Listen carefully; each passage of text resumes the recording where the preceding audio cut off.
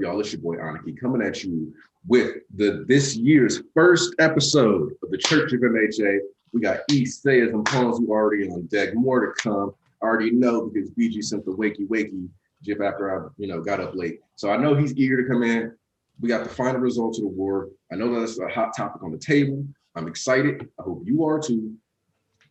I know most of you read this chapter last year, but you know what? You also didn't take a dump before midnight, so you brought in old shit from last year anyway. So let's go. Yeah, for sure, man. No, I only read it like an hour ago. I was talking to the viewers, Sayers. Yeah. Because I know a lot of people do read the Labor edition. Yeah, I was really surprised because I didn't know that it was out already. And they were already talking about like a week early. Yep. Yeah, I hear wilding. So, all right, let me pull up. I'm here. Panzo is here with his drink. So we're gonna show me your backdrop, Panzo. Flex on it real quick. Here is my manga collection here, guys. Like you can see some French manga, Japanese, my books to study and to read, culture, like we call it. So yeah, welcome to my place. Panzo ain't got the damn. Oh, that's right. That's what is jump just don't break. This is another jump break, right? Because it's 2 weeks for My Hero and 2 weeks for One Piece. So this is just another jump break, isn't it? Is this jump on break? Yeah, I'll figure it out later. All right. That's fine because we had already said that there was going to be a chapter next week. So we talked about that. So that's whatever. We can actually have Sayas for that one because she wasn't for the Billboard chapter. We can have it for the greatest arts discussion at least. Yeah, I was really sad that I wasn't there. Yeah, boy. All right, let me pull up the chapter. Here we go. 296, My Hero Academia. Let's go. Should I bust out my Morgan Freeman for the narration boxes? Yep. This has been brought to you by Morgan Freeman. My Hero Academia, chapter 296, Hellish Hell by Kohei Horikoshi, translation by Caleb Cook, and lettering by John Hunt. Morgan Freeman. In the aftermath, the frontline survivors and those who rushed to the front line after completing their evacuation and rescue duties. You see Shigaraki all cracked up, got the blur lines, devastation, breakdown. Let's see. They let that bum live. All joined forces to stop Shigaraki from escaping. The Nomu, which will be referred to as near high ends, were commanded to keep up and execute distraction disturbing strategies. As they made trouble for their heroes, 3 of the near high ends were brought down. However, 7 of them, along with Shigaraki and his people, managed to flee without a trace. Giganto Mafia and Mr. Compress were apprehended. Ooh, I love that panel. That's some heavy damage. Yeah. I like this. So many people fucked up.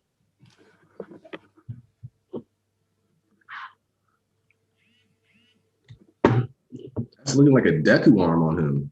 Yeah, looks really bad. Let's see, gets in. Okay, he actually got stuck in the concrete. We're crying. Oof, I know Tarnish was feeling some kind of way about this. Yeah. That stroke trumpet and the other members of the Paranormal Liberation Front in attendance at the assembly were also captured. Oh, yeah. Yeah, so like we said, this isn't over then. Yeah. You caught 16,929 niggas. Hey, how many were there? Hey, man, listen, no more G-Shot jokes, man. No more G-Shot. How many of them were there? Over 100,000. Like, bro, you realize, nah, bro. 100,000 people and you only caught 16K? That's an L. I'm sorry. That's an L. That's a fucking L. Keep going, Lou. You did all this to the country and only caught a fifth, not even a full fifth of the enemy? Nah. However, Giganto's Mafia rampage allowed 132 of them to escape, including the high-ranking advisors. Their bases scattered around the country were hit too, and the sympathizers rounded up. Just got word from one of Ryukyu's agency's trainees. Apparently, Himiko Toka got away and should still be in the area. Damn that girl. We've got enough to worry about. Ow, ow. Please, someone. Dog, somebody's whole vehicle got whipped into a building. That's what I was saying, bro. Someone please, no way. Ooh, we need help. No, it hurts, but ooh. See, I know for a lot of people this scene isn't a lot, but like the fact that Horikoshi just straight up showed us this kid like just down bad under fucking rubble. Save yourself. It's too risky. Oh, no, this is ooh. So we're gonna have an Uraraka fan now. Got it. If you get away, you can have my Endeavor pouch. No, I don't want that pouch. I just want to be with you. Frocky and the Gravity, let's go. Close one, huh? Kettle. Wow, where's our mom and dad? Wow, the boy's leg is hurt. I'll take him to the evac. Help, there's someone under there. Endeavor pouch. That's Sayas. That's Sayas. We all know Sayas has like 2 or 3. Yo, BG. Hello. Hey, that's a good intro, BG. Good job. I like that. I'm on my way. All right. Yo. This man is down bad. My wife's inside. Hurry up, miss. What apartment number? Gotta save them. As many as I can. Dog, this man. The thing is that like, yeah, she can go save him. Yes, he looks like he's alive, but he could just collapse right here. Yeah. At any moment. Bad. Hey, there are still lives that can be saved. There's more this way. Careful, that's gonna collapse. Need water. Relax. You're okay now. Doom. Don't just stand there. I need some help. Heroes. Yup. This is what we talked about. Heroes were going to become disillusioned just with how bad the situation is. I can't take it. This is too much. I need some help quick. Mommy, the pain. Kenta, watch out. Careful. Why? How is this real? Wait, hang on. Call an ambulance. Ah! Whoa. Somebody That's my favorite one in the series, dog. Look at her. See, I love this because this completely is the opposite direction of the way Uraraka's character has been structured. All you people that like to act like she doesn't have a character arc, understand this. Uraraka sees people in trouble. She sees other heroes in trouble. And instead of her seeing that as a danger and a harm to herself, she doubles down and not only dedicates her life to helping people, helping her family, but also helping the heroes. Yeah. Now you got a hero right here. He sees all this chaos. This is what he signed up for. This man been grinding 10 years, whatever. Went through some schooling, just like Uraraka has seen battlefields, da-da-da-da. He's lost his resolve. I need a new line of work. The crumbling of the hero society is not just gonna be because of a bomb. It's gonna be dudes like this one who realize finally what it actually takes to be a hero, what that actually means when it's not in the era of All Might and you got that easy pass to the W. Amen. When you're not on easy street, maybe you don't wanna be there no more. He ain't got that dedication. He ain't got the heart. You know what? You know why? The hero society, everybody hit the no, dummy. That's not a crumbling. Now shut your dumb self up. Man, and I'm telling you, we know why you have your t-shirt today right now. I ain't trying. I think his t-shirt is putting people in the death note right now. I ain't never heard no Ichiko song again after this. I ain't letting it slide. Oh, Siobhan Robinson became a new member too. You know, see, that makes sense. Siobhan always here. Siobhan, I got a bag. Okay. And saluting. Dog, Siobhan always looking out. Always. All right, let me calm down. Okay, we are already with 80 people. Damn, I didn't expect that. like because I was doing stuff in the editing. No, I didn't. Whoa, man. So okay, guys, you know what to do. Like so there, Aniki, just to say, Like, we are with 80 people. Like that video. Thank you for liking. If you dislike, okay, it's no problem. Like to show that you were here at least. Thank you. Yeah. It don't take nothing but a second. Like, dog, man. But for real, like this, I already know this is going to be something that a lot of other people don't like, but I prefer mental arcs. That's part of why, even though Culture Festival is slow for a lot of people, I ended up loving it. And I love what it represents within the story because it meant that this is the kind of path we were going to go down. Anyway. Ooh, I like that execution. They straight up just found her. Making the students literally have to deal with, hey kid, want to see a dead body? That's no more denying the truth. Shigaraki had truly died. His rebirth was cut short. The moment the equipment was destroyed, that slight zap of electricity, which the nearby Exless didn't even feel himself. That low-key feels like Exless slander. This nigga didn't even feel that electricity, bro. Like, wasn't enough to revive Shigaraki. No, what brought him back to life was his dream and his hatred. Bruh, you ever been so pissed you just came back to life? Just revived himself, essentially. That's my goal. That nigga came back. Oh no, I know you're happy, Aniki. You saw your favorite culture appropriators out of here? Oh shit, you right. We got Native on a shirt. Let's go. Hey, Native Slender is winning. I knew that would get a comment somewhere. Stain should have slaughtered that bum when he had the chance. He done fucked up. Listen. Midnight is confirmed dead. There you go. You wanted to put it off for 10 plus weeks and deny the truth. There you go. Ain't no dodging it. Ain't no more waiting for confirmation. Yeah. She dead. We got the most racist hero dead too. So we are happy. Wait. You actually finished the chapter, right? No, he didn't. No, he didn't. I'm just Okay, on the midnight phase. That's one reason I brought it up.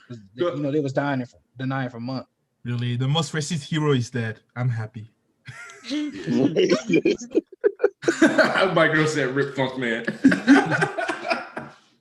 You know, we are all for equality and respect for every people here. Yo, JJ, wait, JJ gotta chill. Dude said he about to be a native of the underworld.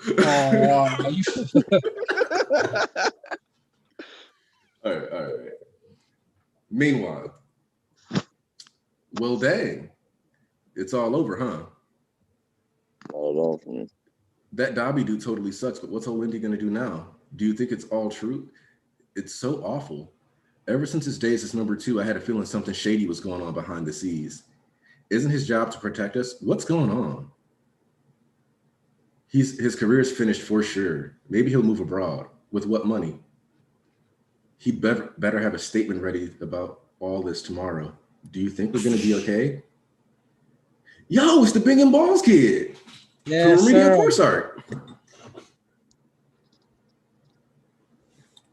We've got the 5 weenies and those guys looking out for us. My heart, my soul. That's so sweet. That night, I can feel it. Ooh, my expectations were a bit off, but it won't be long now. Why do they assume tomorrow? Hold on. Actually, why do they assume tomorrow will come for them? No, I won't grant them a moment's rest because it's my turn tomorrow and my turn will never end. Hear me, my tireless Nomu. It's time to free my real body. And just like that, we got the heel turn. Now people going to want to jump back on the wagon because the prison break is right here. Okay. Yeah, we're finally at prison break, Art. Also, the fact that he said I can feel it, but my expectations were off means I don't think he fully calculated on himself just straight up taking over Shigaraki. Which makes sense. I don't think he fully like. Are we jumping into this conversation now? I mean, this also confirms to me that he doesn't have fucking control over the vestige. Yeah, he doesn't. That's why I don't. So yeah, like if he's like, I don't know, like I feel it, but I think it won't be long. I'm sure like he's gonna come get me. Mm-hmm. And then so yeah, like they're literally 2 separate like thought processes. Basically, the AFO vestige got in there and was like, on second thought, I run this. Like, Oh, what I said it. is true then. What I said is true back then. That there are two different people. yeah. Well, we were talking about that too. We were literally talking about that. I was like, something seems off about the way they talk. Mm-hmm. Also, I've been said this. Hey, Sophie, my little sister's in the chat. Hey, Annalisa, ho, microburst. Oh, this guy, you traumatize me every time, man. On the I don't know why I even play with that nigga and go in that chat, man. Oh man. Anytime he type, I go. Who are you talking about?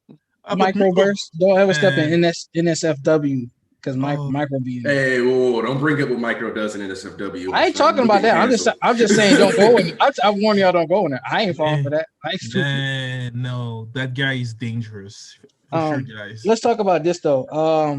You kind of Nazifa? Kind of foolish if you think that was literally all the heroes that died within his arc. That's kind of. Thank you. That's kind of bugging. If you imagine Horikoshi, why would Horikoshi? First of all, when the scans came out, people were already capping on they don't know half of these people. When actually 85% of those heroes that are on this chart appeared somewhere in the story before.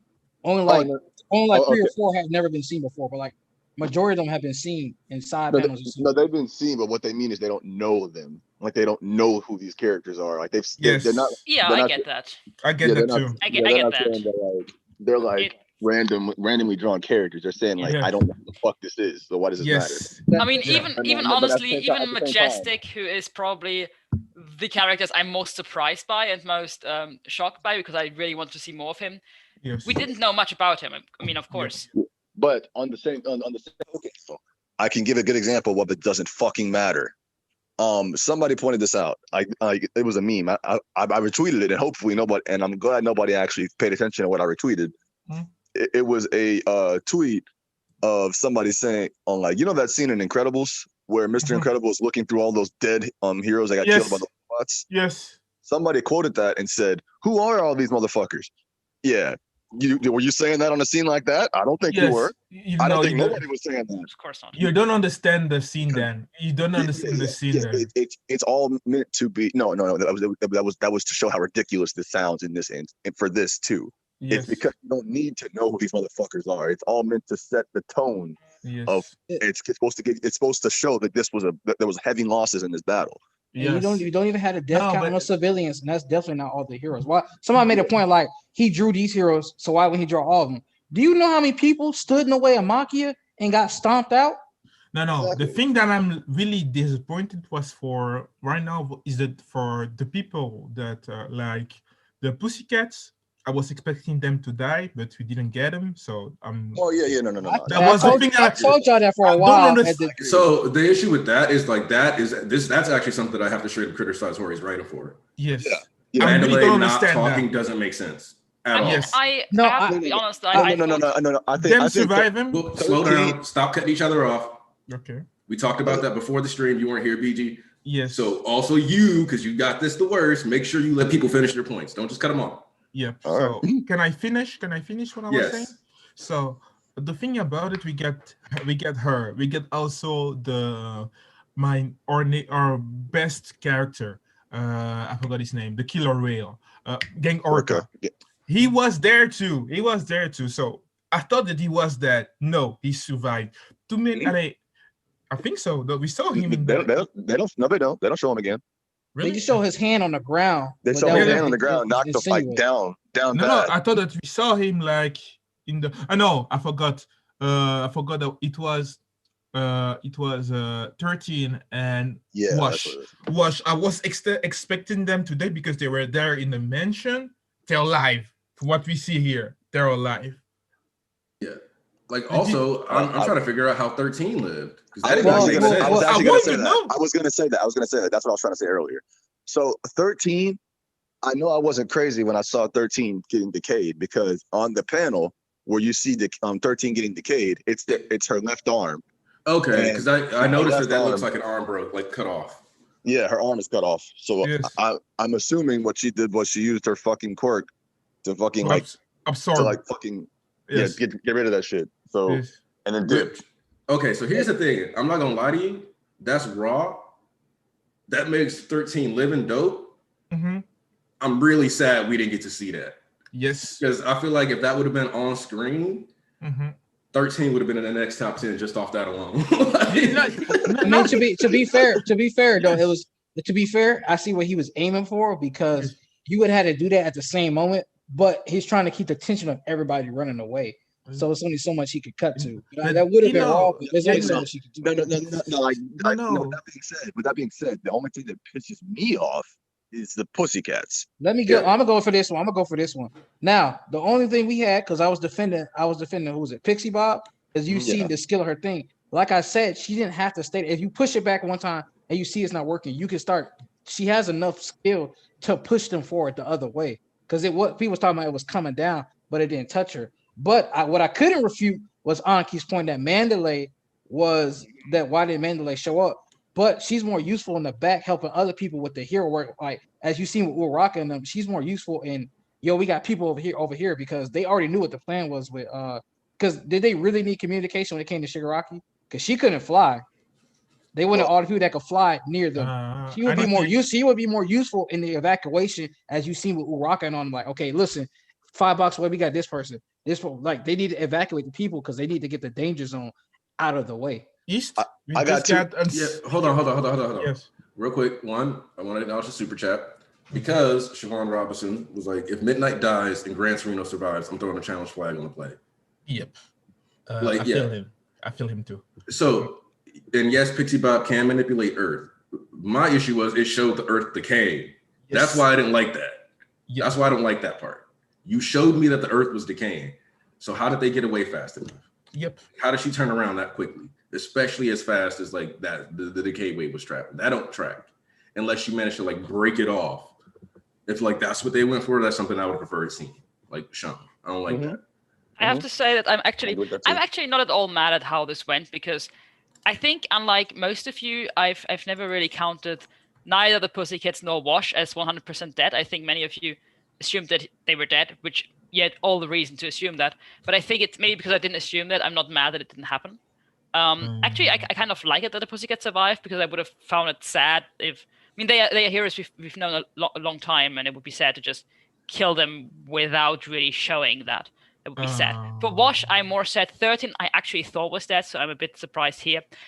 I do think that maybe this is going to be a start for some Momo development because she now lost Midnight and Majestic, which I mentioned before that Majestic is the one that surprised me most to see him on that list. So, especially with this Prison Break arc being one of the next things happening, which I'm very, very confident that as the story progresses, we're going to be getting callbacks to this past 3 months, just based off of like, one, having that hero quit, because I think it'll be interesting if some of their mentors end up stepping down too.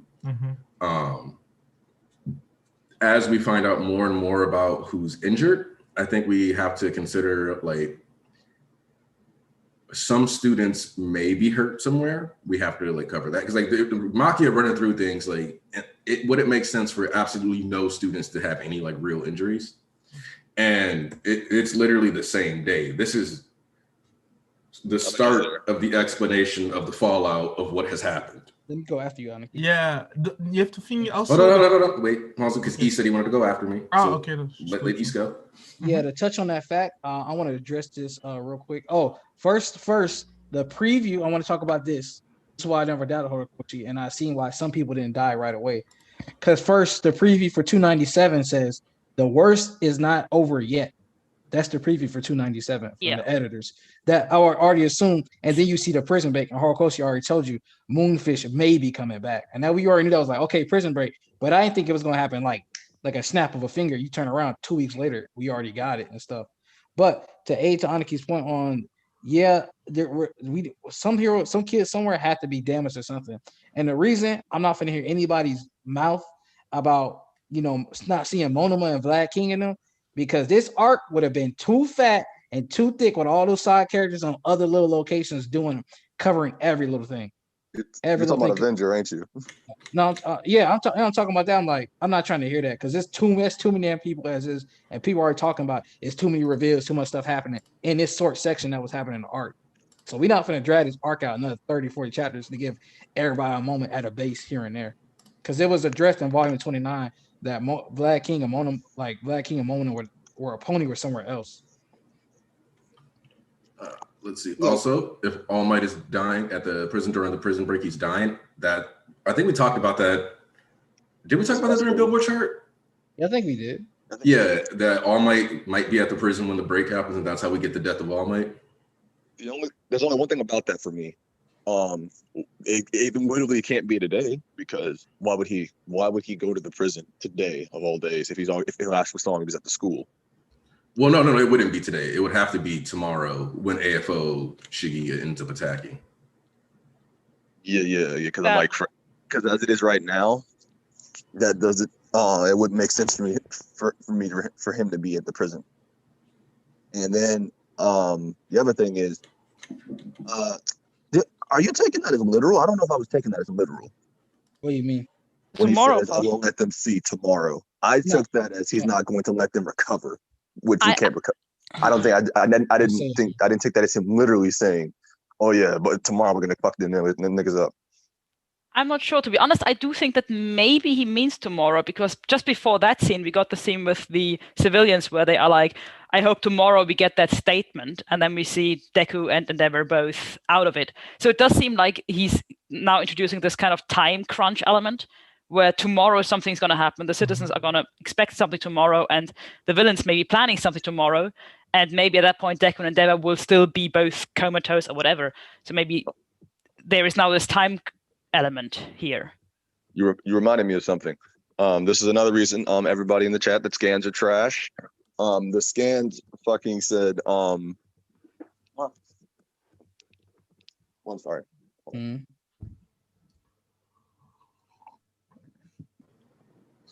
Okay. Anytime now, BG. BG? You okay? I think he's looking through the scans. Yeah, he just muted himself. So, all right. Either yeah. May I add something? Yeah. Go, Ponce. So, the thing about it, and so we know that 16,000 people were like captured, and it is from the mansion. Huh? So, from what we know, they have around 100,000 people that the MLA has the PLF has a total of 100,000 people, Next to this, the other students, from what we know, from what I heard on the internet, I think... I'm sorry, can y'all hear me? Yeah. Now we can. Yeah. I said, oh, sorry. So we know that the other students from Class B and the other students from other schools were fighting on other sides of the against other places. And that they were unscared, these guys. That's what we get from Horikoshi post on Twitter. I read so. I don't know if it's true or not. Maybe if somebody can put a link here, we can. I would say you gotta hunt that down real quick. BG, what were you about to say about the scans though? I was going to say that the scans are terrible because that scene where they were talking about it. What is it? They were talking about Endeavor. And they were talking about like, dang, what Dobby's trash, but Endeavor fucked up. What's he gonna do now?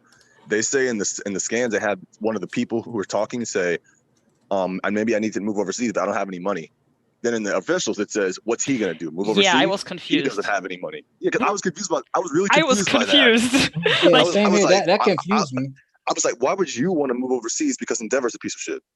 Doesn't make any sense. But the officials are even more confusing. Like why can't Endeavor afford to move overseas? No, I think they're essentially saying that his job is going to be over. He won't be making any more fucking money. So how's he going to? But he has money. I mean, he should have enough money to go overseas. Wait. You're not wrong. You're not wrong.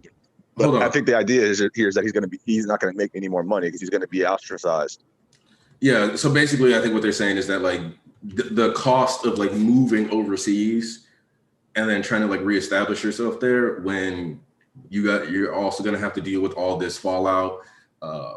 There's going to be some like legal issues, maybe some people like being like, yo, you violated contracts with your sponsorships that could come into play. No, of course. We also got to remember that while they shouldn't know this is, I think this is more of a Horikoshi like slightly guiding us to think about these certain aspects, because he did technically just drop a bunch of bread on a new house. Yeah, but that's the thing is, it's perfectly believable that they think he might not find employment otherwise. That's something else entirely. But he should have the money to move overseas. Oh yeah, no. Whatever he does then overseas, that's whatever. But he should have the money. Realistically, that you're absolutely correct. But what I like about this is that's some shit I'd say in a conversation like this. So I'm like, yeah. So I feel like that's really realistic for like a fan or like a random fucking person talking about somebody in a higher position of like a power. Yes. Also, who has a large controversy. This is the type of shit that one person would talk about. Yeah, we missed a donation. Yeah, I was about to say.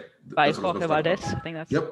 Aren't the Yakuza in that prison? Are we going to have Yakuza versus the League 2? No. If they break into the prison, they're not going to fight the Yakuza. They're going to free them. Yeah. This is going to, if we're getting a prison break, this is going to be like when Blackbeard ran through Impel Down. Yep. He's not going to be out there to like kill people. He's probably going to be there cracking open people's, like either taking quirks or straight up gathering new allies and like saving some of the ones. Let me go. So here's my question. There's something I've been curious about. What's going to happen with that actually? Because he said the no moves are going. He wants the no moves to do it. But you think it's just going to be the no moves? I don't think that. No, I don't think that. Yeah, me neither. He'll want to see Shigaraki too. Because he wouldn't just leave him out in the dirt in the rain, like, you know what I'm saying? No, but I mean, but that's just for one is the one in control. He just be chilling himself. Do you think Vestige for one is going himself? Also, random error. Random error. This is a really random error, but I want to point it out because this is an art error. Because Horikoshi occasionally does these. This one is purely born out of habit. He drew Dabi with black hair again. Yeah, we were talking about that. We noticed that before. Yeah, this shit was like really weird. We thought it was weird. What did he do? No, it was in the scans. It was fucking terrible. I couldn't even tell it was Dabi until they told me. But they said that that little like that last page or the second to last page that you see like Spinner standing right next to him is Dabi. Yes. And Dabi has black hair. Yeah. I remember when you. Yeah, he'll probably notice it and then make an announcement about it. He usually does if he ever makes a mistake, like a art mistake or something. He usually like say something. I don't think he'll announce this. I think he'll just fix it in the volume. Yeah, because it's something that he did it for twice in Toga when he made that mistake, and then he did it for Skeptic when he said, sorry, I kind of messed up when I did the Skeptic thing. Oh yeah, but that's a major one though, because he forgot to draw the nigga. That's Vince major. This is minor. It's like just like. I mean, but he said he forgot to like make a note that Skeptic was in there too, because you seen Skeptic get caught up, and then people were like, well, why didn't he say anything about Skeptic? And then, you know what I'm saying? Oh, I get it, but I'm saying that's a major error, because that means you acknowledge two of these niggas are around, but you don't really you forgot there's a third one too. Also, this pretty much confirms that we were asking if like Compresses rocks could work like Pokeballs, because everybody was like, well, how are they going to get them out? Then more than likely you can also just throw the marble and crack it open. Makes sense. I'm also very happy because it looks like Compress is going to survive. Yeah. To the people that was down on Horikoshi, oh my God, Horikoshi better not kill Compress. He just got this. If Horikoshi killed Compress, I'm like, damn, nigga. Like the heroes are not gonna let him die. Like he got captured for a reason. They can go get him aid. He was gonna live. I know he was gonna live when they had Miria knock him out. There's no reason. There's no reason at all for you to knock this nigga out if he's gonna die. Yeah, and people were trying to like make real big excuses on why they wouldn't be able to get him help. I'm like, why y'all fighting him getting like help so hard? I'm just happy for Headshot. My bad. Somebody said MHA doesn't seem like a hopeful, happy-go-lucky series right now. For sure not. Well, here's the thing. MHA's first lines don't set up a happy-go-lucky series. And one of the things that I've realized is that because of the fact that people are used to American comics, like stories and mediums, there's like this expectation that certain things happen. For example, and like as much as people don't realize this, the Pro Hero arc is the most conventional Western comic book arc in the entire series. It is. It is also the most popular one with people who are like, well, MHA is kind of generic. Because they don't see you literally like the most like technically generic. What makes Pro Hero arc not generic is its structure and placement within the story. But like if you took that and you would just like release a 1-volume comic, that would just be like a normal comic. Yeah, like a normal run. People do that all the time for comic books. Like it would have been like a random crossover event. Like if you were reading a Hawks and an Endeavor comic and it was like, oh look, they had a random crossover episode. Yeah, I never really thought of it that way, but that's interesting. Like, so it's not that. Yeah, Mr. Mac, the goalpost gets constantly moved with MHA. Oh, of course it does. Fucking, we're getting the aftermath, and niggas are saying, "No, people don't care. The civilians don't care." Are you kidding me? We're only seeing them talk about Endeavor. We're not seeing them react. I'm saying, I somebody tried. I forgot who I was talking to. Somebody really tried to downplay the hell out of the civilians' reaction. Is like, oh, see, people really don't care about the thing like that. I'm like, yeah, you talking about everybody that wasn't affected. You talking about everybody that wasn't affected. What about the dude, the hero? Just somebody was like, I tried to talk about the hero. That wasn't just going to be one single hero. And they try like, nah, it's just him. And they try to downplay. I'm like, y'all really bugging. You think that's just one here that's going to say that, and nobody in the rubble is going to have a problem because not everybody's going to say it. The heroes are not in all these cities; they're scattered throughout the damn country. It's simple. The news has not been able to cover the extent of the damage, how much shit got fucked up. None of that. Right now, the main thing they're covering is the fact that fucking Dobby got and hijacked all the radio wave in the airwaves to put out that fucking video. Yeah, that's what everyone's reacting to right now. Here's the thing: if you live, and if you don't live in that straight line in the middle of Japan, if you don't live in that area where Makia just ran through before the newscast got taken over, like it, because you gotta think, like, plenty of people were in class, they were like doing all kinds of stuff. Like literally, we see Natsuo like walking out of class, like and then he's like looking at his phone, like. Inhale, exhale, cliche, like instantly, like, what is this? Like, what am I looking at? So like everybody's phones got jacked and everything. That's way more like so what's gonna happen is everybody's gonna focus on this issue, which I also like how this is kind of like a media commentary, how the world is collapsing, but because Dobby did that, who is making all that noise? That's a good question. Who knows? I don't know. All right, as long as it stops. You got all these people who are like dying and stuff, but the thing that everybody cares about now, just some family drama. Like I don't know if anybody here has seen Dr. Horrible's sing-along blog, but there's the media song where he's like dropping important news, and he's like, next up, who's gay? Because those are considered equally important. Learning about some celebrity like doing that, what is going on in some celebrities' private life is as important as like national crisis to a lot of people because they're so far removed from them. So what you're seeing also in like some of those indifferent responses is kind of like exactly what makes Shigaraki annoyed with this society. Yeah, I mean, I love this. I said before that if everybody is just like screw heroes because what we heard, I wouldn't believe this. I think this is a very believable response. I love it. Wait, what do you mean? My favorite.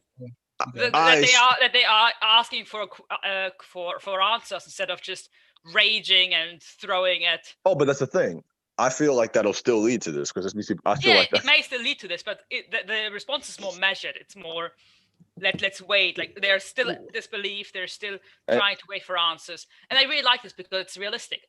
Well, but it's not. Go ahead. Sorry. Chevron Robinson. Thank you, because last week people was trying to talk about this is just like a school shooting that people was already used to. No, this is literally the version of 9/11, but on a fucking larger scale. People really try to downplay this to a school shooting. Shooting? Yeah, they try to play this down to the same levels. It's just another school shooting. People won't be that affected as you see. I'm like, bro, people are really trying to downplay this heavily, and people and like what say was saying. You're talking about, but they're talking about the people that aren't in this. He ran through easily over 2,000 people that have been actually literally affected and that have not gotten help and will not get help from heroes for hours on end. And they were sitting here waiting for them. And guess what? Not everybody had Ochiko speeding through. Some people had that hero that quit. Some people had the hero that wasn't there. Some people had to watch their feelings die. Like, where are the heroes? Where are the heroes? I don't want to use my quirk. I'm supposed to be relying on heroes. You guys are supposed to do your jobs. Come on now. So yeah, that's the thing. Like for me, I don't think this is gonna just be a situation where it's like, oh, well, I mean, they fucked up. I want to hear what y'all better have an explanation of why you fucked up. No, I don't think that's gonna be the case for a lot of people. I feel a lot of people. I feel like there are some people who will be like that, but I feel like there are just as many. I feel like there'll be just as many who are saying, "Oh, fuck these niggas! They didn't help me when I needed it." Yeah, there'll be a spike. People try to act like it's just it's like a few people. Now it'll be a massive spike. Like those directly affected are the ones who have the harshest response. It's like because everybody wants to keep using fucking like 9/11 as an example. You think them niggas who got fucked up about who had the shit with 9/11? You think they're good now? You think niggas are good now? Fuck no. No, they're still scarred. They're still fucked up by this shit. You get the same here in Belgium. We get the equivalent of 9/11 also here in Belgium. In Brussels. Hey yo, wait! I just got a text from my mom that said I had to hop out the stream because my baby sister heard a spoiler and it actually like hurt her feelings. What? Yeah, like my baby sister actually ended up crying because she got spoiled, like because of one of the character deaths. So she was probably like upset about Midnight. Oh. She's also like 12, so like. Oh. She doesn't read. Does she not read it? I'm not sure. I think I don't know if she's reading it right now or not. She might have not read it today yet. I'm about to say. I hope she does. Otherwise, you're slacking. Yep. My baby sister at least watches MHA. Oh, I'm sure she does. I'm like, she's a kid. I'm not sure she watched it, but I'm like, yeah, you're still slacking. You're supposed to push that agenda, even 12-year-olds. I do the same at home. My mother watch MHA. My brothers and sister watch. My brother watch MHA. My sister going on it too. So yeah, that agenda is there. Nobody in my family watches MHA. I got my cousins to watch it. So I'm good. My father will also watch it normally. So yeah. Yeah, see that's what I'm talking about. Let's wow, the visa.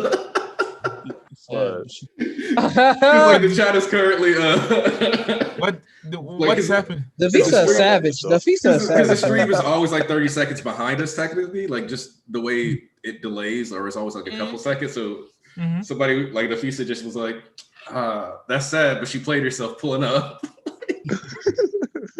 Hey, let me talk about two things real quick. One, I will say I understand the if whoever's upset about the wrap up and handling of Edshot versus Redestro and them, I understand that, but that would have been another 5 to 6 chapters because that's not just one fight. At least Edshot and Redestro had to be 2 chapters. Then Geeton and fucking Cementos definitely had to be a chapter and a half to 2 because those, as you can see from their damage and their quirk matchups, those were not easy fights. Those were both high disc fights. So that wasn't finna just one and done 1 chapter. That would have had to be 2 each. But if you are upset, I understand. But they are coming back, so that way I can. Who was it? I think in the billboard we talked about Cementos versus a fucking Edshot, and I didn't. No, not Edshot, and Gettin, and I couldn't talk. That's exactly why I waited. And I was for my. I couldn't say anything because I was like, bro. I know what the outcome of this is, and I can't talk. That's why all I said was like, I don't know, man. I feel like y'all are done. I feel like y'all are downplaying on Cementos a little bit. Yeah, that's why when it dropped during the stream, I was like, nah, I ain't reading this shit because it's gonna affect something. I know my bias gonna jump some type of way, so I'm like, I ain't gonna read it. I'm waiting. No. That's why I tried to figure out a way I could argue for Cementos without spoiling anything. See, that's why you should have just not read it. No, nigga, I didn't know they were gonna show me. I didn't know they were gonna show that. I thought that fight was still gonna be happening during the read. No, I'm saying that's why you just don't touch like the chapter during the stream period when you know you can't. That's the thing. I read it before the stream. Oh my god! Why would you do that to yourself? Like, that don't even make sense. No, because I was like, at first I was like, because it came out really early, and I was like, nah, I'm not gonna read this shit. Then everybody kept talking about it. I was like, fuck, okay, I have to read it. Everybody was talking about it on my timeline. I wasn't gonna mute. I had no reason to mute because I always read fucking spoilers and shit. So I was like. Like I already read the spoilers of it. I just didn't read. Well, not the. I saw the raws. That's why I wanted to read it because I saw the raws. Mm-hmm. Hey JSP, listen, y'all gonna fall off Geeton, okay? He ain't never got washed. That's what we're gonna say right there. Yeah, he did his job with Dobby in NBA. They were going toe to toe, and nobody's stopping. Nobody unless Shiggy Rocky at 75% is even touching Makia. So so to get one shot with Makia means nothing. And then Cementos got a damn he got an ice pill in his chest. That nigga on the ground laid out too. So that's even if he did lose, that's a high diff, and he still took. He's like, hey, if I'm gonna lose, I ain't gonna make that shit easy for you. You gonna lose something too. And my nigga headshot came with the clutch. I just want to say, I love this headshot panel. This is probably my favorite panel in the chapter. I love it. He looks so hurt and so angry. I love it. Dog, see, that's the thing is that like that's why like when I like saw that earlier, I was like, nah, this dude's arm literally looks like Deku's. Yes. Yeah, but he also looks just so pissed. It's just only profile. It's only profile, but he still looks so pissed. I don't know. But yeah, it wasn't a result that he wanted. That's the thing about it. That's my G. That's the really. Yo, you sitting here, you just had like this is probably the biggest fight in Ed Shot's life. No, I understand why he's pissed.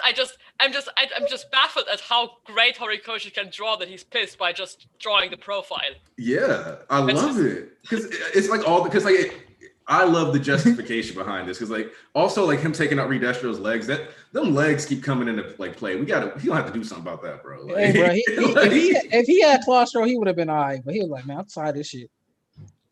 He finna talk shit Rocky at Uchi, like, hey, bro, I got to sew me some legs back on, some real legs. These prosthetics ain't working, G. Dog, yeah, that's why. Where was Claustro? Because honestly, where's Claustro? Did he only have that one prototype that got destroyed? I mean, I'm pretty sure they could have made another one, but it probably would took him. But at the same time, yeah, that's what I'm saying. Like it must have. Same time, I'm pretty sure this wasn't the base to attack at. You know what I'm saying? Okay, guys. Maybe that's the reason that fucking Actually, now that I think about it, maybe that's the reason they mentioned that overhaul still has a core. Maybe Shiggy's gonna take it. Rebuild himself. No, we're fighting in the street in our VCs about this. People we're dissing my bro, my ninja. I told people, no, you will see. Yeah. He will come through, and he came through. I'm really. So happy. I'm happy. I'm a happy man. Congratulating all of us who put him in the top 10 still in the structure because he deserves to be there. I love him. My goal. I'm upset. Y'all had me doubting where I had Redestro at first. I had to put him higher. Now look at me. Man, he's still a city level threat. I had him at like 8.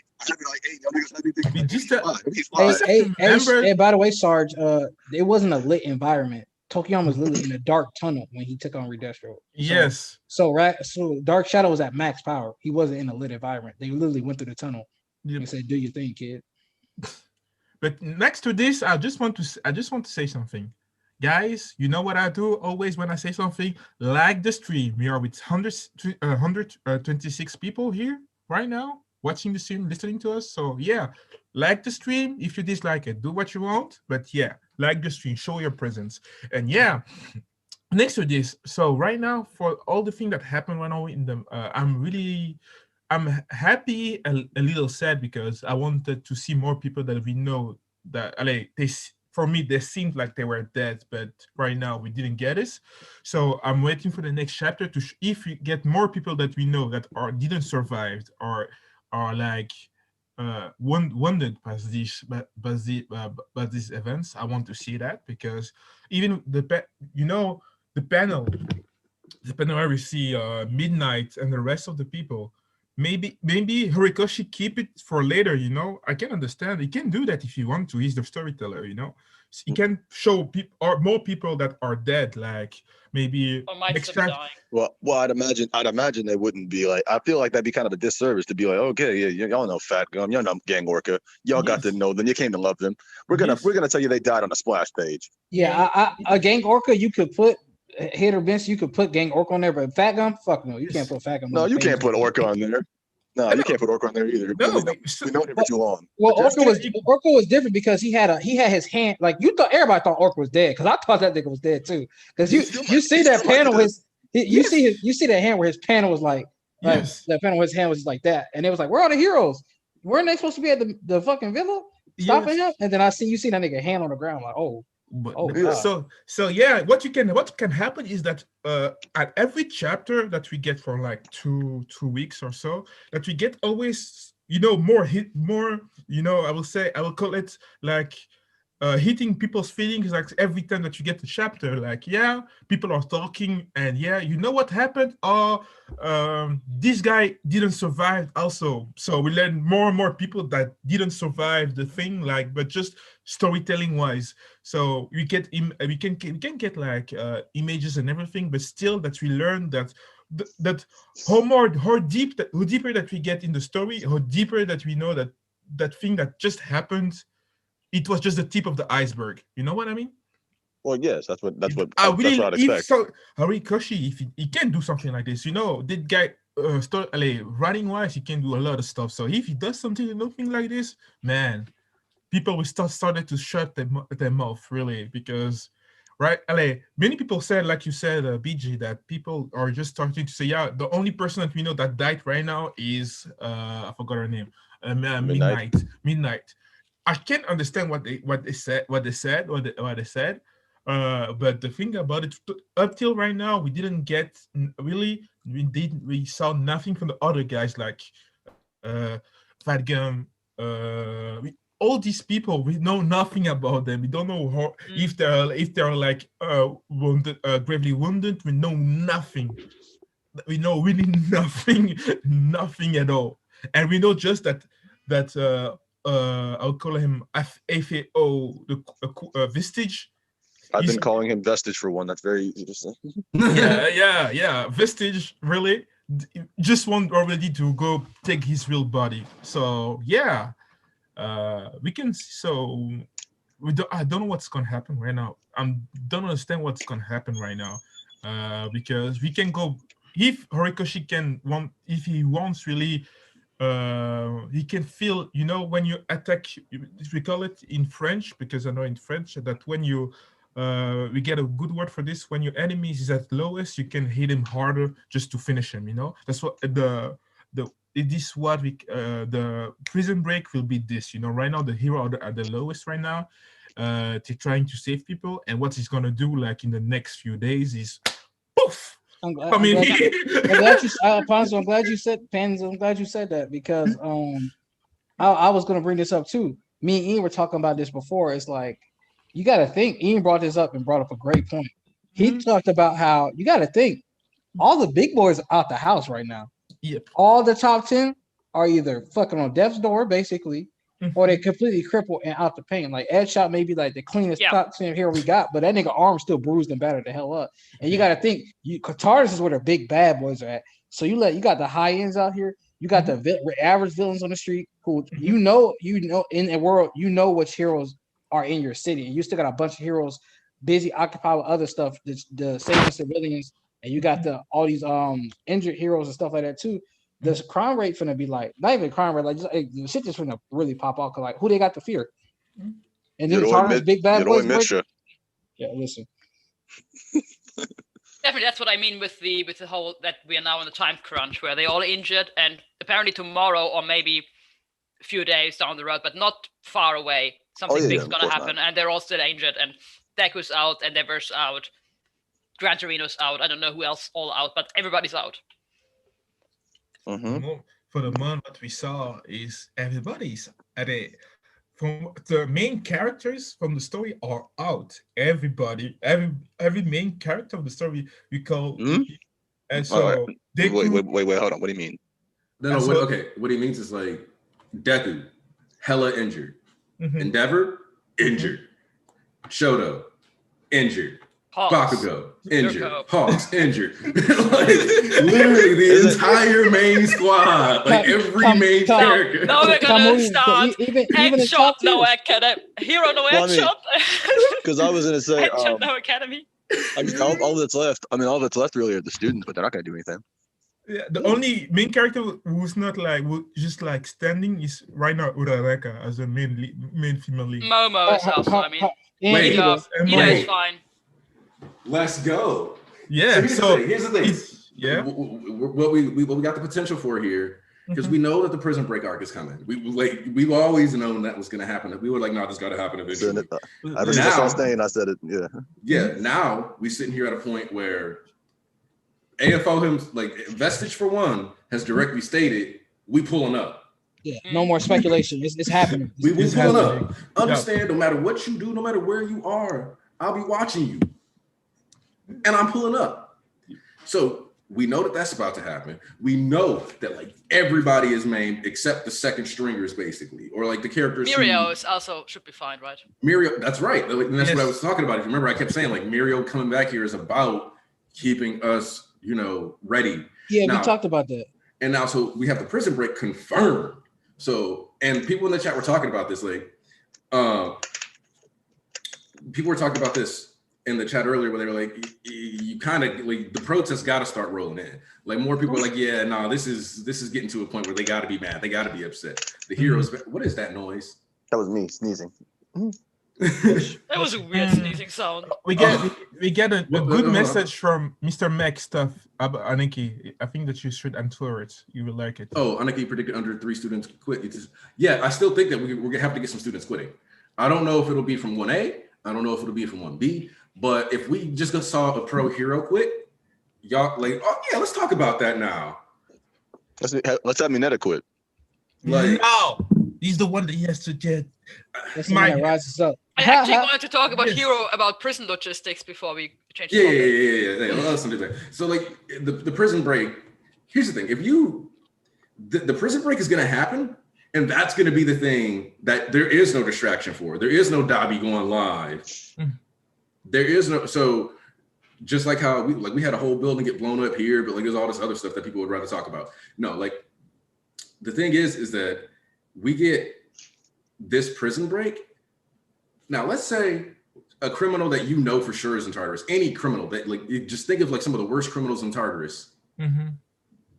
And then you're sitting there and you're watching the news. And let's say you didn't get hit by buildings, but you were definitely able to see that stuff was going wild. Mm-hmm. So now you look over there and you're like, nah, bro, that happened. While I was on vacation in Fukuoka that other day, I almost got murked. I was doing some business in Kamino that night while I was on the toilet, and lo and behold, all for one blew away the building in front of me. I was lucky. I've been lucky. I was sitting on the toilet with the paper, took it down. What's that? Hello, world. I really do imagine that happened at least one person. It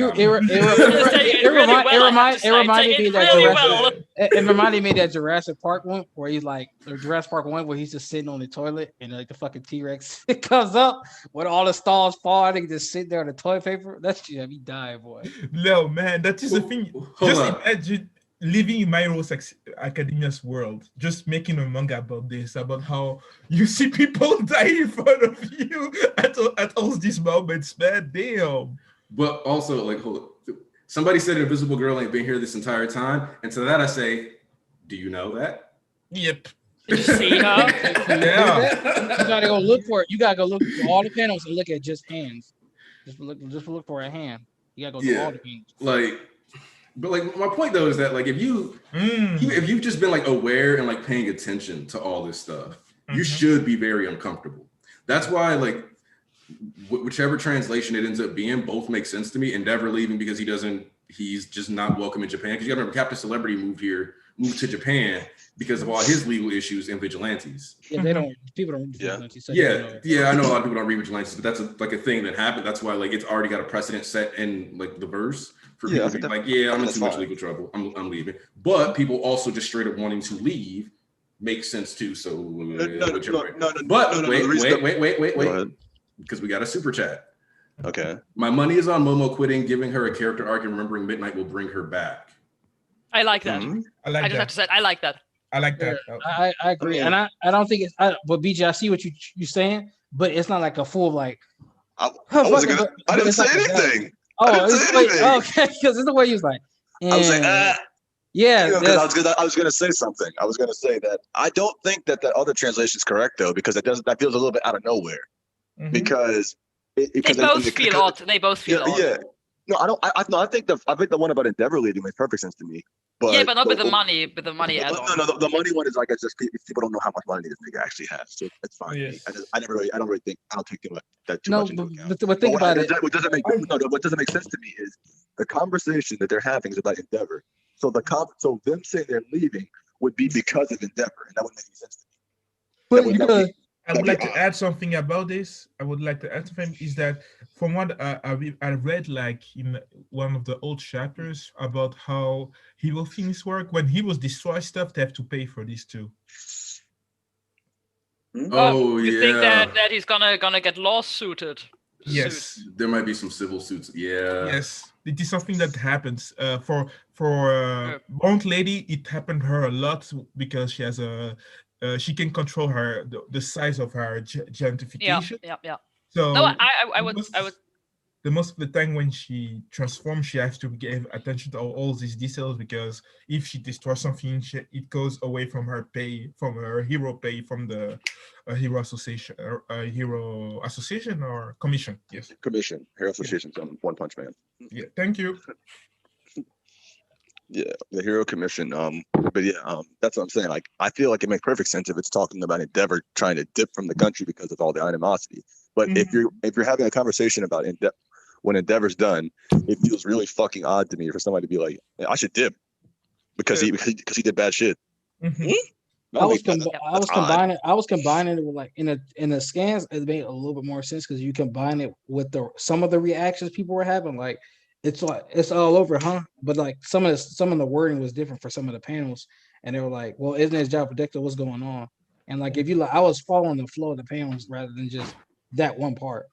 Yeah, so to me, it made it seem more like when a dude said it's all over, huh? It's like, yeah, like okay, and they questioning the heroes entirely. It's like people already knew. People are not stupid. They could tell something was going to happen. Yeah, the mass majority might ignore it, but you can tell there's finna be something big to happen.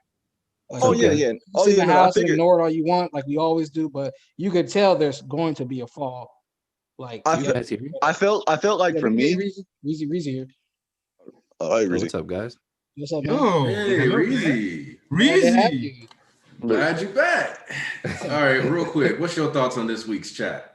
Yo, that had Horikoshi had my mind melting, bro. Like I can't even like get the words out.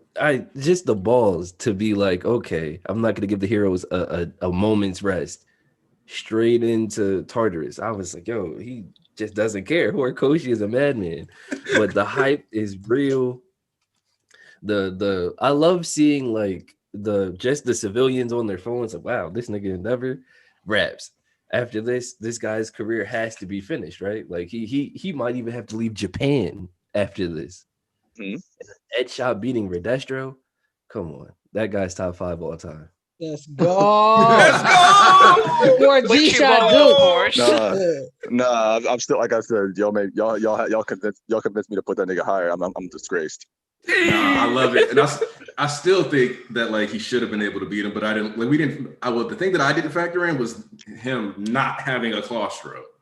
That's the thing that I didn't count on, was him not having his gear at all. Facts. Especially since he had replacement legs ready. I was like, oh, I would think. It's like, here's the thing, right? Is that like, I'm gonna be honest with you. If I'm a part of a villainous militant organization, I'm staying strapped. So like, why would you not bring your mecha super armor? Because Recentros washed. Oh man, you called him Recentro? Oh my god! Y'all had me over here respecting him for a minute. Now I need to go back to my slander. He's back to Recentro now. I'm sorry. Oh man. Oh my god. And anyway, Cemento's I want to talk about something, and that is that this number of 16,900 and so on is about the people that were captured at the villa, right? So add to that whoever was captured outside the villa. Apparently, only 100 people, 130 some people got away from the villa. Where are they gonna incarcerate all these people? What I was going to say, I don't think they captured 16,000 at the villa. I think that's how many they captured in total, because they talked about the thing is, because they're talking about the villa itself. They're saying that this is what happened at the villa, and the people that were gathered at this assembly. Where's that scene? People that were gathered at the assembly. Sorry. So the way I look at it is that here, the way it's structured is Redestro gets in trumpet, and other members of the Paranormal Liberation Front in the attendance at the assembly were also captured in total. So it's Yeah, but that's in total the people that were at the assembly still. And then No. You're assuming that's 16,000 people at the villa specifically. We don't know for sure if they're talking about in total everywhere, or if that was him saying that's what happened at the villa, and overall we captured this many people. Yeah. I think that's I'm confused at how this is set up, because after that he's like, from the villa, then we go back to the villa. Now from the villa, 132 people escaped, including some high-ranking members. And then we go on with other places, other bases were scattered around the country, and sympathizers there were rounded up too. So it kind of, the way it's set up is like, first we're talking about the villa, then we're talking about people that were captured, and grammatically I would say this is captured at the villa. And then we're talking about people that escaped the villa, and then we're talking about other people, other sympathizers all around the country. I have two reasons. So it seems like 60,000 at the villa, and then some others. I have two reasons to think that's not the case. For one, I refuse to believe they fit 16,000 people in that fucking mansion. That's what I'm wondering, because it's like logistically. That's the first problem.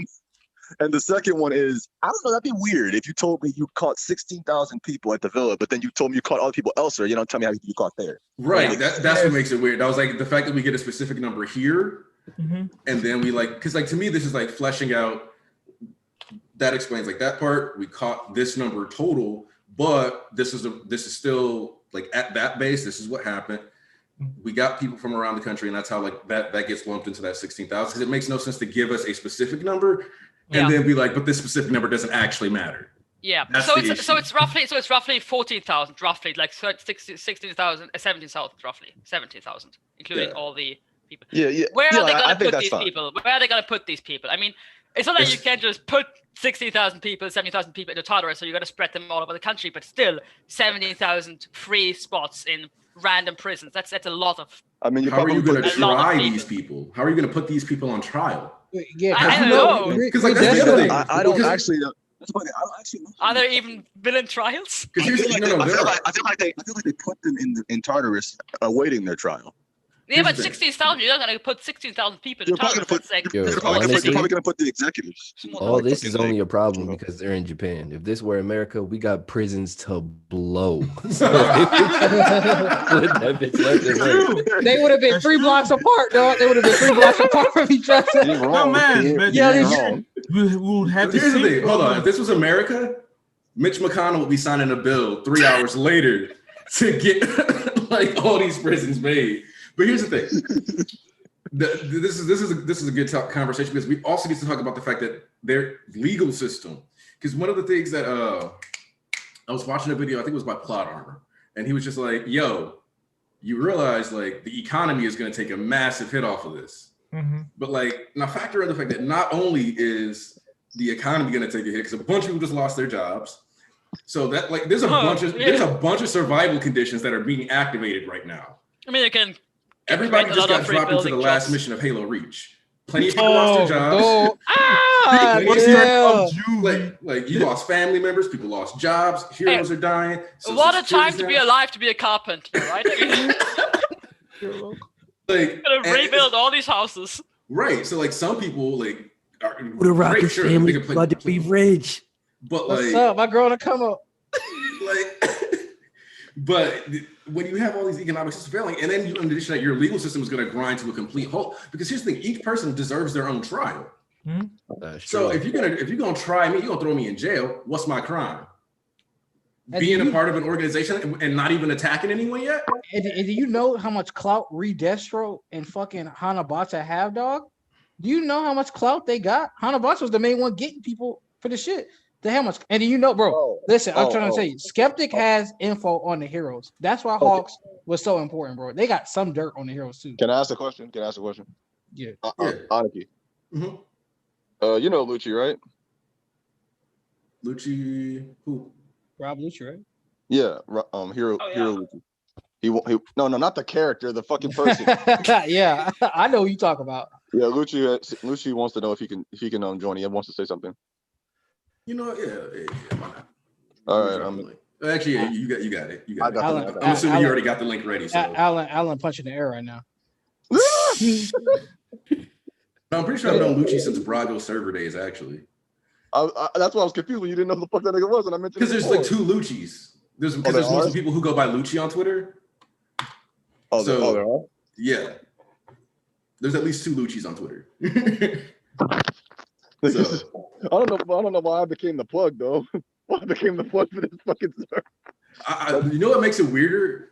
Like, well, in this one, like, I just looked and saw that he had messaged me. So, like, but you already got it, so it's whatever. But, like, I do think it's weird that people feel like they can't approach me. Like, I mean, it's usually easier to go through the people you already know. So so like BG hit me up like to come through on this side, and Johnny hit me up because they knew me. You know what I'm saying? Like, yeah, they know Anarchy, but it's easier. I think the logic is it's kind of weird. It's kind of like, it would be kind of weird if a rando nigga you don't know like that well hit you up and be, hey, nigga, can I join? Can I hop in? Yeah. So basically, since I'm your right hand, essentially like, oh, I know East from like the Hive and this and stuff for so long, or Twitter for so long. Yeah. So like, let me ask him, and then I get into there. It is something that I learned to never do that in my work experience. So what's good? Can you hear me? Yeah, we can hear you. 2 things. What's up, bro? I want to real quick address something that somebody said in the chat, because it is like literally how some of these conversations are going to go down. And you jumped me while I was sipping tea in my hood. You heroes are tripping. Like, think about that. Like, there's literally some of these people were just chilling. Like, imagine this was your first day in the Meta Liberation Army, and then this happened. Like, you did nothing. Just got drafted. Like, hey, I just want to say, like, I'm glad, like, at the end of this chapter, like, I know everybody was, like, shitting on this chapter, or last chapter, I should say, like, towards the end and stuff, saying, like, there's going to be no consequences, and like, there's a chance everybody can go back to school and shit. Like, I'm just glad that all for once Paul to shit the rest, because, like, I always knew, like, things weren't going to be the same, because what would be the point of this arc, you know what I'm saying? But, like, this basically just confirms that it's not going to be another build-up, you know what I'm saying? Like, I think Rex was saying that last week and shit, that it was going to have to be another build-up in order to have, like, Hero Society go down, but, like, it's actually happening, like, right after this. And Lucci, real quick, give your thoughts on the chapter, because I don't know how many times, like, often you watch the streams, but we've been talking, like, I know if you've seen us have this argument where it's like, bro, like, literally, this stuff is gonna fall apart. Like, it can't. Yeah. Like, just because they didn't get whooped today, in fact, them not just getting whooped today is what makes it worse. Because at least then people might have been sympathetic. War doesn't end in starting the day. Exactly. So I love the chapter, man. Like, the only thing I was kind of disappointed was that I wanted to see, like, Redestro. I mean, not Redestro, Edgeshot fight Redestro, but if it would have, like, been shown on like in the chapter and shit, it would have made the arc a lot longer. So I don't know how he would have fit that in the arc and made the arc still flow. But that's kind of what I kind of wanted to see that. But I know Horikoshi doesn't really like drawing 1v1 fights like that, so it is what it is. But overall, man, like I'm saying, that those last 2 pages, bro, just made me so fucking happy, because I've been reading this manga since like chapter 1 was translated, and like we've been like predicting fucking Prison Break for like a long fucking time, for like 2 to 3 years. It feels like, bro, and it's actually happening. It's fucking lit, bro. Oh, it's been 2 or 3 years. Like, it's been like 2 or 3 long years. It's been 3 years, dog. Bro, ever since Off One was in Kamino, bro, it's been that long. Do you guys think we'll see the Shigetsu students in the Prison Break arc? Like, their task was to be over there to help back up those heroes. And so that's what I was gonna say earlier.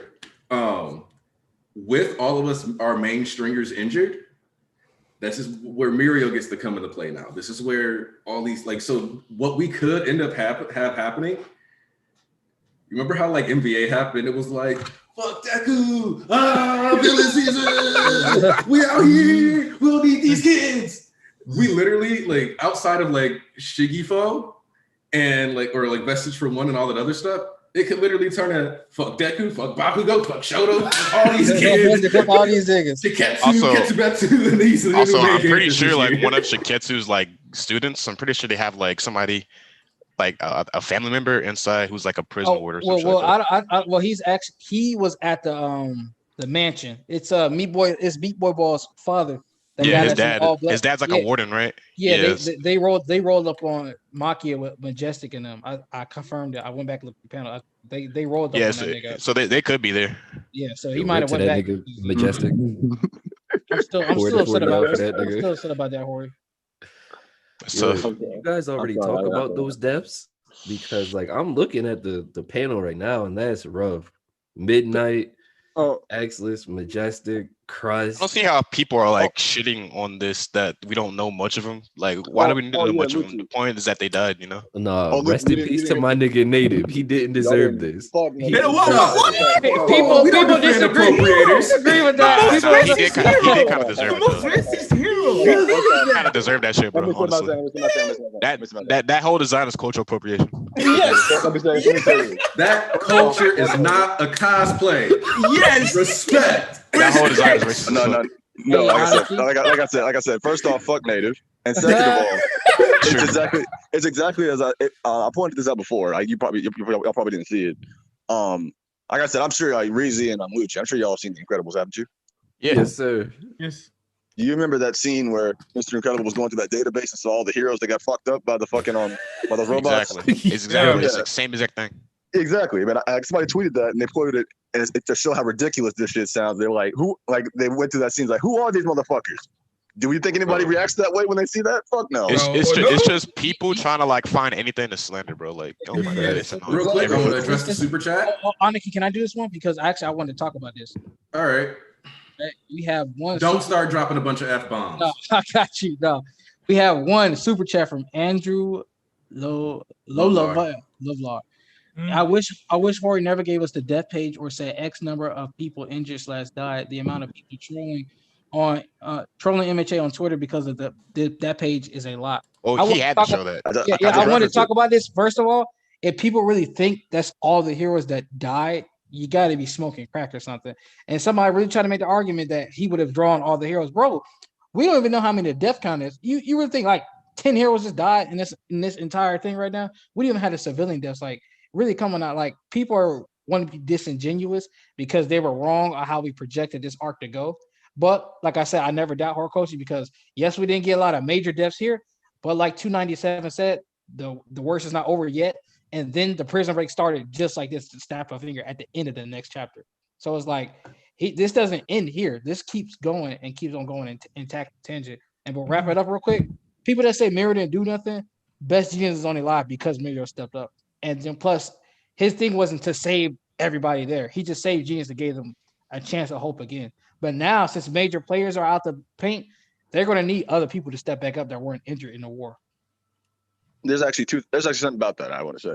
First off, I don't know. I don't take none of them motherfuckers seriously because at that point, it just comes off like you had nothing to go at for a whole ass year at this series, and now you found something that you feel that people won't like, so you feel like it's a perfect chance for you to top back on the slander train. It's stupid. But the second thing. Oh, go ahead. And the second thing is, I mean, I kind of wish Mirio didn't show up. That way, that Best Genius could have died, but that's neither here nor there. but anyway, what are you gonna say, Lucci? I'm like, bro, like literally, like the arc's been great for like an entire year, and then you see none of these niggas, right? And then all of a sudden, they find something that they could hop on and slander, and all of a sudden, bro, to be honest, bro, like this war arc's been kind of trash, bro. Like it's just Shikiguraki getting beat up, and then nobody's dying. I'm like, bro, shut the fuck up, nigga. You was nowhere in there. You was nowhere here when everybody was praising this shit, bro. You was not saying it was mid then, because you would have got. My question is like, why do we still fall into these cycles, like? Bro, because it's been going on for so long, bro. It's like a double standard, bro. Other mangakas get the benefit of the doubt, right? When something happens, people always say, "Oh, okay, we're gonna have to see where this leads up to." When My Hero, something questionable happens, they're like, "Bro, it's trash, bro. This is gonna happen." You don't throw stones at something that isn't great. You feel me? So it's just like that's why we call it slander in the first place. They're just grasping at straws. We know this arc hit different from start to finish. So now there's a couple of things that I want to say, leaning in what you just said, Reezy.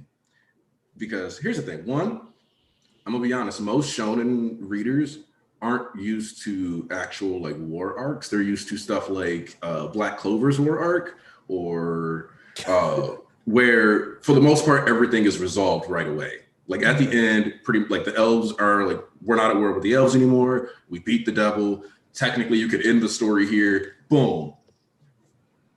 And another thing is, it's because of a certain precedent that Horikoshi has set within the story that has made people more impatient.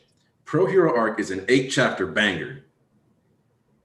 So, but like, think about how contained like of a story it is. It's a complete story. You got that in 8 chapters. a lot of like Horikoshi has spoiled people. Like people have been spoiled by Horikoshi doing all these shorter arcs that still like feel like full stories. That when they get this long thing, they feel like, whoa, we didn't get to the final point yet. I mean, I guess, but the thing is, that Horikoshi's writing has always been a type to be like a slow burn. Like it's like, oh yeah, we have this thing set up, and then it'll be resolved, and we'll get the answer to what the fuck that shit is. Like 70 chapters. The thing is, though, is that a lot of these people aren't the kind of people who like pick up on those details and like link the story together. So that's a good point. So they'll be like, yeah, I enjoyed this arc. I enjoyed that arc. Da da da da da. But they're not looking like most of these people enjoy these arcs borderline in a vacuum instead of looking at this as a continuous story that has multiple plot threads that run through it. That's the honest to God truth. Because the only one that people track really well as like a continuous plot line is Deku's power progression, Shigaraki, and the Todorokis. Everything else, like you constantly, like if it's not one of these three plots, you have to fight like half the readers to look at and really get involved in these plots. Man, characters. The issue with that is like I've seen like people are so when it don't go the way they want it to. We had this argument, it don't go the way they want it to, so now it's trash. What the end of this, how this arc is ended, or how the battle, the first fight, the first event in this war, because the war is not over, is that you know what actually been a trash ending? Shigaraki and them end up in jail. Shigaraki and them end up in jail. That would have been a trash ending. This led to something even better because who was going to bust them out of prison had they all end up in prison? Like, explain to me who was going to do that if Reed Destro and them got caught. Or you could have switched to Reed Destro and them pull up to the Tartarus, but is that really as good as what we're getting now? Because now you have to, now that I hate speaking this nigga name because he is so annoying. He takes over the conversation too much. all for one. Now that he has already stepped on Shigaraki's toes and caused him very great grief and like leaving his friends and all this, now you have a conflict residing between the two. And now you have a reason for these two to actually like butt heads and clash. So it's more to it than what you just seen. Like I always said, he's playing chess, not checkers. Y'all looking at one move here and there or tic-tac-toe. Y'all moving up, like you're not looking at the different steps and the levels. He wants you to think this because so he can do this. It's simple. That's a fact because my girlfriend just started watching MHA like this week, and it was like season 1. She just was like complaining, like, why is Deku crying so much? Like, the story feels like slow because like we're also watching Jujutsu Kaisen together, so it's like the comparison between the two. MHA I feel like is a lot slower at first, but like now that she got through like the sports festival and the staying arc, she's like, yo, this shit is greatness. Like. I would never understand like Deku Slender, but like, cause why is it such a hard thing to comprehend that he's a 14-year-old kid and not every main character has to be like super fucking confident and cocky in the like, beginning. See, you just answered your own question in a way because it's like you're a critical thinker. Most people, they're just looking at like the stereotypical like shonen archetype. Like niggas want everybody to be Kakarot. To be dumb, but my thing is, yeah, that's cool. But like, yeah, I'm a critical thinker, and most people aren't, and they just like they want meathead shit. They want main characters to be badass and stuff. But my thing is like, how can you like not understand that? How is most people call him a bitch, right? How are you? What is the definition of a bitch? Has the man ever ran from literally anything? He literally challenges all. He takes challenges all like seriously, right? He doesn't run from anything. He never stepped down from anybody. Like he with no power, he went to go save Bakugo in the beginning. So I never understood why people just call him a bitch just because he's crying. And he doesn't even cry that much. People exaggerate that shit all the time. He only like, bro, he cries in chapter. No, he doesn't. What really annoys me is that Deku cries 9 out of 10 times when he cries. It's because he's happy or relieved, not because he's afraid or it's a gag. Yeah, you're right. It's a gag, right? But 9 out of 10 times, it's not because he's afraid or in pain. It's because he's happy, he's relieved, because there's something funny. It's human. It's human. There's a thing about it. My thing is, yes, Mr. Mack, you said exactly what it is. Here's the thing. I understand being like, oh, Deku cries, but like the thing is, like, okay, first off, if we're gonna talk about him crying because All Might was talking to him, we gotta realize that like, Mr. Mack, you spitting. All Might is to a certain degree reflective of the Emperor of Japan during 1945. Oh.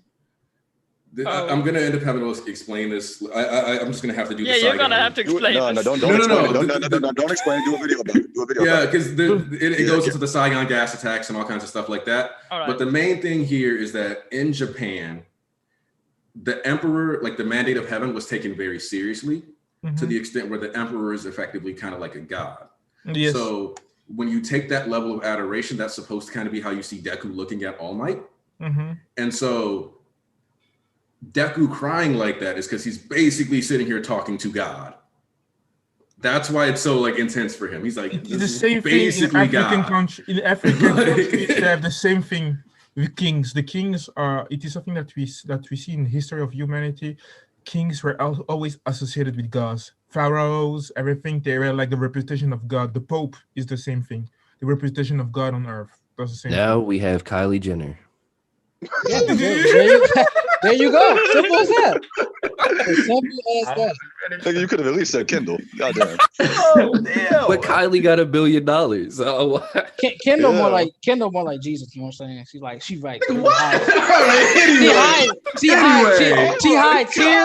hide tear, but you know God is God. You know what I'm saying? Let's get out of here. We scrapped it. Okay, low key, Saint Nick slapped the Cardinal for saying something like that. But we're not going to talk about that. We're not going to get into the Trinity.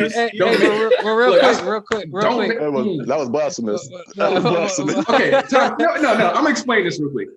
Jesus is not underneath God. In the beginning was the Word, and the Word was God, and the Word was with God. They are a triune, balanced entity. That's how that works. Okay, just had to get that out of my system. You got to realize I went to Lutheran high school. I spent 4 years studying this. The reason why I can read my hero the way I do, the Trinity, the triune God. Yeah, we can talk about that later. Yeah, we know what it is. It's the concept of an exegetical study.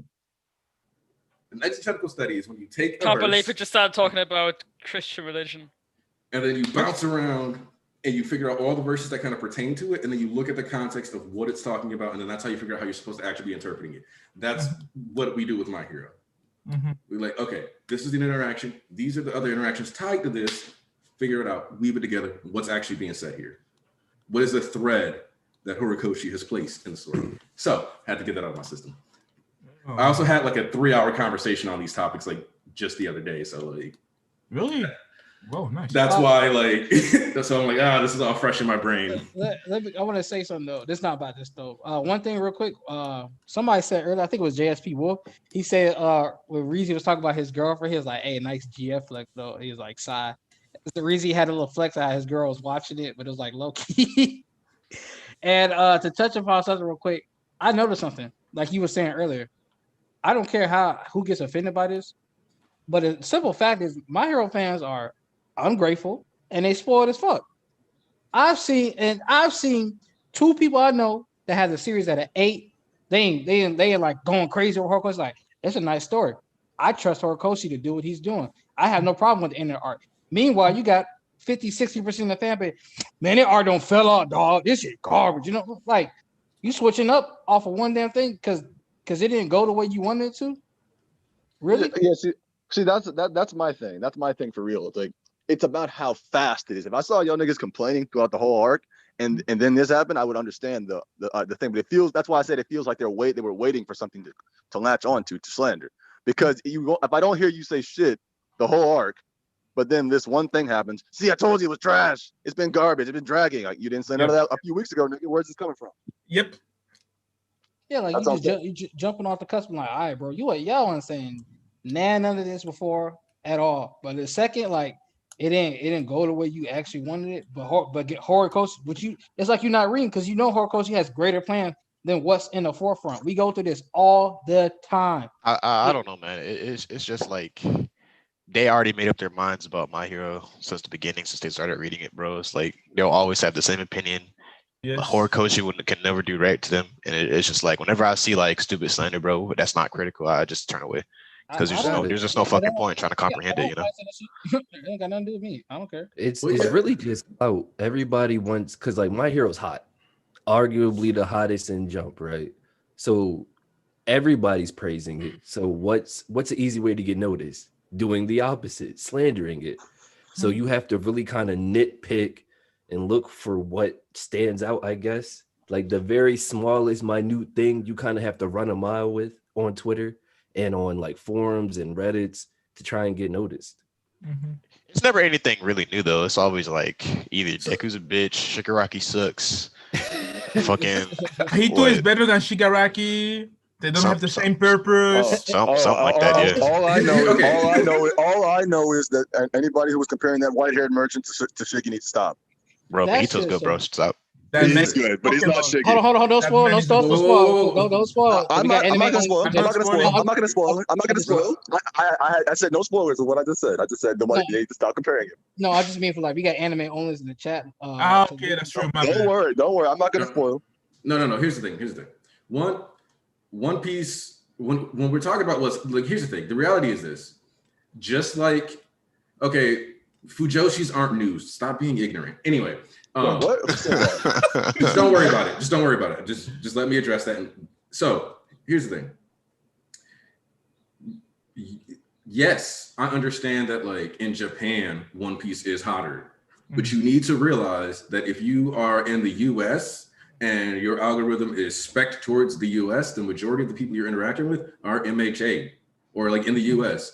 And MHA is the hottest manga in the US objectively. You like if you look at the sales, you look at the impact that My Hero is having in the US, it's ridiculous. My Hero looks like Demon Slayer here. Facts. I mean, it had cross promotion with the Avengers. Like that's all you need to say. Like, and Star Wars, the two of the biggest movie franchises in the US. Come on now, bro. Of all time. The world. And so the thing is, though, is that like yes, we have like international interactions in the anime and manga community online. But like what ends up happening is that people see like this surplus of this stuff and then they're like, well, it's like really big. Like they're like, well, I like this. And then like, because I'm talking to these people all around the world, I think that my thing is super big here. But then it's like, well, where's the proof? Like I told somebody, sales are not one-to-one indicators of quality necessarily because people were like, well, K&Y is crushing MHA in Japan. Obviously it's way better. And I'm like, then why isn't it doing a one-to-one stomp in the US? Mm-hmm.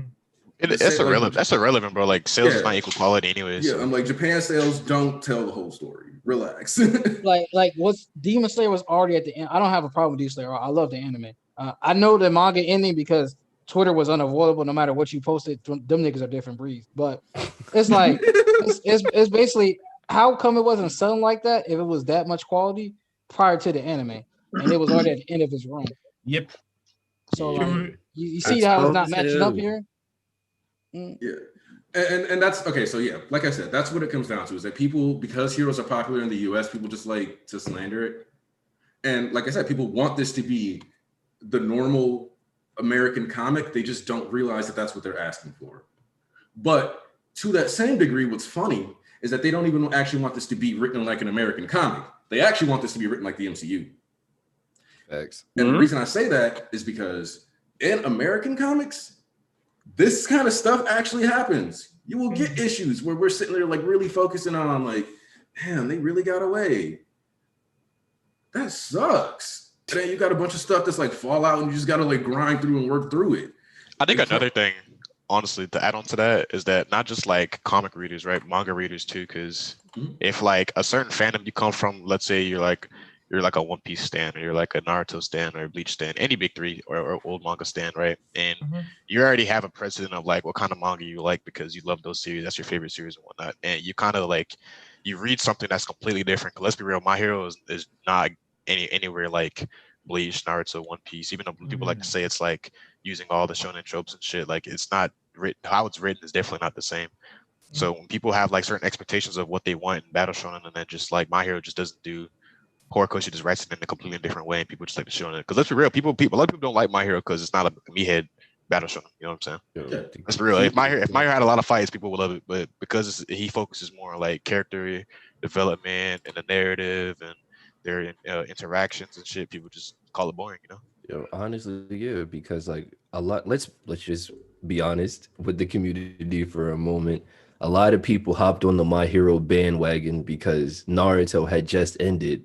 And people were trying to pitch that's why I got on My Hero as like the superhero Naruto, and that's never what My Hero has ever been. So all the Naruto comparisons, and then once you start getting into My Hero, you see this shit is nothing like Naruto, honestly. So people just can't deal with that mentally, I guess. Well, I mean, what is it? No, I will say in the beginning there were some like tropes that Naruto had that My Hero had as well. So it made it very easy for somebody who was a fan of Naruto to hop onto this. Now, it very quickly does distinguish itself from Naruto. So I feel what you're saying there, but I can see why people would jump on it for that reason. But I'm saying at the end of the day, the reason that confuses me though is, you know how you listed that as a positive, because I think it was a positive at the time. But I'm very confused because after a while, that positive turned just into like a form of slander. Exactly. Yes. Which I'm being a hypocrite by saying that, because I do the same thing with Black Clover. But my question is just like, what tropes does Naruto have that any other battle shonen that came before it doesn't have? Oh, I'm not saying it's unique. I'm saying it's essentially, put it like this. Imagine you're a fan of, like, you haven't been on anime that long. You're a fan of it, and you're a fan of Naruto. You see this in Naruto. That's all you know. So you're going to assume that that's a Naruto thing, and you'll see it in My Hero. But I see, hey man, My Hero's doing what Naruto did. Basically, what ends up happening is that people project their limited experiences onto anything that they consume. To a certain degree, we all have limits. We only know so much, and we only have so much familiarity.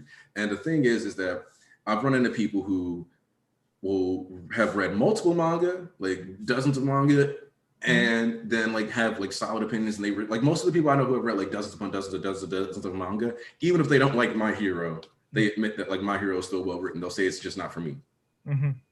And so like my boy Fiji, he's like, I like Endeavor. I'm just not really attached to any of the characters, but he's like, he still wants to go through and eventually like read, catch up, and like at least be able to critically engage with it himself. But he's like, no, like this stuff is still like written well.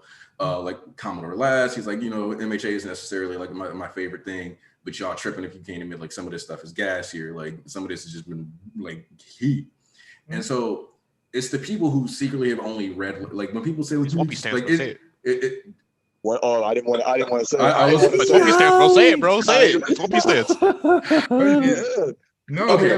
I mean, I know one in particular, but I'll hold that off. Yes, actually. Okay, I'm going to be honest. Yes, the One Piece stands are the things that really did kind of create this big weird schism that like led to a lot of fighting between like MHA and like the One Piece fandom. In fact, when I like think about like how stuff started like getting crazy, I feel like like once One Piece and MHA started going to war, everybody started going to war.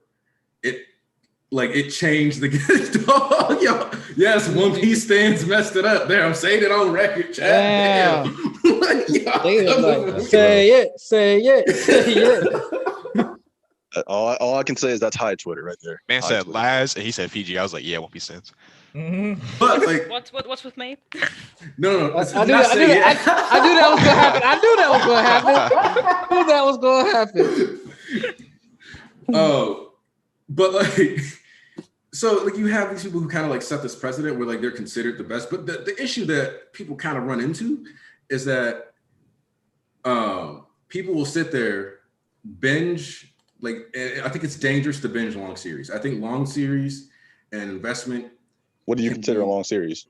When you look at like 700 chapter Naruto, okay. I think it's dangerous, like especially because like sometimes people will read these series and then like if that's like their first experience. And then like they sit there and then they read, but you read like 700 chapters of this manga, that's going to really inform how you look at the medium.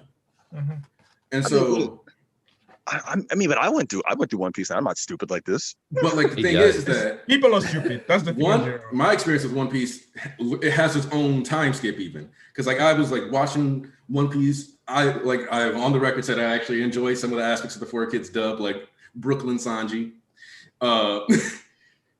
And then and then I came back to it years later, and like that's why like I feel differently about certain stuff than other people. But yeah, like actually, why are we talking so much about fandom stuff? Yeah, I want to talk about the chapter. Like y'all keep going back to like slander, and I really want to focus on what's actually in here, because it doesn't matter if people want to slander about deaths or not. We're gonna keep seeing it fleshed out every time. Because here's the thing: to a certain degree, why do we even bother acknowledging slander when we end up right more often than we end up wrong about stuff? I can't remember last time What was the last time? Because it impacts us more than we think. I think the issue I have with it, if I saw like a bunch of if I saw like a few no names say shit like this, I wouldn't care. It's the frequency of it. It's the frequency that fucking makes me like, yeah. It gets me pissed off. It'll be like we're all praising the chapter, right? We think this is shit. This shit's amazing, and then like some dude will be like, "Bro, this shit is ass. How do people like it?" And have like 1,000 likes, and I'm like, "What the fuck?" Never mind. Yeah, it's essentially I hate anti-hypers. I hate anti-hypers to death.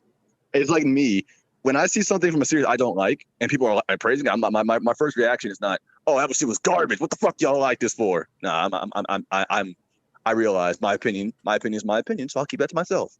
I'm not gonna try to bring people down. That's what I hate that type of shit. Okay, so I'll agree that like I do hate the anti-hype. Wait, you got a question? Yeah, just to tie it back into the My Hero discussion when you guys are ready. Oh yeah, that's what I'm trying to do. So go ahead, fire. So at the end of the chapter, how do you guys feel about All for One saying, because it's my turn now and my turn will never end? Are we gonna have All for One in his like old decrepit, all might beaten body and like a version of All for One in Shigaraki's body for a little bit? So what we kind of talked about earlier is that I actually don't think All for One's going to be okay with what Vestige for One is doing. Yes. Well, that'll be the thing to end this debate once and for all whenever they meet. Yes. But I do think that I honestly, as the time goes on, I'm kind of hoping that he doesn't kill him. I want them to stand together for a while. Nah, really? How would that fight even go? I do want them to stand together. I need him going because I'm so tired. I'm so tired of this nigga taking over every conversation about Shigaraki. Bro, you don't understand. For the past like week and a half, yeah, I agree. Every time I come in the chat, it's always all for one, all for one, all for one. He on a level of eerie right now and a level of annoyance because I'm so tired of talking about this man and taking over Shiraki. I think this pretty much kind of confirms he's not trying to keep Shiggy's body. If he was, why would he go in? Why is he going to free his real one?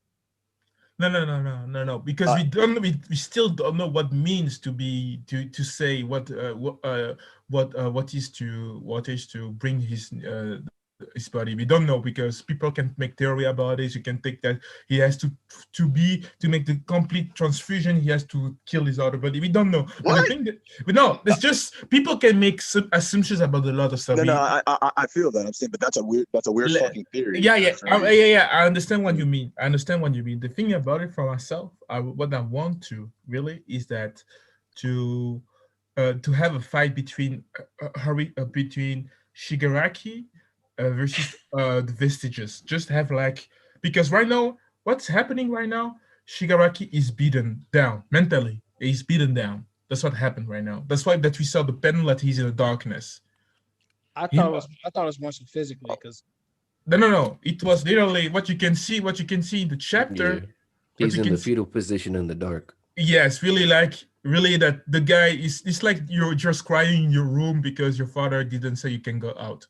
It's literally what is happening. Let me finish just to add more points to that point. It is something that we must not forget that Shigaraki right now is set up to be the finals villain. So something must happen about this situation right now. This symbiotic relationship must turn to in Shigaraki's control. So right now we have like a situation like that. Yeah, Shigaraki. What I wanted to do was always that Shigaraki kills All for One because we thought that they were linked. Yeah. Or they must have a conversation right now. They must have a discussion and dialogue about what's gonna happen next. Because, that I would say that symbiote tried to take over control every time about Shigaraki stuff, trying to give him lessons about life. But this guy just lost his people. Right now, we still don't know if Shigaraki knows about Dabi. Not Dabi, about twice. Twice. If he learns about Twice, man, this nigga's gonna cry. I don't think he's gonna cry. Wait. Yeah, no. Look at him in the panel. It's like one of the things I noticed cry. is that like if you zoom in on that panel, yes, to me Shiggy looks a little younger. One, like a kid. Yes. Yeah, he looks a little younger. Mm-hmm. Two, one of the things that I also think is really important is that it does kind of feel like Sukuna a little bit. I can see that. But Sukuna's more of a balance, but I'll let you talk. Go. But the thing is that as somebody mentioned in the chat, Shigaraki's hatred and anger is what made him wake up. Mm-hmm. I don't think I like that. So I'm still not sure how I feel about that, but that makes no fucking sense. But okay, but he decayed his own death. That's how I look at it. Now, but my nigga can't be beat. But yeah, they literally should have just said like it was electrical shock. It was clearly electrical shock because they showed a big ass panel of the fucking cord electrocuting him. So like, why the fuck? I don't know why it's important that it's not the electrical shock. Like it was his determination and his hatred to me whatsoever. Like what the fuck? But wait, let me finish though. Wait. So the point though is that because of that aspect, all it takes is like one comment, one thing about like twice his death, any of these things. If anything happens that can make him hate while he's in there, he should be able to break free and take control. And then from there, he's probably going to be able to suppress AFO again. And then I'm real quick going to address Giorno Giovanna. This arc is an easy 10 out of 10. I don't care what the haters say. Thank you, Giorno. That's why Giorno is part of the East faction. That's why he's part of the East faction. 10 out of 10, easy. Yes. Oh, you hear that, Giorno Giovanna? You've been officially drafted into the East Army. Oh, he voted for me, so he been in the team. He was in the team for the polls. All right, let's go. See, East out here grabbing followers out of the chat. Y'all gotta step your way to. See, now it makes sense. Like now the poll's starting to make sense. Y'all not pulling people out the chat to be in your faction. That's the last chapter. AFO mentioned Shiggy channeling his hatred. Yep. Oh man, bro, Siobhan! Oh my God, Siobhan, you love us for real, and I appreciate you so much. Wow. Hey Siobhan, let me get like $10. That's like the third or the fourth now. Siobhan is our #1 donator and a member, like without question. Best sponsor to ever have. It's kind of a waste of Shiggy's character development having AFO remain around, and that's why I don't think he can just like stay in control. Yeah. Like I don't know. The thing is, honestly, I don't care that much if we arrive at the prison and it turns out that actually this was AFO's plan all along and he did want to take over his body. I don't care as long as by the end of it, Shiggy is the one who remains because he's the one who. Yeah. So I always thought I always thought that maybe it's not necessarily that he wants to take over Shigaraki's body because he could have done it anytime he wanted to, but he chose now. I mean, I don't think he's trying to do that. I think what people always thought that I thought differently was that they thought All For One was just done here.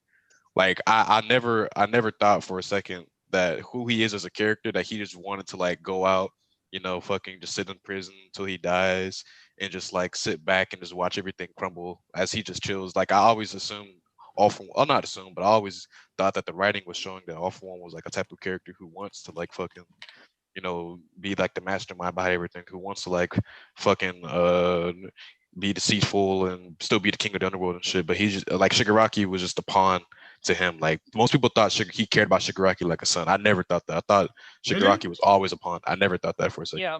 There's no way he cares about Shigaraki like a son. But it could be possible, but I seriously doubt it.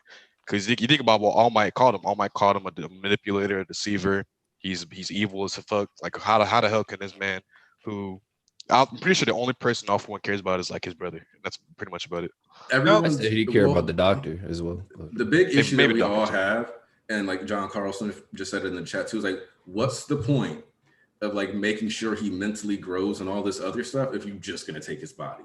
Yep. And the thing is, one of the things that I want to say is that I think that when we talk about like how quirks have like an imprint, he just kept spamming the word "ew." Yeah, that shit was fucking weird. I'm like, all right, I'll let you slide, whatever. But then they kept spamming that shit. That's probably this dude named Chris that's obsessed and trying to get me to let him hit.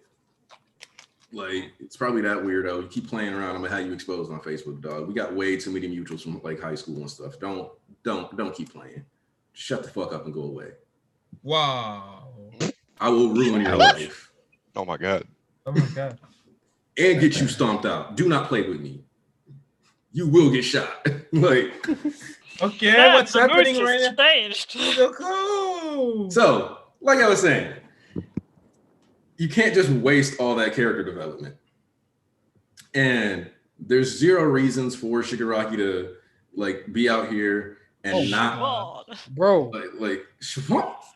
Siobhan. So go.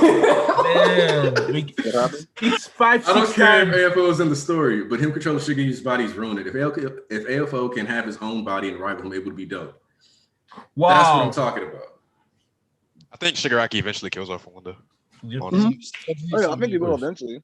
I don't want him to do it immediately. Yeah, that's what I mean.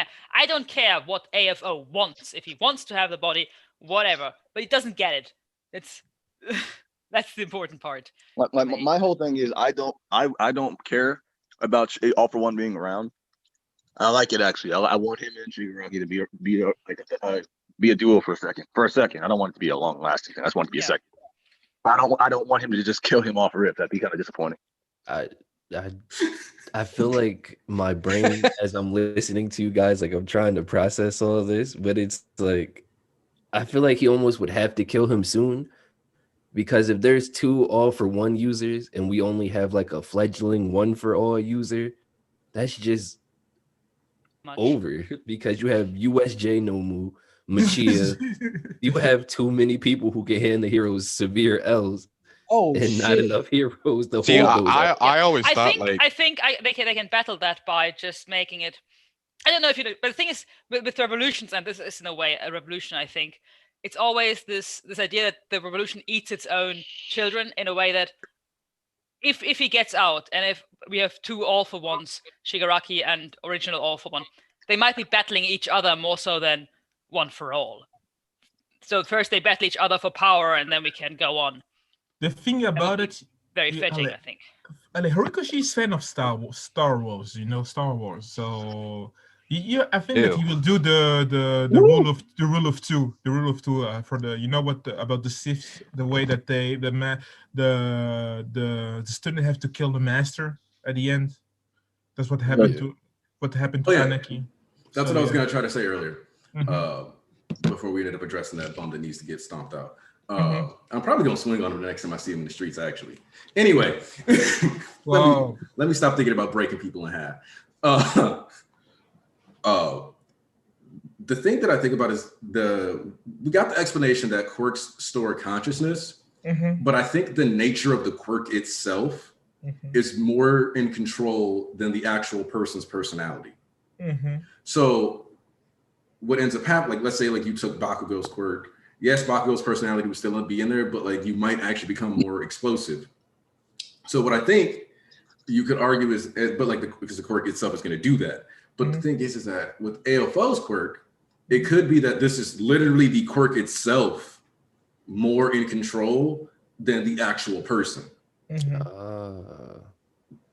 That's what I think that's where I think we're at, where the quirk itself is making these decisions more than it is the actual like consciousness of AFO that could be left over. One thing I want to say, people mentioned, I was watching that stream last week, whatever week I was having a stream that had Roger and Dustin on it and stuff, and y'all was talking about civilians that were like doubting the hero society and whatnot. I like the fact that Horikoshi, instead of having like, I mean, the civilians were doubting them too, but they kind of just didn't care, which is kind of like a resemblance to like how it would actually be in real life. Like if something happened in America, for instance, like shit happened, like for coronavirus, for instance, most people don't care. They're just like, damn, that fucking sucks. But what I was going to say is I like how Shigaraki, fucking Horikoshi showed how heroes were doubting it too. Like heroes were just like, damn, it's just shit where this is so much pressure. Because like, most people are heroes, not necessarily because they want to save people, but because it's a profession, because they have a good quirk or it's a good way to make money and whatnot. So I think it's a good callback to that. Oh yeah, we just got it about right now in the chapter. Man, I need to change my line of life. Like that immediately shows that. Remember chapter 1, it was showing how like heroes just weren't heroes because they want to save people. They were heroes because it was a job. It's a profession now. They make money off this shit. So obviously it makes sense that most people aren't like heroic in nature, saying they just do this shit because it's a job. And I like how my hero does that, Even you see that also in I forgot the chapter of I forgot his name. the Gentle when he talks to his Gentle. Gentle when he talks back to his old friend on school, you know. And the guy said, "Who are you, right?" He said, "Who are you, nigga? I don't know you." And he remember as a hero. As a hero, you say to people like that you saved. Who are you, man? Man, just to show how heroes save hurts. They save people, you know. But when you see things like this, you don't remember people that were there with you at school. You feel that there is a problem. I know. Just to say, for me, a hero is a person that cares about people deeply. You know, that's why they do these works. That's why our hero, they can not really. We'll try not to remember to forget people's names, because there are people that care for people. But what we see right now, people can handle what a hero is being about, trying to save people. That guy was literally saw the situation and said, "Man, what's happening right now? I wasn't expecting this." So, real quick, I want to address a question in the chat. So, Poison Tree, you asked about like quirks being sentient. Here's the thing: we talked about what was followed up with like Overhaul's talk about how quirks are diseased. And the thing that I look at from my perspective on this is that there's always been a chance that quirks could end up being one of the main villains of the series ultimately. We always knew quirks were sentient too, because first of all, One for All, the Vestige World exists, right? Yeah. Second of all, Dark Shadow too. Yeah, so like and that's what somebody brought up. Like, well, Dark Shadow is already sentient, so like technically we've seen a sentient quirk. So what you have here, because the disease thing, if it's based on a virus is a living organism. So the evolution of quirks is also technically, if it was originally from a virus, the evolution of a disease. So if the disease or virus, whatever, is becoming more and more complex and complicated, then it's literally like it's a genuine evolutionary process. Facts. So do you guys think at some point they will cure quirks and they're all just gonna come together and jump Shiggy while he's quirkless? Everybody's just gonna stomp him out together? Okay, that would be kind of hilarious. But I wasn't ready for this. Nah, bro, they all lose their quirks, and Deku Batman just comes out of nowhere and beats Shigaraki. Yo, that's what I'm saying. Like, everybody's gonna be quirkless, so they're gonna be, all right, fuck it, let's hop this nigga. Stomp. You know what song I'm gonna put when I see Deku again? I'm gonna put Batman of Bow Wow.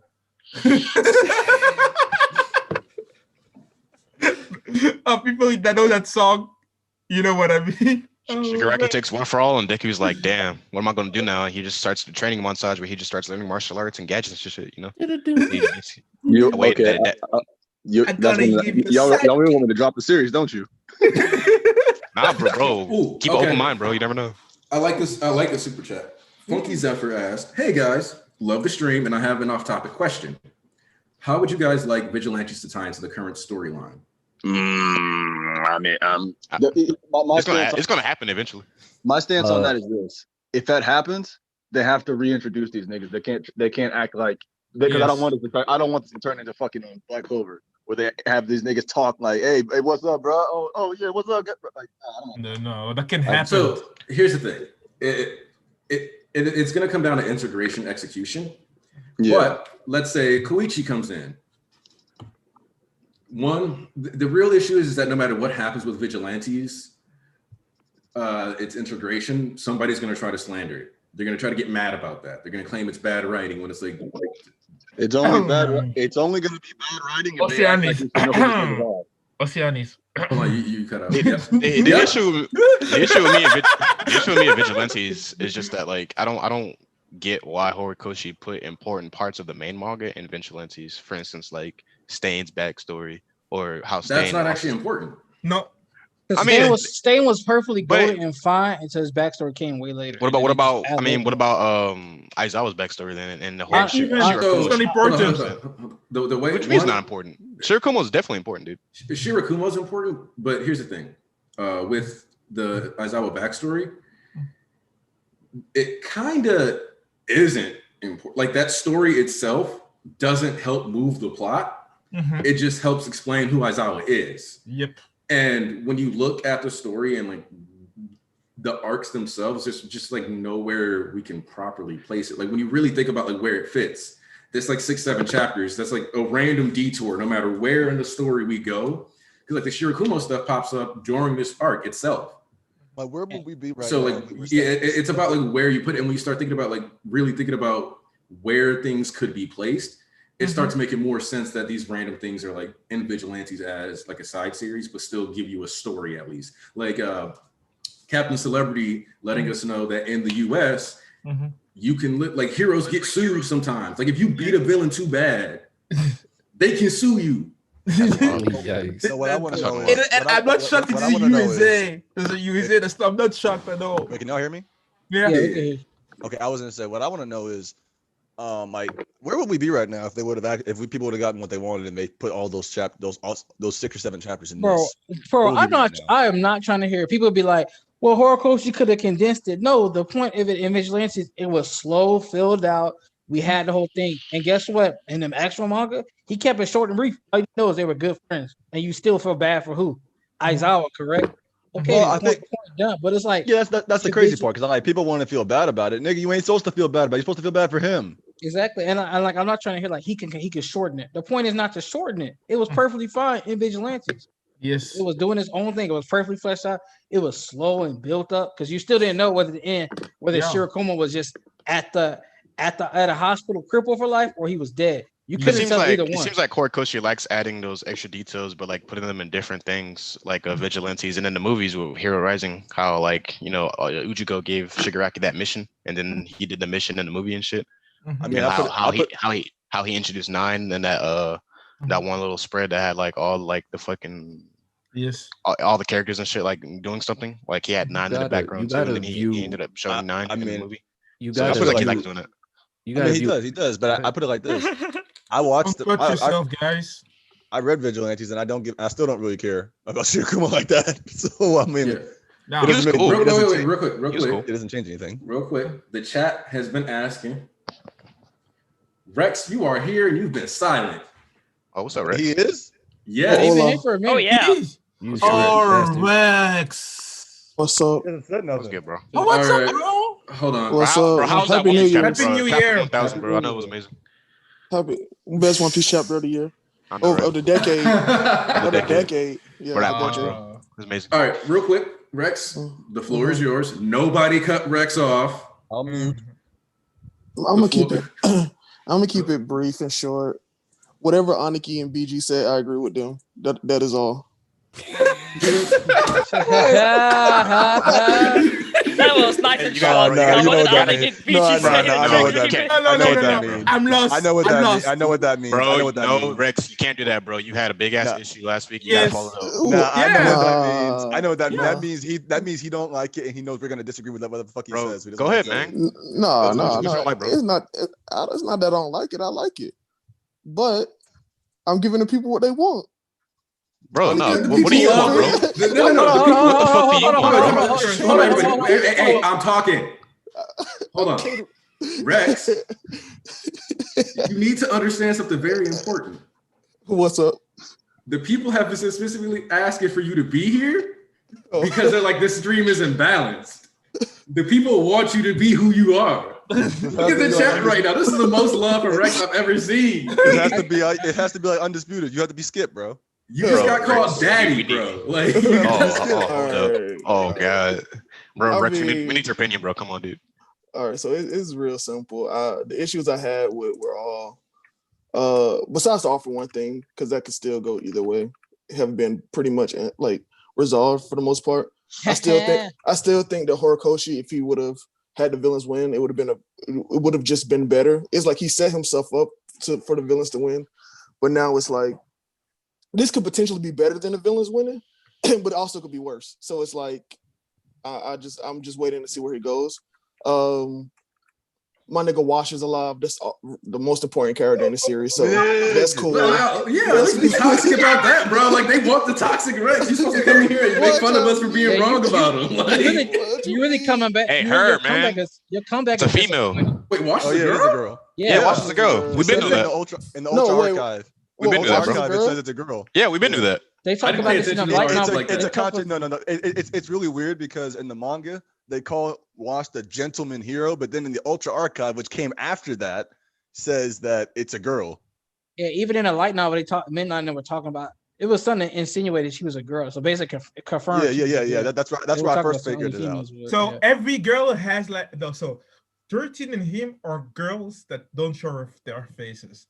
No, that means that's the part you find out. I thought the interesting aspect was that the washing machine is a girl. Wait, Wash is a girl? Huh? Yeah, Wash is a girl. Yeah.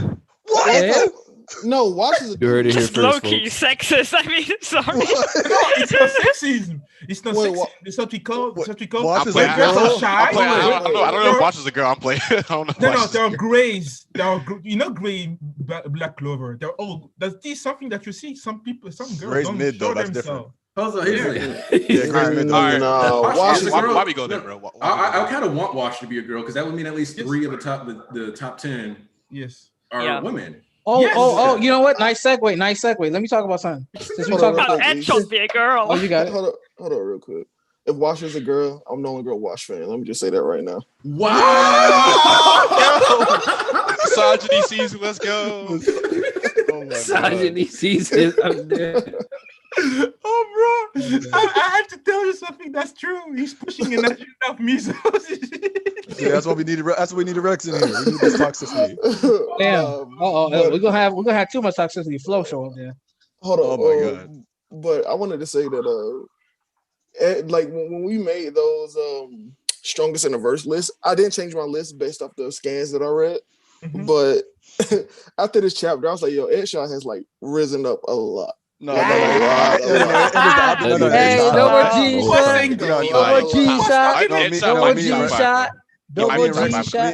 Rex had different like reactions to that. You wanted to move Edshot up your list. I wanted to move Redestro down my list. Yeah. Well, no. I wanted to both. Redestro down, Edshot up, do both. No, because I had Redestro lower on my list. But then after I talked to y'all niggas, I was like, maybe I'm wrong. Maybe he is higher. I put him higher than I actually had him before. I'm like, nigga, I should have kept him where I had him. God damn it. The way I look at it is, this is why I don't move Redestro down. One, he doesn't have legs, so you see the legs are gone. I don't think that happens if he's in full power. Oh yeah, Two, he didn't have the colossal. Not really. Let Rex talk. I'm my bad. Two, he didn't have the colossal armor, which I think is a very like, even though it's not like part of his like quirk and stuff, that I think that like gadgets and stuff like Deku's gadgets are a part of the person, makes him strong. So I think him not having that also like lessen his power, which I don't know why he had 4 months to build it again. I don't know why it wasn't built. No, well, Aniki said that too. I don't get why it was. Yeah, I said it. He's been too busy simping to be able to make it. Yeah, true. He put that shit on. Still got watched. That shit was funny. Let me talk about something. Since we talking about rankings up, so nice segue real quick. The name is Kanagi Inma, birthday January 4th, otherwise known as Majestic 36. He likes women. He can, and it was also said that the hero who Yarozu interned with, he's competent enough to be ranked in the top 10 before. That means this nigga was up there, dog. Wait, what? And I got hope. Yes, it says it in the volume extras. Bro, in the volume extras is literally translated from Reddit. You can go to Viz officials. They got the translations. This nigga could have been in the top 10 rank. He was. Yeah, he said he was formerly in the top 10. Yeah. That's what confuses me. That's what confuses the fuck out of me, because I'm like, if that's the case, why is it that when they were naming all the ranks of the teachers at the beginning, he didn't get one, right? And that was the weird thing. And somebody really. I was like, this nigga's unranked whack. Yeah, somebody this is like they're gonna stick my boy that girl Momo with a loser. Bro, he was like Gang Orca then. Gang Orca was also in the top 10, but he just went away. No, he was 11, right? No, that is different. No. Because Orca was in the top 10, but he got booted out. Yeah, this nigga didn't get booted out. He was confident enough to be ranked in the top 10 before. He just wasn't ranked at all though. Maybe like Aizawa, that he's just in the background, so he doesn't get. Maybe he's like that nigga. Maybe he's like that nigga in One Punch Man who said I could be an A rank hero if I wanted to, but nah. I mean, I don't know. I think it might be like Aizawa. I mean, remember when it said Aizawa, he's not in the public light, so he doesn't get any popularity points whatsoever. But he is competent, of course. I mean, but but Aizawa doesn't like anything. This man like women, and he has to drip. If you seen him, he had. Listen, I'm looking at. Yeah, his. I'm low-key sad he's dead. I'm looking at his character profile now. This nigga has drip in his hero costume and in his regular profile. He got the shades I love on the with the design. hat. I love the design. Oh my god, he got drip. Oh, his quirk is his quirk is. It's in Viz Officials. It's in Viz Officials. That's crazy. His quirk is magic. He can create ring-shaped energies and control things with them as he pleases. There is a size limit on the rings, and he cannot move things that. And he likes girls. Damn guy, I have questions now. I don't know about you guys, but every time I hear that he likes girls, I think of that black guy from that church video who like, I'm not gay no more. I like women. I didn't even know. What the hell did you get here? I'm saying I have been delivered. No more. Why do we have to say it like that? I like girls. So why did who did choose? Did he choose to work with Momo, or was it the other way? Momo got placed with him. Okay, that's good. Remember, they were looking for. This nigga thought that he recruited her. What is it with your brain, Ponzu? What is with your brain, bro? You got these weird ass thoughts about niggas all the time. I don't trust niggas right now. I don't trust heroes in My Hero Academia, guy. Nigga, there's a difference between not trusting them and think they're all pedos. You sound like a niggas in MHA right now. You sound like nigga sounds like a BNHA fan. You know, also said in the volume it said Vlad was in the front lines, but where the fuck is this nigga? Well, he was at the other places. Yeah, but where is he? Why wasn't he shown? Question. Hey, listen. I take it he went and like he was leading the front on those other the attacks on those other bases. Listen, listen, if we would have got even a glimpse of that and we cut away, people would be like, well, why didn't we get to see this at all? Yeah, I mean, it just would have been too long. No, yeah. I am gonna say everybody knows what I'm talking about. That post, that was stupid. That was a really stupid post about that. What? It was a post talking about how like because they told us this, but these niggas were all, like doing other shit elsewhere. It kind of makes the arc worse, way worse. I'm like, Wait, what? I didn't see that. Who said that? No, he saw it. Yeah. Oh, okay. He saw it. Yeah. What? I'm confused. So that because we didn't get. Go ahead. You got it. You remember better than I do. Yeah, it was in the volume extras. They showed apparently that like Vlad, it was Vlad, Monoma, and somebody else. Who's the third person? Mm-hmm. The pony girl. Pony. Pony. They were elsewhere at another, probably at another base, taking shit out, and they're upset because they didn't show Monoma here in the battle. Yes.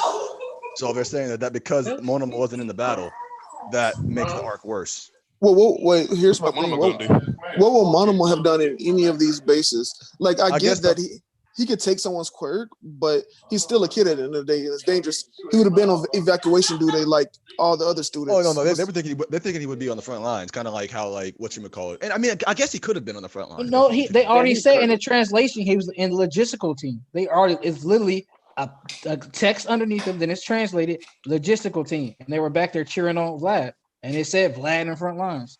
Like, just like the people at the mansion did, but they weren't supposed to get involved, really. Exactly. They would do a hit and run tactic. Commodore went in there, nullified the electricity, got the fuck out. Personally, I want to see Vlad do something like. Yeah, me too. Absolutely. I've been asking for that since like the camp arc. Facts. But hey, listen. I've been asking for Vlad to do something since Logic said that he thinks he's a traitor. Who's the traitor? I thought he was a traitor. I thought he was. Man, does a traitor matter anymore? Yeah. I don't know. I mean, listen. All the shit that's happened, somebody got to answer for this shit. So yeah, it still matters. Not too much, but somebody got to pay for this shit. Bro, honestly, if look, I'm gonna be real with y'all. If we went the rest of this manga without ever talking about the traitor, I literally would not care. We've gone like I cared about it when we was like maybe in Camino, maybe a little after Overhaul, but now I care more about Shigaraki and the villains. I don't think there is society, honestly, because if there's no science point to any student, so if it's a teacher, that makes sense. But like, I don't really care anymore. Listen, I don't care about really any teachers. At the end of the day, I'm gonna keep saying it. It's Nezu, all right? It might be. It has to be. High specs. I don't like that. I really don't like that, but yeah. But my thinking is right. If he was a traitor and he knew about like the hero raid, why wouldn't he warn the villains about it? That's because me and Aniki talked about this too. It's have you ever watched Young Justice? And Aniki made a perfect example comparison. Yes. So is that Trader? Yeah, so is that they use a secret code for Superboy so that when you say it, he says it, he blacks out, he doesn't remember what happened a couple minutes prior. It was the red. What was hitting someone? It was Red Sun. Red Sun. Or was it Roy? It's violence, man. But it was the clone. It was a clone of. It's for Roy Harper, Red Arrow. There it is. Red. So when they said a code word, he would blank out, and then he was a traitor the entire time. Although he was gun ho about finding the traitor, but he didn't realize because they said one word and he blacked out. He couldn't remember anything. And they did used to do experiments on Nezu, so that lines up. Honestly. And then the Nomu are so highly advanced. They're not all meatheads. You got Kurogiri types. You got Makia types. So it's like that easily tracks because he's been a principal forever now, bro. But the thing is, with the difference with the Young Justice and what we're dealing with here is that they were kind of more focused on the traitor. We kind of haven't even talked about the traitor for how many chapters / years. So no, it was brought up in the beginning of this arc. Yeah, really? Yeah, right before it started. That's my point. That was my point. It was like if you were gonna do. So here's my thing. Like the only way I can see the traitor plot line coming back is if Eri and All Might are somewhere like hiding. Mm-hmm. And then Nezu relays the information to All For One / Shigaraki.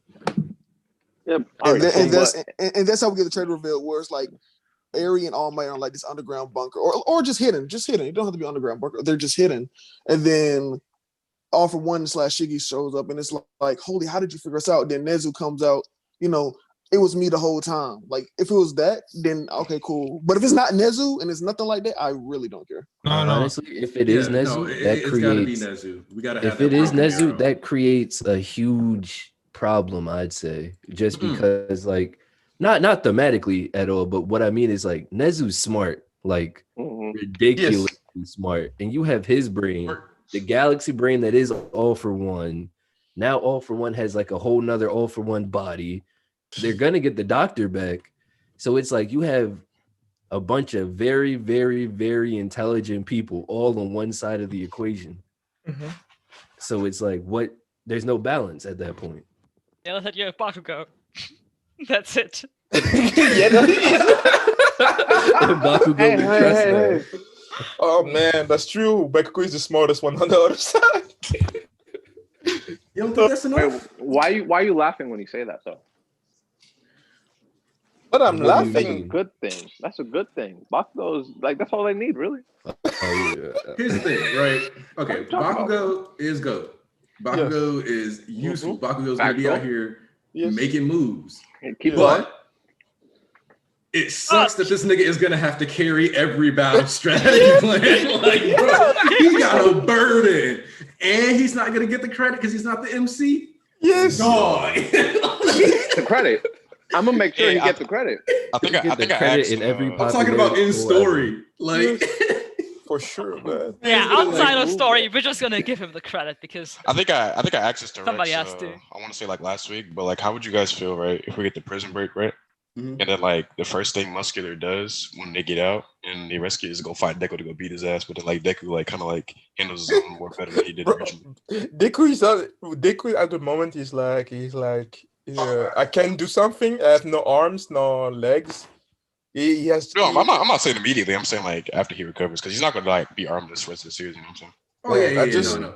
I just want my fight between him and Best Genius. I just want. But I'm saying like I could definitely see like Muscular. Here's the thing. I think most of us think that if Deku fights Muscular is going to be the Minotaur from Percy Jackson, where in the first book Percy struggles with the Minotaur. The Minotaur almost kills him multiple times. He managed to like finish off the Minotaur. Then you fast forward to the 5th book of the Percy Jackson series, and while he's running up the Empire State Building, the Minotaur comes up to fight him. Literally, no dipshit cuts off both of his horns and then stabs him to the throat. Well, I don't think he's gonna know diff Muscular, because Muscular was like taking like 100% one for all punches and shit. The thing is that with his refined technique, yeah, he's gonna do a lot better.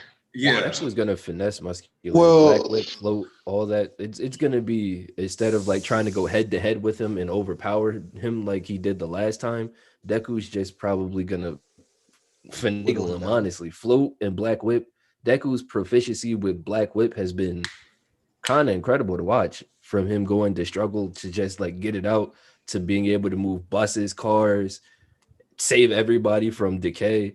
Muscular is not going to see that shit coming. I think it'd be a great show of how far he's come if he just like mid diffs. Maybe not like low diff. He needs to one shot him. He's not gonna one shot, bro. Come on, relax. No, here's why. Here's why. Okay. Is that it's the same as the like Luffy effect with the pacifista. Because like I think that the time skip is happening now. Ever since after this chapter, I think the time skip is definitely happening. Because All For One was like, he was like, they would make sure I think I'm giving y'all tomorrow. So I think the time skip has to happen. And if like a year or so passes and Deku comes back, we need to see that growth. What better way to see that growth than Deku's hardest fight, like early on in the series when he couldn't control his quirk. It's like one shot muscular, like because like I don't need him. Ultimately, Deku one shot muscular the first time.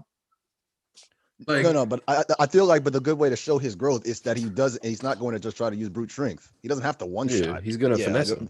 Well, what I'm saying is he one shot him before. No, yeah, because nigga, but that's the thing. Yeah, after breaking his fucking arms.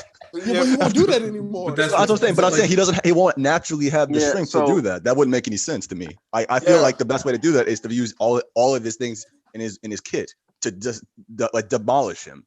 He can beat him in a fight with ease without having to one shot him. The way that I look at it, because on one hand, him using Black Whip and all that other stuff to beat him like easily tracks.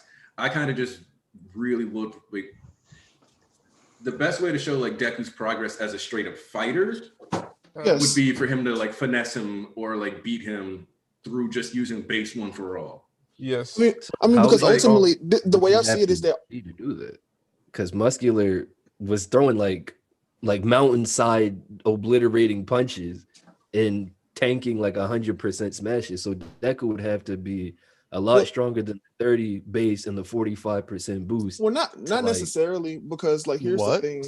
No. I'm just no, not what you just said. I'm talking about previously what you said. I'm not talking about what you just said.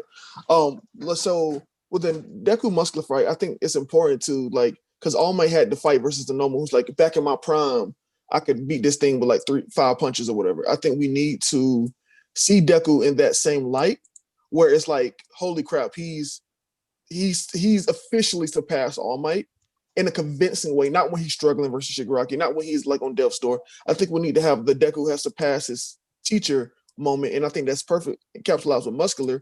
And then here's the thing: if Deku was able to move super fast, we saw how fast the normal at USJ and All Might moved. That was faster than the human eye could move. Like track, they literally didn't see them move. So if Deku's that fast and hit him with a 90% punch in the face, he's knocked out. Especially if he doesn't have time to like muscular up. I think the other thing that hold on. The other thing though that goes into this matchup is that at that time Deku wasn't at like 5%. Deku was decent okay speed wise. Like he wasn't completely outclassed. 30% Deku should literally just be too fast. Oh yeah. So like you have him just like kind of like one, he's just too fast. Two, and because he's such a brute and Deku's been practicing actual technical combat, I literally to me, Deku can literally just sweep that nigga and kick him in the head with his steel, like with the steel toes. Yeah. I feel like to Rex's point, a better like showing of Deku surpassing All Might would be Deku bodying the USJ Nomu with just base one for all, because that was created to match I wouldn't like that either. All Might at speed, power. And we saw how All Might struggled. All Might had to really go plus ultra to beat him. So if Deku pulled up, maybe in like a time skip, like a little bit stockier, and he was like, oh, Nomu, and just like completely bodies him, then I feel like that would leave no question. Like he would have literally beaten like a version of All Might, so to speak, in that moment. I think that's another thing about it though. For me, I don't want that. Not right now. I don't need that at the halfway point of the story for him to already surpass All Might. That's where the power scheme is going to get really fucking wonky. Is it though? Yes, yes, it would, because even at that point, nobody in the verse is at All Might's level. So at that point, here's the thing. At that point, Naruto. At that point, Deku is essentially like peak verse already. We don't need that. Well, here's the thing. Like the time skip doesn't necessarily have to be the halfway point of the story. I think we've gotten so used to that kind of like writing where the time skip. So like I'm just saying, like personally, I think the time skip is going to be around the 70% mark or whatever. So I don't think it is strictly because of what that little thing that Ahori put out recently, where he said that he didn't mention that we're entering our final phase of the story or anything like that. He just said that the end of this little thing is the end of a part of the story. He didn't even mention that we're in like the ending, like the last part. And usually mangakas typically do intend to say we're entering the final phase of the story. He didn't say that. But did he say it was ending soon? No, but he said it might end soon. He said something like that. But the thing about that is that a lot of people who translated that said that the way that's said is that it's said in the same way that a lot of other people do it, where they say like, oh yeah, it's going to end soon. And soon means 4 or 5 years. So I was going to say, like, that's the other thing too, though, is that when you factor in that Horikoshi straight up said that Sports Festival ended up double the length that he intended, and then you factor in that the story's going to end soon is a thing that a lot of mangaka have done. Like, basically, if I don't get an announcement on the page that the story is ending soon, that don't mean anything to me. Like, if I don't get that announcement, like, where like when Bleach was like, you got 5 chapters left, or like when I was reading Air Gear and they were like, you got 5 chapters left. I was like, oh shit, this is really the end of the Grand Scale tournament. Like when it was like that, that's when I believe it. But when you get these released statements, I don't buy it, because these people are, one, they're creatives. So automatically, you know, they constantly have like random ideas popping in their head. 2, like really, there's just a lot of meandering in storytelling where you like look at your story and like, okay, this, and this, and it's like, but is dropping that detail actually worth it? Maybe no, we should add this too. And there's certain characters that as you get more flexibility, because like the thing is like look at Oda. Oda ends up meandering in his story somewhat because he's at that point where Jump is kind of like, nigga, you got it. Oh well, you meandered for like 30 chapters, nigga, you got it. And so if you look at Horikoshi as somebody who's potentially landing in that cycle, nigga, you got it. And in the process, he's gonna be like, oh, maybe I can finally fit in that Shoji story arc. Maybe I can finally like toss that in, you know what I mean? So I think that like as he thinks about little aspects of his world, that soon is gonna be a lot later than we originally, like a lot of people think. And once again, Siobhan Robinson reminding y'all who the #1 church supporter is. Deku surpassing All Might after the time skip isn't crazy. OFA gets stronger, eats turnover, and Deku has multiple quirks. And that's what I'm saying. One thing I want to add to that. I think him being more versatile and being able to be stronger is fine. I just don't think he should have the strength to, like, he should be stronger than him in strength. That should not happen. Deku at 45%. Hold on real quick. Deku at 45% is objectively stronger than All Might at 45%. He's already stronger than All Might. No. Seven facets. No, he is. No, I disagree with that, because he uses One for All a lot differently than All Might uses One for All. I don't think. It doesn't. No. Here's the thing. We know that the quirk gets exponentially stronger every time it's passed on, regardless. At any point, Deku, when he's using any percent, is stronger than All Might at that percent. Okay, Rex, let me ask you: when Deku throws 100% punches, are those stronger than All Might's 100% punches?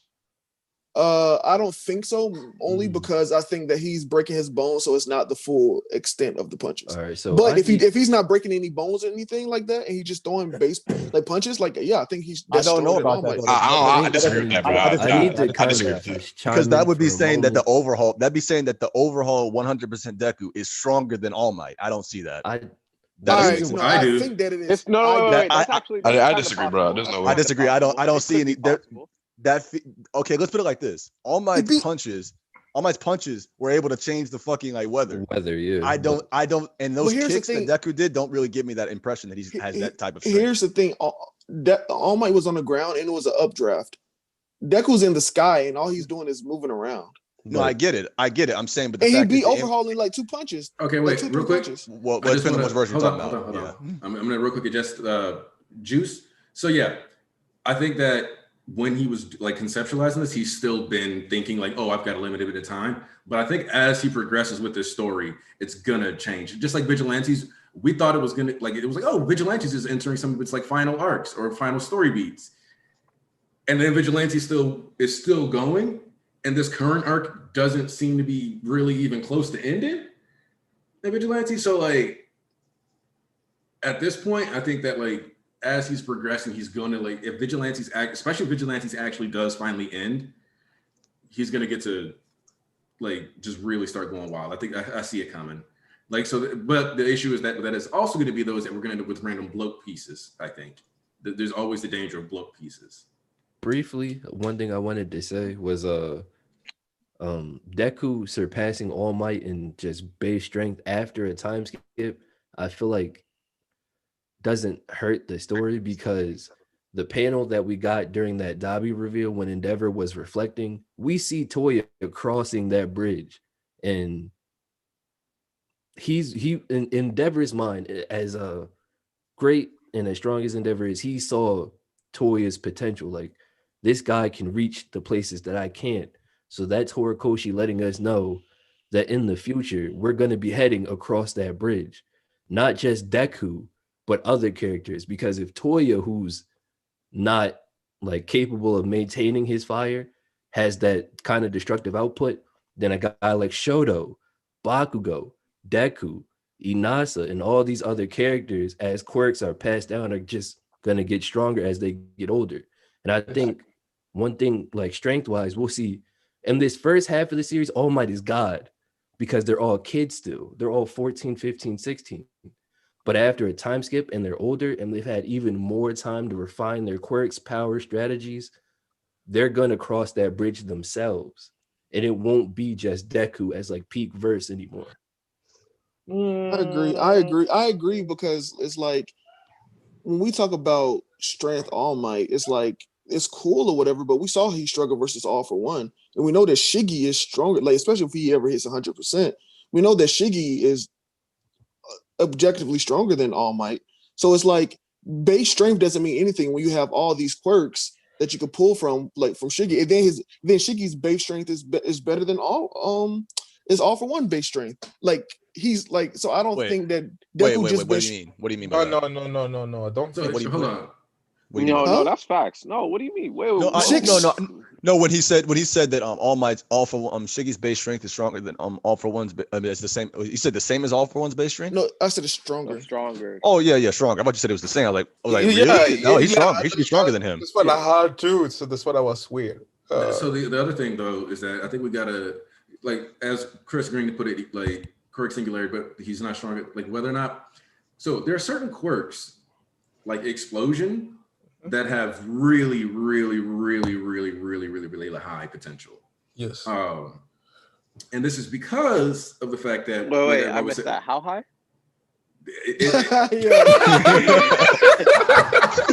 Oh, man. I love Flo when it comes to Bakugan. we stand, Bakugo. Oh, you do. I don't. When we talk about, because here's the thing, like even with Shoto 2, their quirks both have really high potential with the way they impacts their bodies. Yes. Because of the fact that, like, when we saw, like, I always go back to final exams because we see Deku like, okay, I'm using full Kowlin. I've got access to super strength right now. Oh shit, my shoulder just got dislocated. What? And so, but Bakugo's explosions keep getting stronger and stronger and stronger than that, which means his body is getting stronger and stronger and stronger than that. Yep. So like, there comes a point where like, as his explosions are just getting more and more powerful, his body, his physicality just keeps getting upped. Same thing with like Shoto, as he's finally learned how to use flash fire. Now his body is going to start getting way stronger because actually he could end up with a lopsided body. Anyway,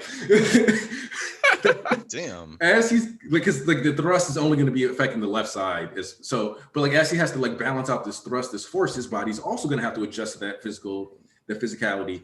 The equal and opposite reaction thing is kind of very much applied in like the series. So as you structure these things in, then you got to like look at this as, all right, the potential for this, my tactical nuke Bakugo. All right, but like, yeah, so as they keep getting up there, yeah, Shoto's gonna have to become more creative as he adjusts to like his body's gonna get stronger. So some of these characters have like, who knows, an indefinite cap. Like Dark Shadow, What's that going to be like in 5 years? Okay, the thing about Deku is that how I view him as more of a versatile fighter than I view All Might. All Might's more of like a brawler. I view Deku differently than a brawler. I view him more as like a strategist slash versatile, like fast. He has range. He has like a lot of things to his kit. So like I understand like you scaling wise, like how you could see him. He's gonna surpass All Might in strength eventually. It's naturally that's how it goes. But like at a time skip, like let's say we get a time skip like in the next like 5 chapters or whatever. How long do you think the time skip is gonna be? Let's prime that. That's important. With this. Yeah, that's important. So I'm gonna say like thinking about that. Say like 2 years, like after like not necessarily because we're not going back to school, so it's not gonna be like when they graduate. But I think it's gonna be like to the point where they don't have to go back. Let me say this. So if it's in under a year since Deku's got One for All, he is at 45%.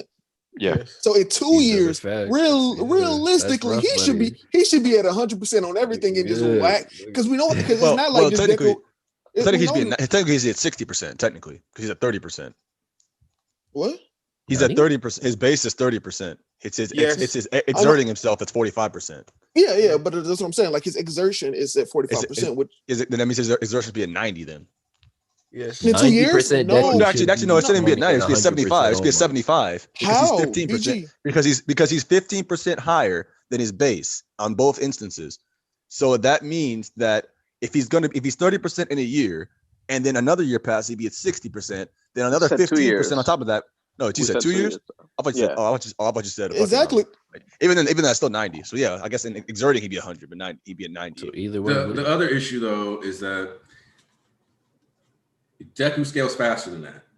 Exactly. The reality is like he's at 5% in the summer. So between like summer, like 5% full cowling, all the way like so just that year, like he scaled up way faster. Like this isn't like you just get to because he was at like 20% around overhaul. So he had gone from like 5 to 20 within the span of like 2 months. Well, Rex, let me ask you though. So like if you think like he's gonna be immediately 100% stronger to All Might post time skip, right? Do you see no more villains being introduced from here to now? Do you think we're just straight up to the end game where we just like the only thing in our obstacle right now is the Shigaraki and his whole gang of fighters? That's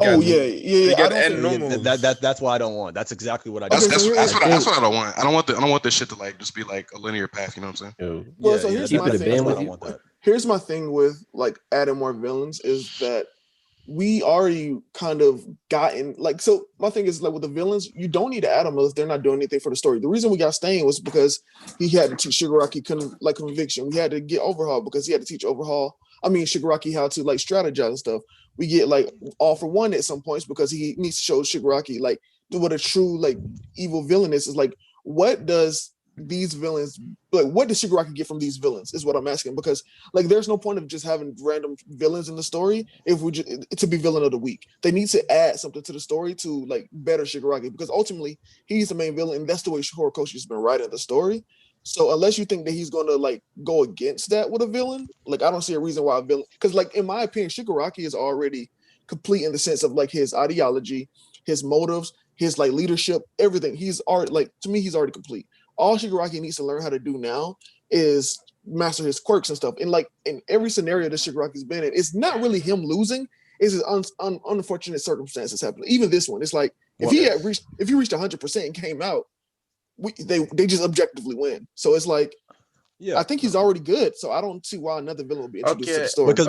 Because we're about to have wait. Let Ponzu go. So the thing about it is like, one needs Shigaraki right now is to reaffirm himself because from what we know from the story right now, he's like in a dub situation like an MC happened. You know, when you think that you're thinking that you are everything under control, like Deku at the joint training arc. Something happens that you don't understand, and you still you go back to route one. And for Shigaraki right now, everything that happened right now will bring him back to route one, doubting about himself. What the hell just happened? The All for One quirk works like against me right now. He wants to get control over me. I lost twice. I lost. I don't know where the girl is. Toga. Everything. right now, he's from what we came into this arc thinking like, okay, I have my family, I have everything right now. I'm going to destroy this society. Even I think right now we will see Shigaraki doubt himself, like a real MC that we see. Deku had this situation many times where he has the problem about, yeah, am I the true one? Am I capable to take over All Might and everything? And it is something that we will see, I hope to see with Shigaraki, that he starts to doubt himself, like a real MC, but in the villain side. What do you think about this, guys? I don't want that. Okay. He shouldn't be down himself this far. But anyway, what was it? I didn't get to say what my face was. I was gonna say the reason we'd have more villains is because we're gonna have a prison break. We're gonna have, and not to mention we get that's our chance to see more of the PLF. We gotta go worldwide too. No. I don't think we need to go worldwide. That's not what I meant. Subject. Let's go to that. Okay, that's not what I before we go into that, we gotta realize that like whether or not we introduce more villains, we already have a bunch of villains, and they directly stated that we lost a bunch of like high commanders. Yes. Yeah. So regardless, like as this stuff is destabilizing, because like I said, like we've seen, there's people who are completely removed from these issues, but as these problems spread, because like I said, people lost their jobs. There's a lot of desperation. Crime is about to skyrocket. And some of these people are going to be in these different areas taken over as like but crime what we made on to keep. Wait. Okay. And we don't cut people off here. We're trying to get rid of that. We're trying to get that habit killed. Yep. What you have here though is like All For One specifically mentions having his allies taken down. You need a network of people for Deku to also interact with, so that instead of us just springboarding straight to Shigaraki, we have a couple extra characters and stuff for the other heroes and allies to deal with as well. We need to have an actual like setup where it's viable. We can't just, because otherwise we just run it into Shigaraki and then we really do end next year, right? So we need other villains. Say something. No, that's not what I was saying. Oh, I need to go in a minute. Oh, final thoughts, Sayas, real quick. Let's Sayas get her final thoughts out so she can air out the room, say what she got to say. Okay, I really actually like this chapter. I like how the reaction of the public is measured and realistic, but also they're not brushing it aside. They want to have answers, and it looks like we're not gonna get any answers by tomorrow, so it's gonna go bad. I like what All for Vestige for One, I don't know how to call it, is doing. I mean, I don't like the fact that he's taking over Shigaraki's body for long. I want him to go in a few chapters, but for now I really like it because he brings this new kind of unknown power into the game, which we don't really know what the end game is here. I really like. I'm really sad about Majestic. I don't know why. It really shocked me to see that he's dead, and I'm really sad about it. Something else? I think there was something more I wanted to say, but I forgot. Okay. That keeps happening. Yeah, so I really like the chapter, actually. I know that there will be a lot of people who will be angry for this reason or that reason, but overall, I'm really happy. Hey, we happy for you, Sayas. Yep. We stand Sayas in the church. I'm just sad that Majestic died. I'm gonna go. I think we're gonna get those flashbacks to explain him a little better. Yeah, I need to know more about him because it's like. Y'all care about him?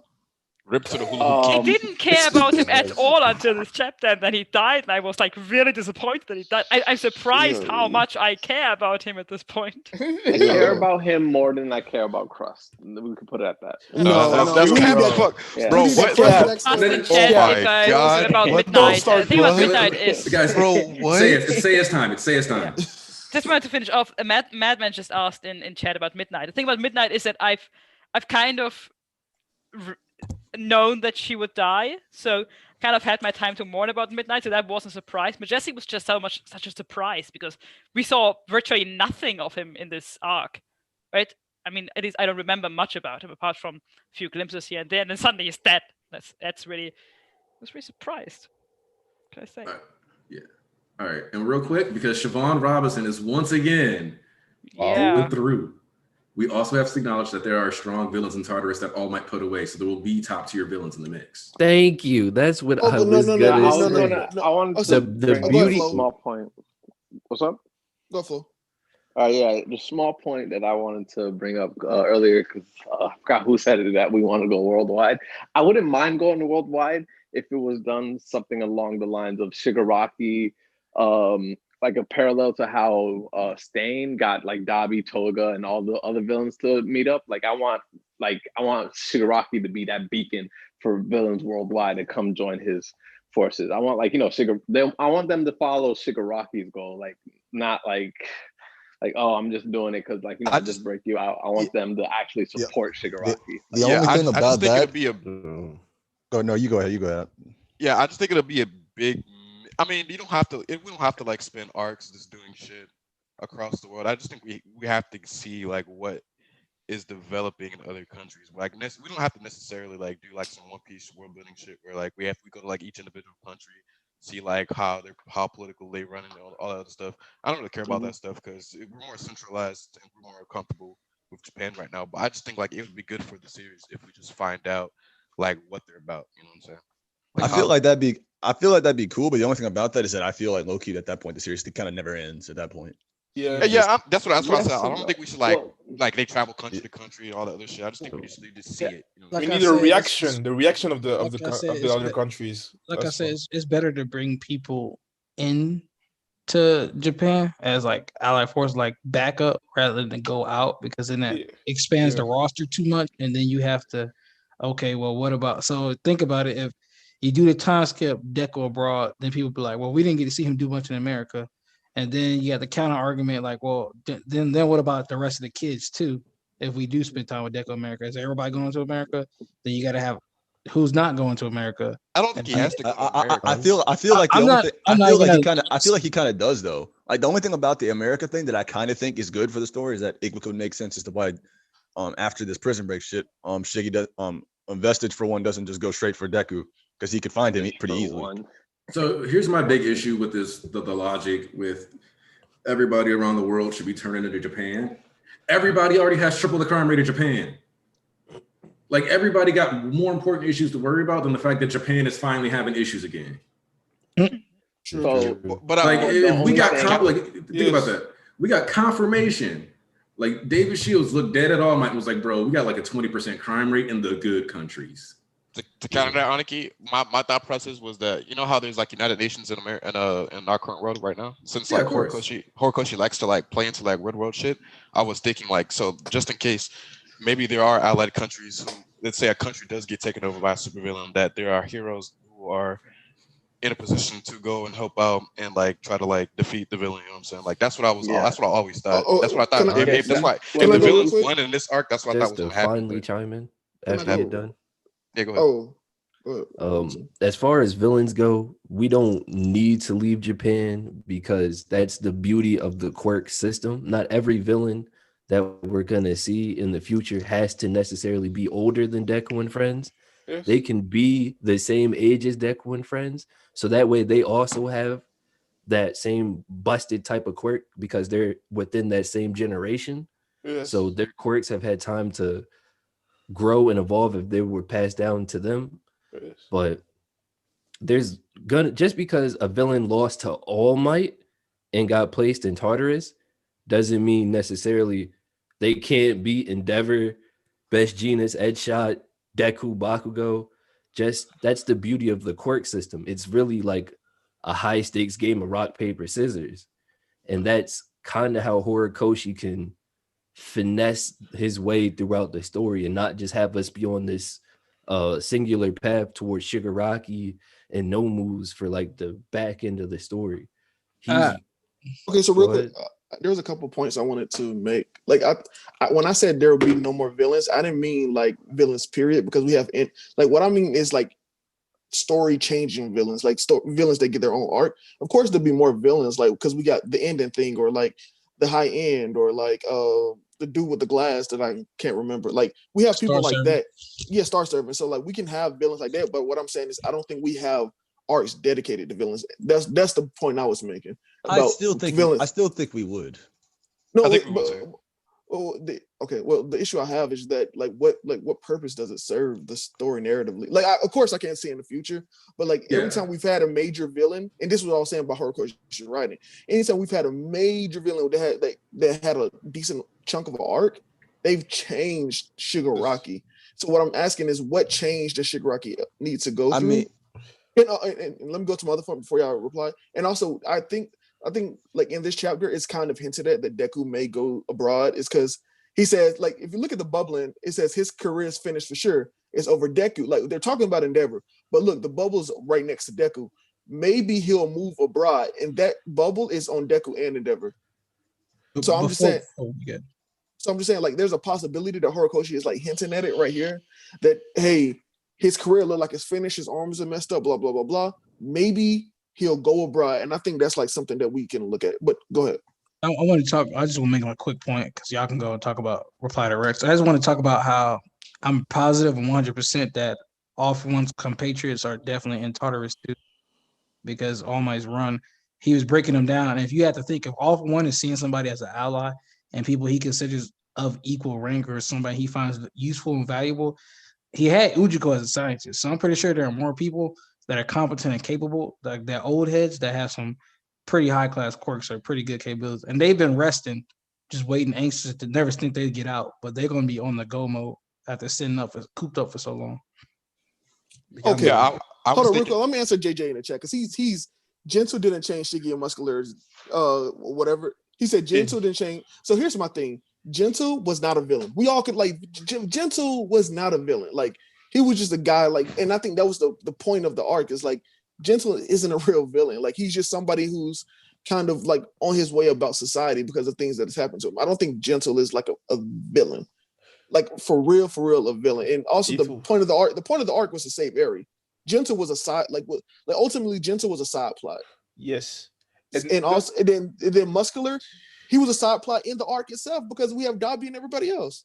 No, I wouldn't use Muscular as an example, but I think Gentle's fine. I think Gentle. I think Gentle's still like, it's more like at the end of the day, he's not a villain, but he's still like an antagonist, and he's still an antagonist to Force. I feel not to mention, I feel like as you said yourself, we don't know what the story is going to do next. So I don't feel like it's best to say, well, what more can they do? We have no idea. I feel like, and not to mention, I don't feel like we're in that final phase of story part. In fact, I think it's that. I feel like, I know you were saying like we become conditioned for time skips to happen at midpoints, but no, honestly, quite the contrary. I've always had the mindset that, at least with this series, that whenever we do get a time skip, it'll be at the end of the series, and it'll be with them being pro heroes.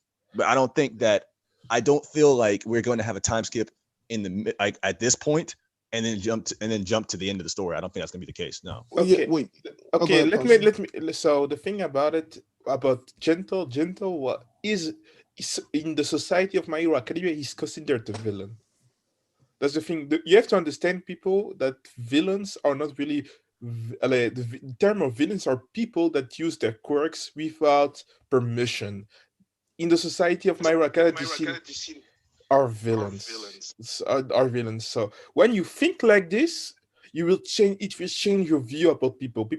You may be just a guy who just try to protect yourself. The fact that you try to protect yourself with your own quirk, you're seen as a villain in My Hero Academia. You have to think. It's just a way to tell to people. But yes, you can say that before anybody goes on to try to make a point. Yeah. Walk-ins, what's up? Hey, how's it going? Oh, Walk-ins! I'm out from my cave of wonders because of One Piece 1000. Yes. But just wanted to come in real quick, say my thoughts of the chapter and all that and everything. This was a great chapter. I like seeing people. I think the best thing about this chapter, and I like how Horikoshi does this, is showing aftermath, because it's just very simple, to the point. Here's what happened. Here's all this destruction. You know, we see Reed Destro. He got fucked up. What else? And just seeing all the aftermath with everything, and seeing that something I was talking about like for months and months, just seeing how other heroes are reacting to all this because of that one hero we have here questioning if he should still be a hero, saying, you know, this is too much. I need a new line of work. This is exactly what I wanted for the aftermath of this incident, to have people questioning, why am I a hero? And so we're probably going to see more people being like, I need to find something else to do, and probably seeing some students, not naming any names, but probably seeing some students being like, I'm not going to want to be a hero because if this is what I'm going to have to deal with, no. So all the fun and games are over with, in my eyes, with like Hero Society. But other than that, great chapter, awesome chapter. Worried about this, this vestige thing that All for One is with Shigaraki. Little worried about that, but I'll see where that goes. As long as it leads to Shigaraki hopefully ending All for One, I'll be fine with that. Also, can somebody help me out with this? Wasn't Wash and the other? Well, that's Mandalay, right? No, it's Pixie Bob. Okay, Pixie Bob. Gotcha. Weren't those two like near the giant? All right, so here, hold on, let me explain this to you. Like, Okay. I can't really like talk about Mandalay. I mean, Pixie Bob because like whatever, who cares? But the great hero Wash. So like, if you go back to those panels, you can see he was lifting people up in the air with bubbles. No. We don't know. No, We don't no, no. We don't fucking know. No. He was lifting people in the air with bubbles, like with hospital beds and stuff. So my reasoning for Wash being alive is that if he can lift other people up in the air with bubbles, why can't he protect himself in the bubble and lift himself up in the air and get away from the rubble? Okay. So there you go. I just remember the panel from him, like just being there with the dust cloud coming. I'm like, oh well, he's dead. And then just seeing him here, oh, he's not dead, and he's fighting Nomu. And apparently, him and a group of heroes took out 3 of these near high ends. Okay. Well, and like Wash specifically, like you gotta like really think about it. Like we saw like what Edshot did to like Redestro. Like just imagine if Wash was in that situation. It would have been like, honestly, it would have been no contest. The mansion would have been an easy raid if Wash was there. So like, you just gotta you really gotta put this in perspective. Hold on. Look at Pixie Bob. She's injured and flustered. Look at 13. She's lost the arm. Mike is struggling. Who's the only one that's clean, has 0 injuries? That's all I'm saying. That's all I'm saying. Wash is the goat. One Piece. All right, that's the way the sailors in One Piece does. What did I come back to? I just finished reading all the junk. Good lord, it was gas. Oh man. Also, okay, I kind of wish, I hope for the volume that page 2, that panel of them like pulling up to try to like catch Vestige for one and the Nomu. I need that to be a full spread. Yeah. I'm actually surprised it wasn't. Oh, so is that going to catch on? What, Vestige for one? Yes. Hopefully. I'm gonna try to make that the thing for that. I'm gonna try to make that the thing for this because like we talked about, they act differently. And I would like to say something. I just put some links in the chat in the call. Horikoshi changed the page when Isaac cut his leg. And Caleb Cooks made a thread like about the chapter, so we can talk about this also. And he put some great points about the characters and all the stuff that we questioned about. I forgot her name. Oh, the characters like 13 and where they were doing, and also Native, how he was saved multiple times, but he still didn't did the job. Man. Right now we don't know what his quirk is, literally. The only thing that I say really is worth talking about is one that the way they did it in the manga in the volume from Isaac cutting off his leg is way more raw. And 2, Cementos got impaled. Yeah, he got shanked. Yeah, he got that. Listen, he got taken out, but he got that ass clapping back. I couldn't tell what the fuck was coming out of him. Wow. Yeah, Cementos is cool. He'll walk that off. I learned. He got shit in his chest. He got like ice cycles in his chest. Yo, he's made of cement. He's okay. Nah, Caleb said he has flesh. Caleb said he got flesh. Still walking off. He's just flesh and blood. He just No, I'm not saying that he's gonna be a hero ever again or anything like that, but he's gonna live. He's fine. He probably is gonna. That nigga's done. Even though he busted. I should have put him way higher. Shout out to N-Dot. You know what I'm saying? No, I should have put Cementos way higher on my list when I saw that nigga like rip the building in half. Oh yeah, shout out to Gintin for like completely like falling off my list. I'm getting there. I was just like, oh no, not getting. Guys, respect. I'm not gonna lie. Respect. Gets in his ass now. No, you see all the people. See the people that are. Wait. I feel like that's a little premature to say and kind of unfair because one, we don't know what happened, and two, if we saw what happened. We know what happened. We know the conclusion. I'm trying to hear the justification why getting ass because I ain't never seen him take an actual L. Makia don't count. He just took an L right now. Hey, listen, he hot. Listen, but hey. Where's Redestra and where's S shot at? One on the ground and one standing up, right? Where's Geeton at and where's Cementos at? Both of them niggas on the ground. Okay, then. Here's the thing, East. Here's the thing, East. Cementos is in top 10. We don't. What's his hero rank? Like 55, 100. We know that. Wait. That's still not fair to say though. Real quick. Redestro said that Gintin is his top of the top commander. This is the nigga right below him. This is the nigga that can put up hands, and you lose to Cementos. Yeah, but the thing is, no, hold on. I'm sensing some Cementos disrespect here. Yeah, for real. Like, what the hell? Actually, no, hold on. You have to remember the fucking top 10 are not just about strength. Strength is important. Yeah. It's part of it. I'm saying. But there are a bunch, like they even said, even East brought this up earlier in the volume release. They said that if fucking that nigga Majestic was more popular, essentially, he could have been top 10 too. Exactly. He said he had the power to be up in there. He got the. That's even like I said, niggas. There are a few that's niggas how we explain why Crush is rough, bro. There are a few niggas that could be in the top 10. Cementos look like he wanted them because that nigga was busted the whole arc. I gave him so much respect this whole arc. Well, okay, so I think one of the things that I think a lot of people like to forget. I don't even want to say like to forget necessarily. They just happen to. Is that all being in the top 10 is I won't say all it is. It's a combination of whooping niggas' asses. Yes.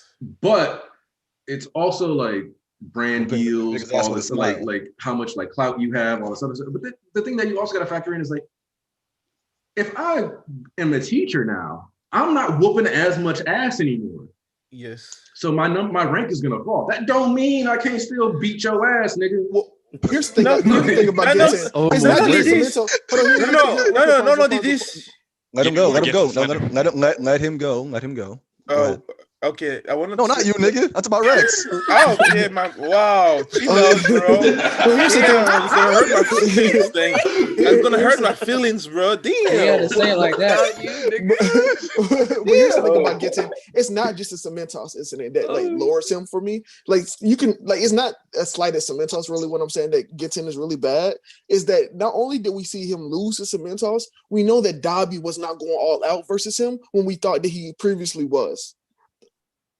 Like when we thought Dobby was struggling because Gintin made a statement about, I can smell your skin burning. So we now know that Dobby, if he was going flash fire, piss and all this stuff, probably could have been Gintin as well. I had Dobby and Gintin equal. Now, this nigga is like going isn't down that the a list. isn't that like a W for Gintin though? Because he has the elemental disadvantage. Yeah, exactly. Like, and he still held his own.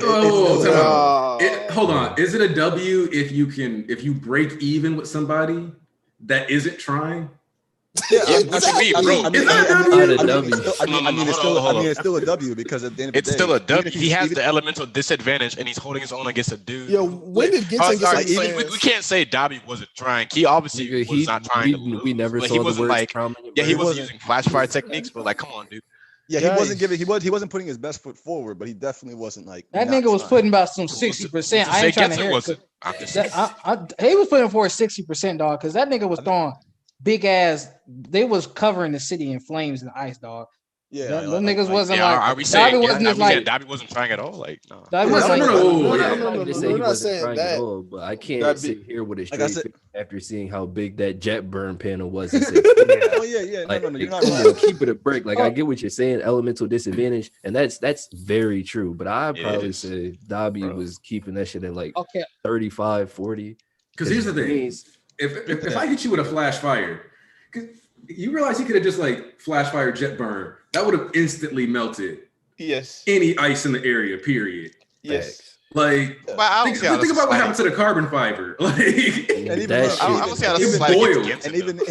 then, I still don't think him losing to Davi would be slander. Like, would be bad anyway because it's an elemental disadvantage. He was going to lose either way. No, this cool.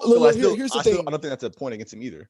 So here's the thing: if it was an elemental disadvantage and they were both trying their best and he just lost because of that, that's fine. Which I thought was the case. But when he's not even trying. It's like regardless. How do we know Getsu was trying? No, not trying. But I'm not saying not trying. But I'm saying not trying his absolute. I thought they both were like.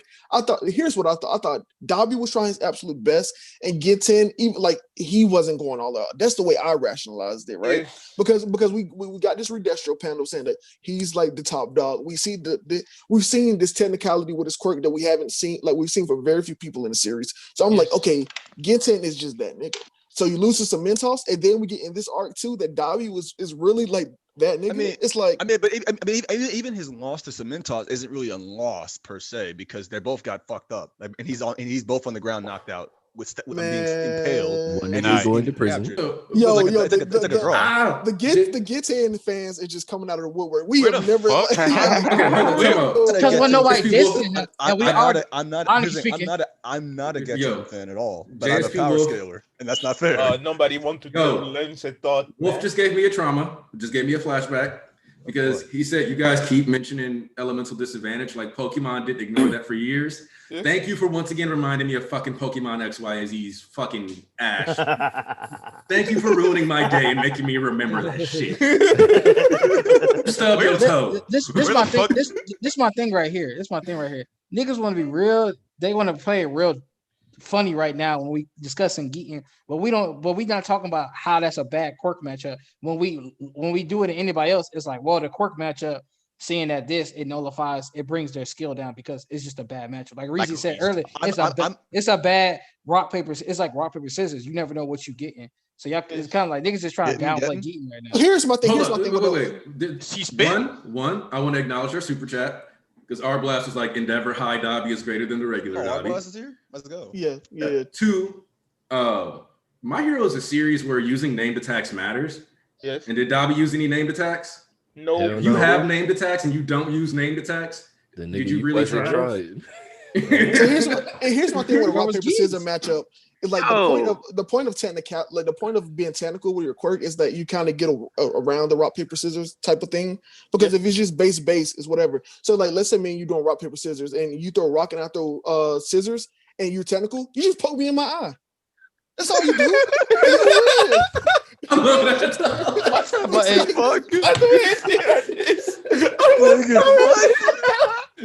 Hey,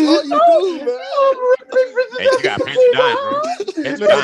Nigga, what does that mean? If a nigga puts scissors, I slap him in the face? Is that it? I don't even know what this nigga said, dog. I don't know what this Panther, chill. You poke him in the eye, bro. I just saw him doing literally like I haven't seen in my head like Rex, please. Like Rex, this man dying. Man, I'm technical.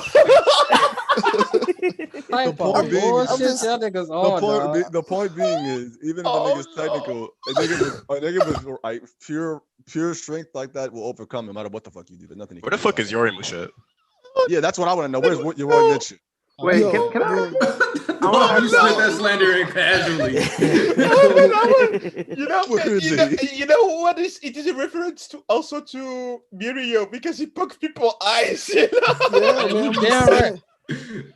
Dog, the fact that it's what is it called? Blinding Crusher eyeball touch? Like, bro, why is that attack so long? Somebody was trying to speak. Who was trying to speak? It was Flo. Oh yeah, I was rereading the chapter, but I don't know. I just want to know if you guys caught this. You guys see that native died? Yes. Yeah. We were celebrating. I just looked over. Get that racist out of here, bro. Recognize him at we had a fiesta. Like, wait, I know this nigga, don't I? The most racist thing. We were celebrating. We were All right, celebrating. so here's my thing. Here's my thing with Native. Here's my thing, and y'all calling him racist. Y'all slander Native, but y'all prop up Miracle, the black face of the My Hero. No. Brown people exist in Asia. What? Oh, get out of here, dude. Hold up. Now, bro. Get out of here. Bro, Get out of chill. here. Asia. Get out of here. Out of here. Her hair Is is she not white. black, Not though? her hair is white, not blonde. Her hair is white. Is she not black though? She's black though. She's not black. She's just Japanese. She's definitely black. No, she's probably. Bro, you could be black and Japanese. Hold on, legitimately, Wait, she's wait, probably actually, Filipino. No, Like, she's yeah, legitimately I don't know more what like she is, nigga, but I know she's brown. That's all I know, nigga. No, listen. Bro, she's definitely black. What? You're talking about who? Where Dr. Umar at? Mirko. Mirko, she just a Bro, Japanese. if you're black, right, and you're born in Japan, are you not Japanese? Yeah. No, what I'm saying. No. I know what he Japanese porn category. Oh hell, don't you try to bring my boy Tokiyami here, nigga. I'm just saying. You think I'm You're black? Jack. If you're black and born in Japan, you're a trying Jack. to say she's a dark-skinned Asian. You're a what? Yeah, that's what I'm. Yeah, that's a possibility because some Asians can't get that dark. But the thing What is, about Rocklock? Is he not black and Japanese? No, he that is black. nigga He is is black. That nigga's That's just a what I'm nigga. saying. Like, Japanese why though, they right? made the joke about He's so black. He's so I'm saying black that she's, his own child is also black. I'm saying- Yeah, he got those nigga jeans, boy. You got some No, crazy. I'm saying dark-skinned Asians aren't typically that dark. They're not typically that dark. As dark. And the way the anime portrays her, yes, definitely. They definitely are that dark. But the way the manga coloring is in that color spread, she looks way darker than a dark-skinned Asian, my nigga. No. Bro, she Listen. But She is not doing blackface Filipinos because can she get that dark. Right? He's Filipino, maybe. No, I mean, you can That's say why. that. No, that's why I said she's more than likely like if she's like Asian, she's more than likely Filipina, because there's for some reason there's a lot of like Spanish shit. Yeah, like and influence in, like, Cambodians Philippines. can get that dark To too. remove, yeah. To remove. Okay, let me ask y'all this. Is Fuyumi bad? Is Fuyumi the daughter of Shoto, the daughter of Endeavor? Is she a bad? Yes. Yeah. Okay, Yeah. and generally amongst the women in the MHA community, all the kids are handsome, right? So that means genetics. So that means Miracle Bond was probably some badass Asian bitch, and daddy was a nigga, and he clapped those cheeks. It's just I like the math. It's genetics. She's not. It's genetics, dog. Hey, we've seen that in My Hero Academia. The black genes are powerful as hell. Yeah. What happened when Rocklock clapped his wife? Exactly. No. Either her mama or her daddy got the rabbit quirk, and you know rabbits be clapping like it ain't no tomorrow. He probably seen that thing and said, "Oh." Also, like, guys, for real though, part of the issue with this conversation is legitimately erasure of brown people in Asia. Yes. It's like people don't realize that there's a lot of brown Asians. Like, think about when you see like India. Yes. You think like India is the only place with brown Asians? No. It's just that like Asia has like this issue, has one of those, is another one of those places where they kind of elevate like that closer to proximity to whiteness thing.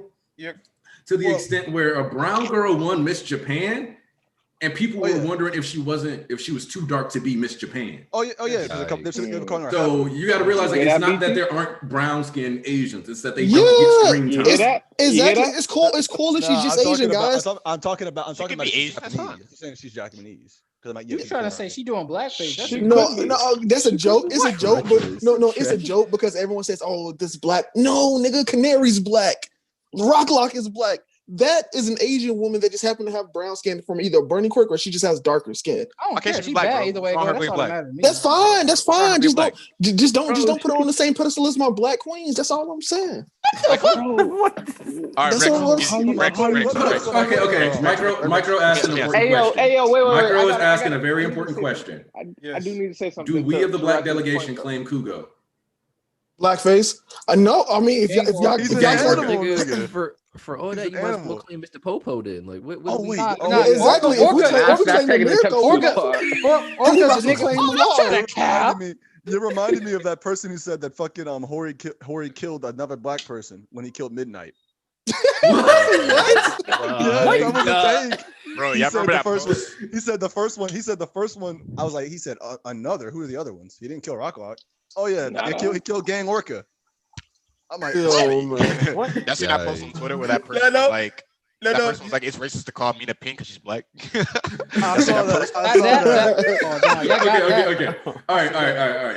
We already went into the meme territory. I did say I was gonna like try to make this one a little shorter because I want to do. I got some solo stuff I need to do. Plus, I might be doing podcasts tonight too, so need some time, some breaks. Also, I didn't eat yet, so we're gonna do the around the horn. Have people get their final thoughts, any predictions you might want to throw out there for the next chapter, etc. All right, starting with East, go.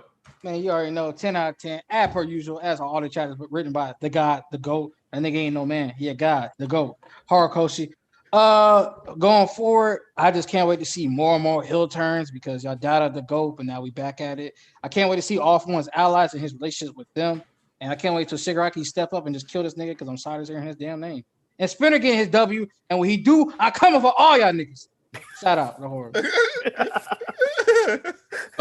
Low key, I had the Daquan picture as my Facebook profile picture for a while. The one where he got the black dude curls at Deku. Anyway, BG. Anyway, what was it? Great chapter. I read it a week ago. It was fire then. I read it this week. It was fire now. And what is it? Don't know where we're going, but all I know is I need to see Muscular. I need to see Stain, and most importantly, better than all those other bums, I need to see Rapper. But in any case, looking forward to it. And yes, I got to just say one more thing. Rex, you were wrong. Okay, moving on. I don't know about what this time. I'm just wrong. Always. Okay, so here's the thing though, right? Here's what I like about that comment specifically from Rex. Rex is way more comfortable being wrong than some of our other friends. No, dude, that's what I tell y'all all the time. I am on. That's why I make predictions because I'm cool with being wrong. I value that. Like I really do value that aspect of your personality. Oh, of course. That's why I made that joke in the first place. Yeah. You don't give a cool. It's just funny. Rex would be like, let me throw an idea on the wall. Shit, it ain't stick. Okay, I was wrong. Yeah, it is what it is. So yeah, I love that. Lucci. Great chapter as always. 200 and what is this, 96? Yep. Straight out of 10 chapters. Horikoshi doing his thing. I wanted all those guys what BG said, but another person I want to see is Chimera from Heroes Rising. I want to see him too. Fuck you. Chimera's the GOAT. Chimera's the GOAT. Chimera's bodying every single fucking. I don't want any movie niggas in the manga. Well, he's canon, so fuck you. That's fine. Yeah. Plus the delegation claimed Chimera. Yeah, he's black. So. He's also black. If you gotta run from the police or the color of your skin for no reason, you black. Yeah, he's black. So, but yeah, Rex is wrong. I'm happy. Yeah, read Black Clover. Better manga. Not play.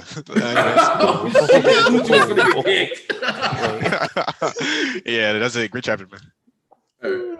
Reezy. This chapter was great.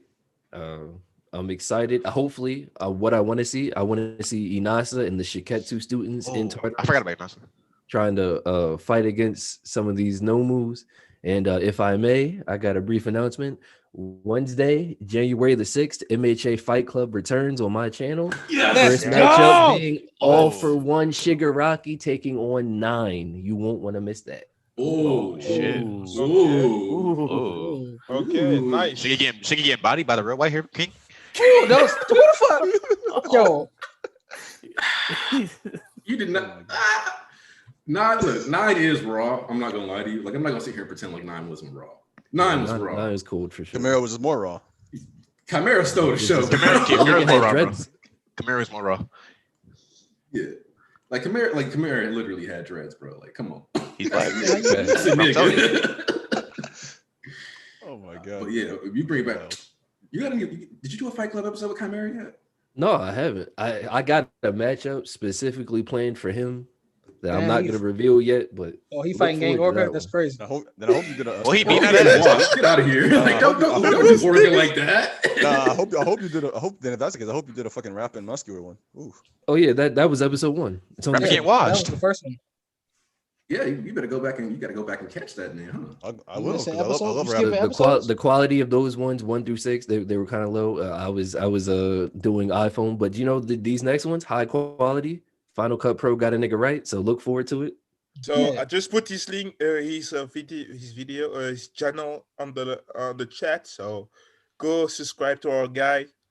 Reezy, everybody go follow Reezy. You know. Yeah, we have Reezy on the Billboard chart stream. Reezy is a founding member of the church. Don't forget that. Reezy has been here since the episode 0 phases. Technically, like episode 0.2 every Sunday. Really, when we was brainstorming up the church, he should just been here, dog. Like, even before streams, like Reezy was in here. So remember that. Bonsu. Okay. So yeah, great chapter. 8 on 10 for me. 8, 7, 8, 7, 8 to 8 for me. I have questions. I don't know why Pixie Burp is alive, so I need to have a question. I need that. Sorry, but I still need that. You can say that you can be Earthbender and Shigaraki just decay Earth. So I need that question answered. So next to this, I can't wait to have to see the because I think that we have like 3 chapters more about the aftermath. Like we learn more about people that the really consequences for the society, reaction of the politicians and everything. So I need these chapters to happen like as fast as possible.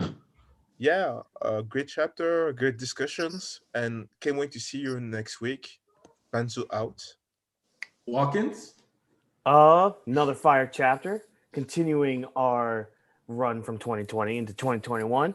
I'd give it a 9 out of 10. Love seeing the aftermath. RIP to those heroes. Well, some of those heroes that died. Some of them, whatever. Destro getting messed up is a sight to see.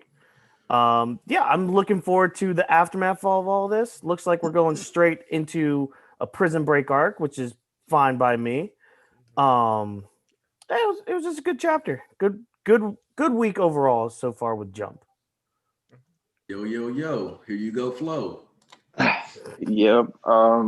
First of all, I need to address that comment Rex said earlier. I don't care what he said about Miracle. We love anyone who's melanated. Doesn't matter. We love the Middle Eastern melon. We love the Indian melons.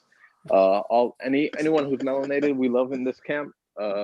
Second off, we did have a large debate last chapter about who was going to win in the hotel. That cleared up when I said if you had to bet your money on who won between the villains and heroes, I can almost guarantee you the heroes going to win, and they did. Shout out to Edshot. Edshot does deserve a lot more respect from all of us here. Cementos needs to respect y'all over this. That nigga out. No, he's out cold. Yeah, Cementos got a hole in his diaphragm. He ain't. Yeah, but he also put that nigga getting in a pack. It didn't matter. But I like this chapter. I did, especially the end. I can't wait to see All For One does. Usually, whenever All For One's in the manga, he usually I don't how do I put this? I guess command respect. He makes it more entertaining throughout the whole series. So I can't wait to see what he does. I want him to be more fleshed out as a villain. It was a good chapter. Better than the last chapter for sure. I give it 8 out of 10. Oh, actually, with that though, like, is like this stuff at like making you a little less about it? Because I know you were really the end pretty much kind of saved it when he was like, "No, I'm not gonna give these niggas a time to rest. What would I look like? Yo, I got shit to do." So that kind of saved it a little bit. It was funny because when we read, I think I read like the spoilers, like before even this is the first time I read the spoilers too, because I was just like so curious to be like, all right, what was going to happen, and we couldn't really make out what it was. It was in like Korean, so we were just looking at the pictures, and then I got a little worried. But then when the scans came out, I was like, all right, that's a little better. The official came out, like, all right, that's even better. The biggest thing about this chapter that I love the most is the imagery. The only reason why I have MVA over this arc is because the imagery and the themes in that arc was like done so beautifully, and then they did it at the end of it, but like throughout the whole chapter, there wasn't as much imagery that horror used. But having the hero saying, damn, I need to find a whole new line of work. I can't do this anymore. That to me was powerful. Seeing the kids cry over midnight, that was powerful. Very impactful. Seeing them, like, you know, face something that was real. Like, yeah, this is hero work. This is what happens. Like, you have to, this is what you're gonna have to deal with. Maybe even one of the kids might drop out because they're like, maybe this isn't for me. But hey, no, please, God, no. Hey, I don't know. I'm just giving just simple suggestions, but like, hey, it was just it was a good chapter. I liked it. Bakugo's gonna drop out. Absolutely not. All right. So that being said, thank you everybody that came through. Luke, damn, I just got skipped. Oh yeah, Rex, you are still here. Actually, it's because you've been roasting, slandering people like randomly. I felt like you had already got your thoughts out. Damn, it's cool. No, Rex, go, lady. It's cool. I feel like everyone has had their turn of getting skipped over at these end discussions. It's true. I always forget one person. I've been like 3 times, so yeah, I know. It's cool. It's cool. So let's just say, you know, I can't wait for Best Girl to come back into the story, La Brava. Oh my God. So that's one thing, because it feels like we're getting more characters back. So Best Girl is going to come back. That's going to be great. The funny thing is that about this chapter is midget? Huh? The midget? Yeah. Little person. We don't like the term midget. Yeah, that's true. That's true. That's true. Don't get that canceled. You're getting offensive, bro. You're right. Yeah. Don't say her name. You gotta say the whole thing. La Brava. Don't disrespect. Like, come on. All right. Whew. Little Brava. Well, all right. You know what? Next stream, I'm coming back in here. Challenge the brother. Yeah, I'm slandering. Every girl y'all think is good, I'm slandering. Just know next stream, I'm slandering. I like this chapter. I like this chapter as a chapter by itself. Like, it still doesn't change like how I still kind of ultimately feel about last chapter, about the ending, because I still feel like it would have been better if the villains won. This is more so I want to see where he's going. And I think that this chapter by itself is like an 8. The scans, one thing I will say is that the scans like kind of hype me up for the not overhaul, but all for one thing, a little bit more than the officials. Because we're in the officials, he says, because it's my turn now and my turn will never end. It wasn't like that in the scans, and it made it seem more so of all for one is fully letting Shigaraki get full reign and he just wants the body. Here it seems like, what do you mean that your turn will never end? So that it kind of brought down my hype a little bit, because I'm like, ooh, that's a little yikes. So I don't know how that's gonna go. So ultimately, don't think I'm really like worried about right now. It's all for one, because like I don't think he takes over Shigaraki body, but I don't want him to be ruined as a character in my eyes. Because if he does want to take Shigaraki body, I feel like that ruins him as a character. So I am a little worried about that happening. I don't want that to happen to AFO. Because AFO is, because the thing is that I've loved All for One. All for One is weird because All for One never makes my top 15 list, and yet almost every time, specifically the All for One that's sitting in Tartarus comes on screen, he immediately becomes like a top 5 character. Like this man be sitting there like, I'm just gonna smile and say like 4 things, and like you can't tell me that like half the time that happens, you're not like, damn, that's GOAT. Yeah, like, think about that. Like, think about how well like the actual AFO is. That's why I can't have this vestige be the same dude. Because like the real AFO be sitting there dominating us, getting us hyped as hell, sitting in a chair smiling. Like, come on, like don't ruin that for me. Like, don't ruin it. He's just there for foreshadowing. Every time he's just there to foreshadow stuff. My brother, I hear you. Like what? Like every time AFO says some shit, and like every time we cut to AFO in prison and he says something, we're always like, that's power, that's menace. Like that is such a well executed. I'm like, don't sabotage that. Like, his machinations being all about Shigaraki, him having like that last laugh in prison is so raw. Like I don't want that to be lost. He's a goat. He's a goat for real. So yeah, my final thoughts on this. Well, I'm gonna try to make sure I actually do a review this week instead of like slacking off. So, but I will say that one of the things that I really like about this, this scene in this chapter kind of elevates provisional license exam a bit. Really? Where yeah, I agree. Because this is literally the test that they had. If you remember, like they had like all the buildings exploding, like villains popping up, having to decide how they want to prioritize, scattering, have to go do all this stuff. So this is kind of like that return on investment here, where but I thought the arc was pointless. We got to see them all like, do their practice and all that other stuff, and now thanks to having to deal with that situation, because even in that scenario, remember they were like actually kind of scared when the buildings and stuff started exploding, and they're like, "Oh man, this is like Camino." Fast forward, we have a disaster. Worse than Rogers Base has entered the chat. He said, "Throw me in, coach." Oh snap! Throw me. You know what? You know, I'll oh man. Decision. Decision. Gonna do G for the clout. Just like if you really don't want to go that long, just do it for like 20 minutes, 20, 30 minutes. Yeah. You know, because Roger's gonna bring a different perspective. So yes. Oh boy. Let's go. Yes. Here we go. Let's go. Wait, I'm gonna need him to sign off that he's not gonna talk about One Piece. Is Roger's Base misogynist too? No. He's not. Damn, misogyny season's still going on though. The fuck. Duh. Yep. All right, Roger, you got the. Yeah, you got it. Come on in. It's in your Twitter. Perfect timing. If you would have come in like 30 seconds later, it would have been like, yeah. He came clutch, man. He came in clutch. His danger sense was tingling.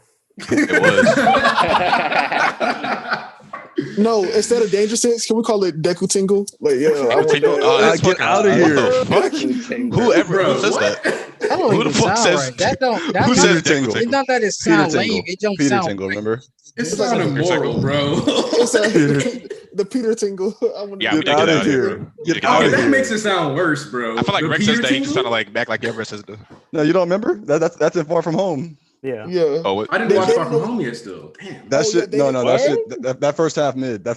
Skip it. I liked it. I liked it. No, I like the second half. The first half. No, I like the first half. Sorry, because that first half is ass. How do you skip a first half of a movie?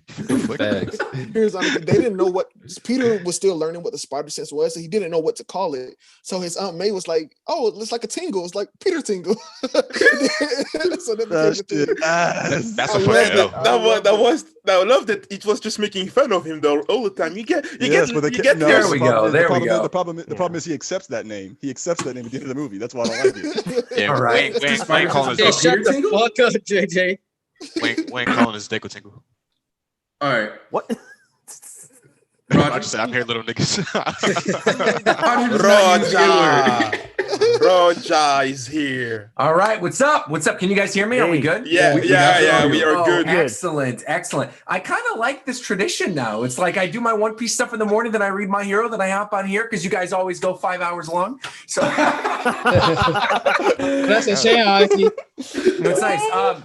Real quick though, who was the person saying if Roger comes in here talking about One Piece or whatever? Yeah. I like that whoever that was making assumptions that I even like today's One Piece chapter. I could tell Roger didn't like it because of what you said on Twitter. You were like, yeah, you said One Piece fans gotta learn. I know. I was like, I even said not to again take up too much time with One Piece stuff at all because that's not what this is about. But I literally did my reaction to One Piece 1000 this morning, and people were like, "You should be more hyped about this." I'm like, "This is fine. This is a fine chapter of One Piece," and that's exactly how I felt about today's My Hero. I'm like, "This is a fine chapter of My Hero." I didn't love it. I didn't think it was like amazing. Am I unhappy that the arc is now officially over and we're clearly moving into prison break stuff? I am a little bit. Am I disappointed in Horikoshi that he didn't kill off more named characters and that the Pussycats and Wash and all these other people are miraculously fine? Yeah, I'm a little. Am I happy though that he had the balls to kill Midnight? Yeah, I am. I think that's like the one big thing is I was genuinely worried going into this chapter after hearing all these people being like, "Oh, I don't know if you're going to like it." I was worried that like, oh, Midnight was going to be fine and everyone else was going to be fine. I know, Aniki, we've had these discussions before where you were like, "Oh, but these characters are important. Crust and Majestic." No, they're not. They're there for one scene and then they're gone. That's I was also going to say also gonna say like the arc isn't necessarily over. In fact, technically, this isn't even and Prison Break isn't technically a new arc. You don't think so? I mean, I think it's going to be separated a little bit, especially with that statement from the hero standing in front of the destruction, being like, "I don't know if I could do this anymore." I do think that is meant to sort of separate that, being like we're going to get these 2 extra stories, and that Shigaraki being overpowered by All for One is sort of where that is going on one end, and then we're going to have the other. So this is actually a question that wait. So this is actually one of the things that I was going to ask you about, Roger. Because I know you were worried, like, actually seeing the hero quit, like straight up, like in the middle of his action, like, I'm quitting. Yeah. I mean, that's what they needed. Yeah. Right. Because, I was telling you, the society crumble thing isn't going to be this big battle and then we finish. It's going to have to be through movements. Right. And which I'm fine with. Yeah. So like, are you a little less like worried about like society not falling? Because like, it seems like you were like, society or heroes aren't going to like fall off. No, in fact, I think I've become even more stubborn on my stance now that like Hero Society isn't going anywhere. I think what's going to happen is you're going to see a lot more heroes realizing this job isn't for them, and you're going to see a more of an uprising of vigilantes. But I think at the end of the day, like, whoa, is that what you said? Yeah. Yeah, I mean, that's exactly what I think. I don't think the Hero Society is going anywhere. But I think I do feel like there are going to be more vigilantes running around. There's going to be more people who don't care about the hero license stuff. There might even be people who are more on like the side and sympathetic with the liberation people after everything that Dabi revealed. But Roger, isn't that technically Hero Society going down? Technically, because not at all. No, Hero Society going down. No, it's not. It's absolutely not. No, Hero Society going down is the hero billboard ranking system, the heroes being looked at as like these. I mean, it's all that stuff falling, and it's a gradual thing. Like Aniki said, it's like in movements, it's going to happen. So I'm fine to eventually see where it's going to go. My main concern was really not about like how it was going to affect Hero Society, because I feel like obviously it's going to be affected one way or the other based on the fact that so many civilians died during this. What I'm more like wondering is if we are really just going to go back to school after all this. That's my main concern, because I see bits and pieces of this where the students are still together. They're the ones who follow midnight. You've got Ochiko doing her own thing, saving people. But I mean, that moment with Ochiko, right, looking over at the hero who quit, could go one of two directions for me. It could go, wow, we need to step up, or it could go, wow, I don't know if I'm really ready for that. And if it goes in the direction of, wow, I don't know if I'm really ready for that, I think that's where it's like, well, we got to go back to school and train a little bit. And that's when I'm going to be like falling asleep again. Not that I'm going to hate my hero or drop it or anything. Like, I considered dropping it multiple occasions over the course of me enjoying it. But at the same time, it's like, I don't know. I think there was somebody who put out a tweet earlier this week. Alexander, I think. He's like a Hunter YouTuber. And I want to read this out because I could not agree more with this tweet. This tweet was, let me pull this up. Because it's not, don't say, oh boy, because it's not a bad thing. I know what I'm talking about. Yeah. So the tweet is, My Hero Academia is a very frustrating series for me because in my opinion, it always seems like it's on the cusp of greatness and then ultimately loses direction a little bit and doesn't fulfill its potential or fumbles a bit, making it a perpetual 7.5 or 8 so far. And that's right where I am with My Hero. It's not, when I criticize things about My Hero, it's not that like I hate My Hero. Same thing with One Piece. I criticized One Piece today and people were like, well, you're not a real One Piece fan because you don't appreciate Luffy's journey. I'm like, no, I just would have maybe liked for these scabbards to die or Luffy to do something outside of like a new Gear 3rd attack that's clearly not going to affect Kaido. Like there's all this other stuff. Like to me, it's moments where the authors take risks that I really, really like those series. It's a big reason why I've fallen in love with Attack on Titan and why I still stand by Attack on Titan being the best manga last year. It's that there were that were taken. There were actual stakes involved. And I think we had a little bit of that earlier in this story arc, but ultimately it kind of fell off near the ending. Once Mirio came back, once other things were happening. Also, clearly this is a loss for villains now. I don't know if you guys had that discussion, but this is clearly a loss for villains. People were like, oh yeah, but the Paranormal Liberation Army, whatever, they've got 100,000 people. 16,000 people is nothing. It's like, what? 16,000 people being dead is nothing, or being detained, or whatever it was that they said in the chapter. That's huge. That's huge. Redestro's detained. The ice person's detained. Like, there's all these other massive people that are detained. You've got Shigaraki taken over by All for One with Dabi and Spinner off on the side somewhere. They don't know where the hell Toga is. And that's it. That's all that's left. and then a bunch of paranormal people who don't know where to go. I can't say that this is like not taking risks though, because at the end of the day, I think this is actually better for the story because it's doing a thing where it's giving them a false sense of security. I'm not saying that he hasn't taken any risks at all. He took a risk by killing Midnight, which again I appreciate, and I think we're going to get a night moment eventually when we get to whatever is going on with Gran Torino, right? Like obviously Gran Torino's not living. If Gran Torino lives, I promise you. If Gran Torino lives, I will come on the Church of MHA and I will be blasphemous and down talk Horikoshi. I'm telling you, because I would say where you gonna tell for everybody that actually doubted he would just. Yeah, I mean, I would be furious if Gran Torino actually lives, but here's the thing, I don't think he's going to. I have faith Horikoshi won't. I agree with you. I would actually feel disrespected if Gran Torino lived. Absolutely. Yes. Absolutely. Wait. But what I disagree with though is that I think that I genuinely feel like Hero's got one of those. I get a W today, but everything that's about to happen, it's like. What if you saw somebody like you started a season and it's like, bam, my favorite football team just blew out like 32-0. Yeah. And then like the rest of the season, they're just getting dogged. Sure. That's how I feel like. Yeah, I mean, that's the Star Wars effect, right? It's like it's the short win for the light side, right? But then the dark side ends up creating a new empire or a new First Order or whatever. And then there's something else you have to take. I mean, totally. That's exactly what it is. Can I answer Roger? Because I think I had the most like similar point to Roger and like last chapter and like how he was feeling. I felt the exact same way. And let me just explain to why this chapter kind of like really made things better for me.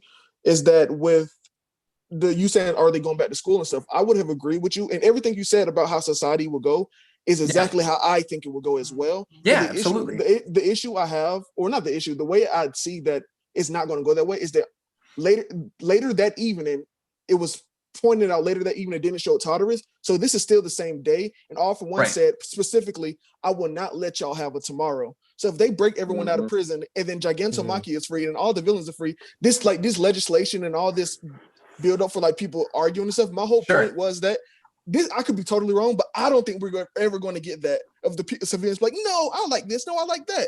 I think All for One is officially going to say, no, this is the start point. We're taking over Japan. There is no more civilians talking about what things should or shouldn't be because we're ending it right here. That's how I see it.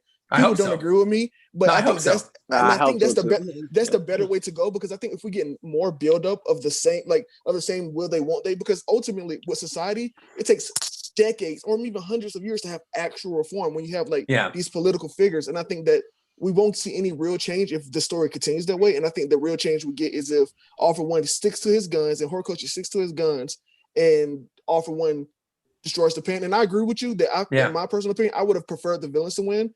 This situation that we're getting now can either be worse than that or it could be better. It could definitely be better, but there's also the possibility of it being worse. So I mean, if it gets worse, I think maybe with All for One taking over Shigaraki and all this stuff, I mean, the way in which I envision it getting worse, which maybe still falls in line with everything you guys were talking about at the very beginning of last year, where I was like, I don't know, I'm not really feeling a lot of this and I don't really know what the stakes are, is if the upcoming story arc is the death of All Might story arc. If that's really what, if All Might dies and that symbol of peace that already has sort of gone away, but I mean, he still exists. He's still alive. Mm-hmm. If that is gone and snuffed out forever, and that is the thing that propels us into, a time skip or whatever, I'll be fine with that. Like, and if they need to take time to do that, great. Yes. But I don't know. I don't have enough faith in Horikoshi that's where it's going to go. Let me say this thing because it's literally all. I'm gonna say two things. One, they may have lost a couple people, but guess what? They get quantity over quality.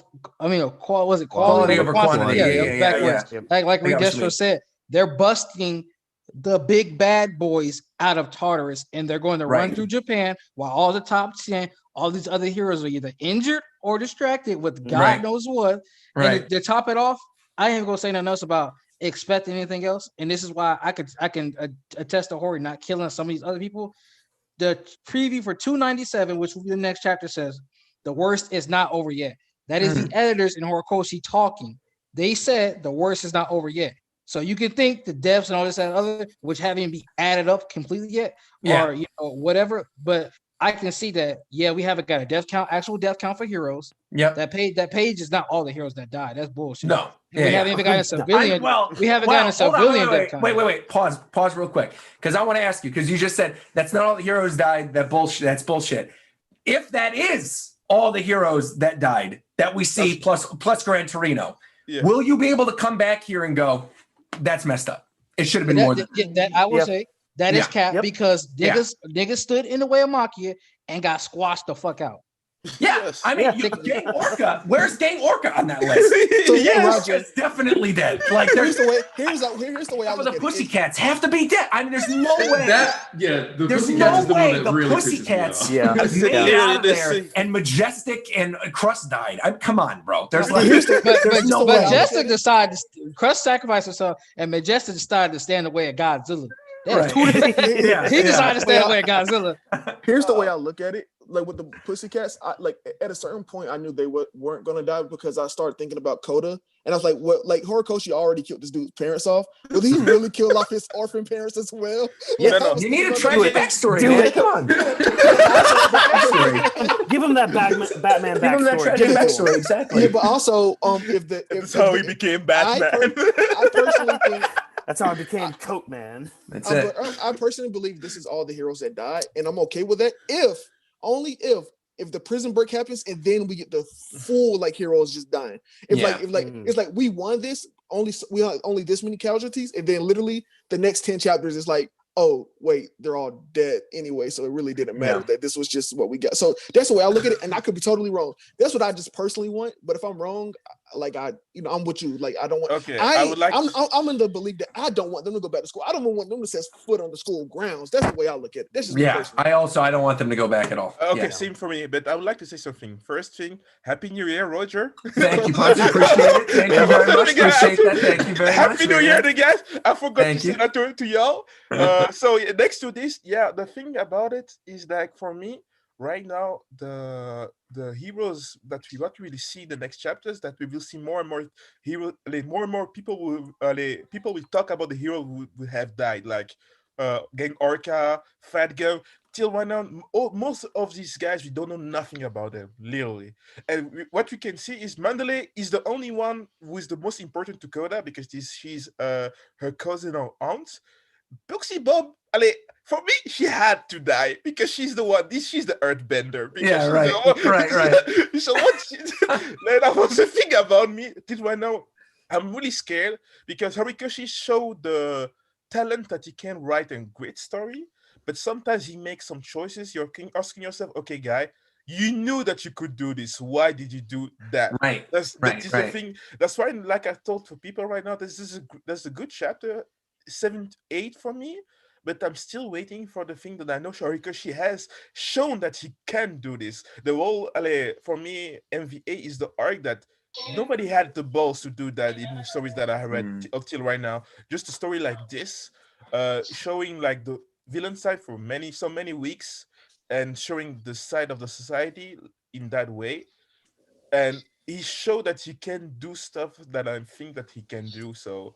Right now, I'm just waiting the prison break. I hope that will go well, and also for Shigaraki, I need the arc. For me, he needs to be treated like a protagonist. Like protagonists dub themselves. How many times we saw Deku adopting himself? Right. It's something that Shigaraki need right now. He's in the position to ask to adopting himself about the quirk Alpha One taking control over him. Right now, the last panel that we saw him, he's like in a baby, like a guy, just like he just got punished by his parents and crying in his bed. That's the vision that I have of him, like the way that he called himself.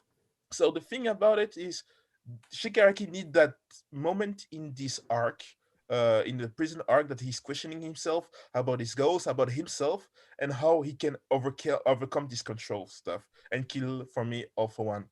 Because I need to have to that relate. He's a fan of Star Wars, so the world the Siths, they have like the rule of two, where they the student kill the master. Apprentice has to kill the master for sure. Yes. I'm 100% with you, because that's literally what I was gonna say. Is I feel like That's the other thing from this is we had so much character development with Shigaraki very early on in the war arc that for it to sort of revert back to this and like AFO taking him over and them escaping, like to me that it doesn't feel right. Like it feels, especially like there's the panel during this chapter where they're talking about the thing that actually brought Shigaraki back to life. It was his hatred for humanity and all this. It's like, are you sure it wasn't just all for one, like messing in his head and doing some crazy power? Because to me, that seems like something they're eventually going to fall on. And I think I'm right there with you. I agree that at some point, sooner rather than later, especially if there's like a time skip, AFO needs to be snuffed out of Shigaraki. Shigaraki, like the quirk itself will live inside him. And, you know, there'll always be lingering bits of AFO. But I think like the being able to take control of his body remotely and all this other, like that's got to go. They got to like burn AFO's literal corpse and then go into the stuff later on.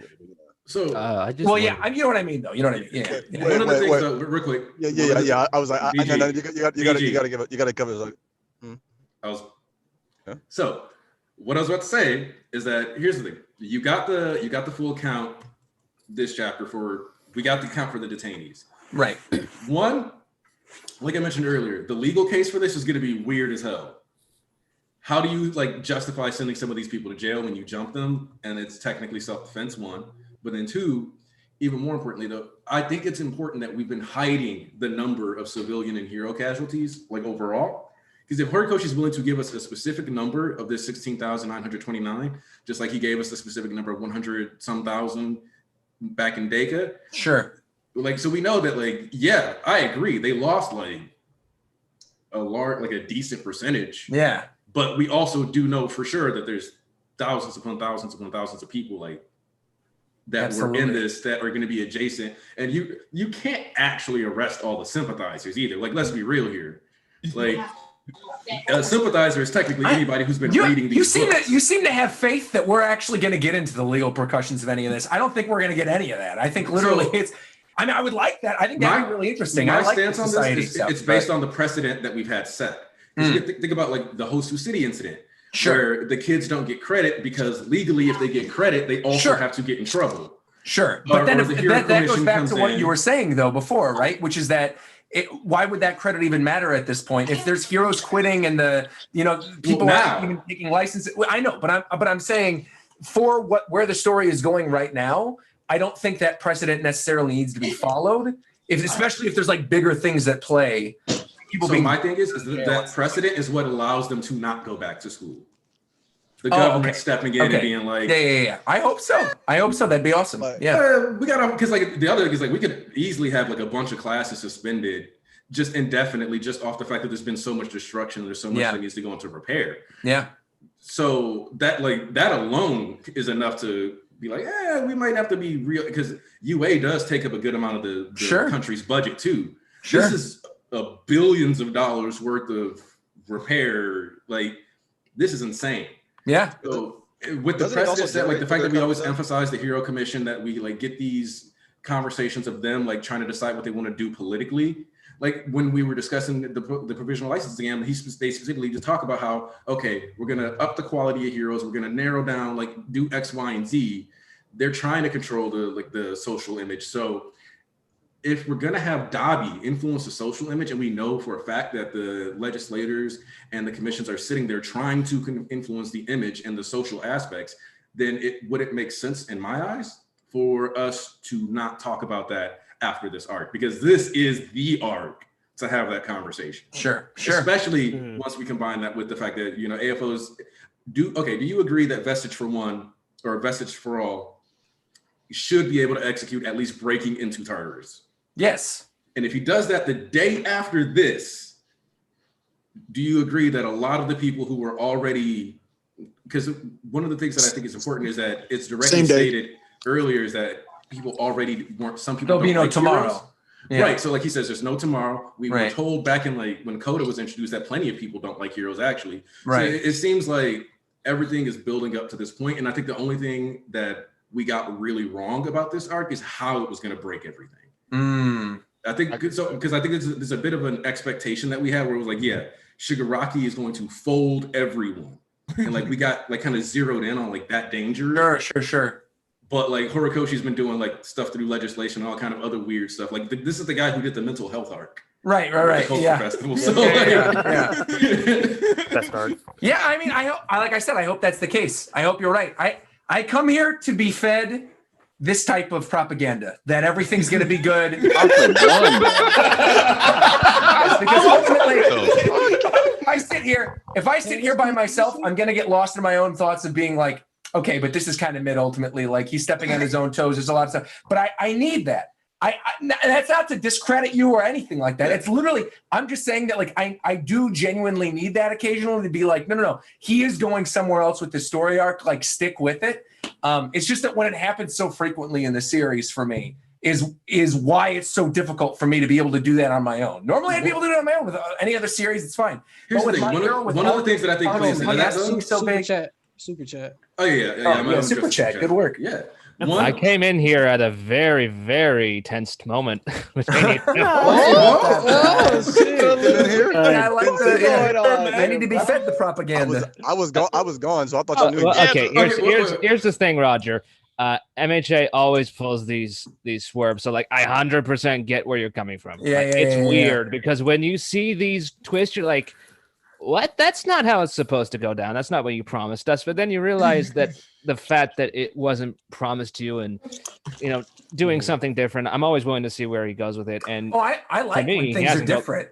I'm happy when things end up going in a different direction. I'm cool with that. It's when the difference in direction is the reason for doing it. Do you know what I mean? Where it's like, I've talked to people who as opposed to being different for the sake of the story. Yeah. Okay, I've talked to people who feel slow down. Hey, I'm trying to do the super chat. Like, let me acknowledge this person who spent money.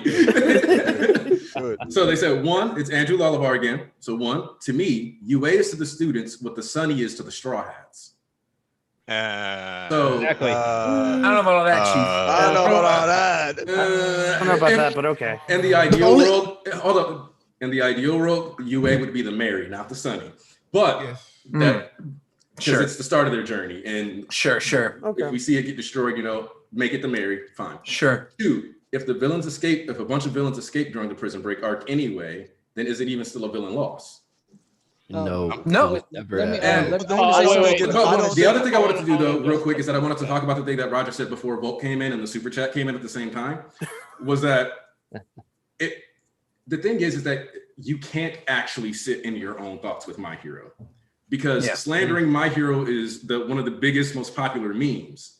So if you feel like kind of cynical about something on My Hero, and if you have to completely avoid social media, or immediately you'll see somebody say something like da-da-da-da-da, this is trash. And you're like, oh, maybe I'm gonna step off real quick because I want to make this argument too, because I think this is the case with One Piece as well. Really with any major shonen, is I think too often really true fans of these series will see a criticism from a large majority of people, and it's not that the critics are like sheep necessarily. It's that everyone is feeling the same way about something because there's clearly something off about what's going on. And too often there will be hardcore fans of whether it's One Piece, My Hero, whatever, where they'll be like, oh, well, you guys are just like following everybody else's thoughts. So like have thoughts of your own. Meanwhile though, the exact same thing will happen when people are positive. When overwhelmingly people are positive, there'll be people who are like, there's no way you believe that. Like, oh, you're sheep, whatever. Yep. So I think it's crucially important, and I say this all the time to my own viewers,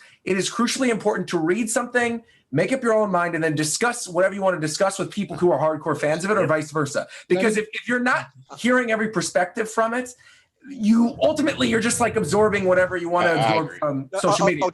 I don't necessarily think that everybody who's criticizing My Hero is suddenly a sheep because they're social media. That's what I was going to say. I'll take a number. Wait. Guys, slow down. I was going to provide the specific example though. Like when we talk about these things, it's like people will tell you certain characters just don't have an arc. Right. Like that'll be like a popular form of slander. And it's like, Ochako doesn't have an arc. She doesn't have an arc. And it's like, dude.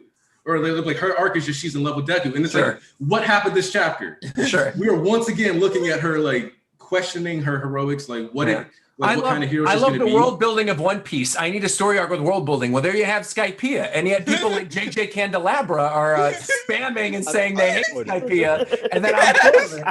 So you know what? Have one of these. Let me get your name tags, JJ. Go hang out with Horikoshi. Do what you gotta do. Slap on that knob, like corn on the cob. Check in with me and do your job. Whoa! Shit! Oh. Let me say something real quick before I let Vote go because he just hopped in. Listen. So sometimes the chat be like, they be kind of like capping on Roger. This is why I never have a problem with Roger have a difference of opinion. Of course. You see, Roger comes in with an open mind and he may disagree, but then he's open to be like, okay, I see where you guys are coming from. Of course. He's open-minded. Yeah. He's open-minded and he brings his responses and then we can talk it out. Like gentlemen or whatever, like exactly, like well-minded people. So you can tell he has a good head on his shoulders.